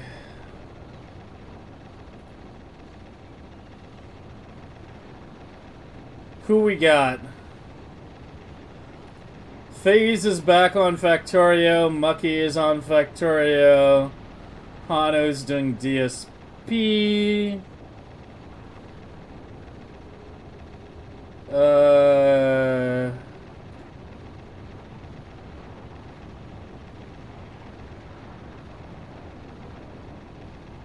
Let's do FaZe. We hit... Oh, apparently Murder streams, actually. I didn't know she streamed. Alright, well, I mean, it's usually... It's a custom on the stream that if you are a regular viewer of this stream and you stream yourself, your ass gets raided.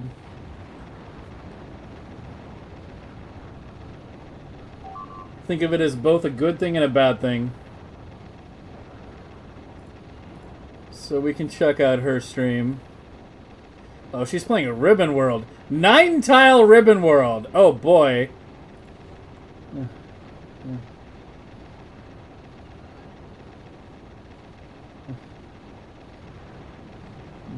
One difference now versus you guys watch YouTube or something? Yeah.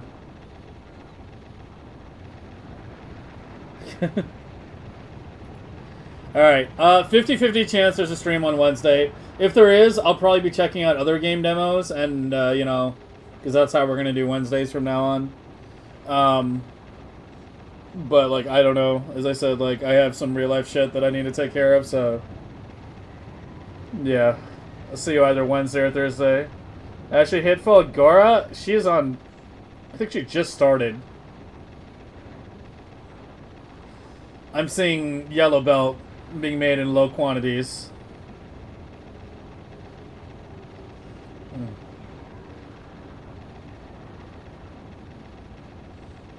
But yeah, I'll give her a raid.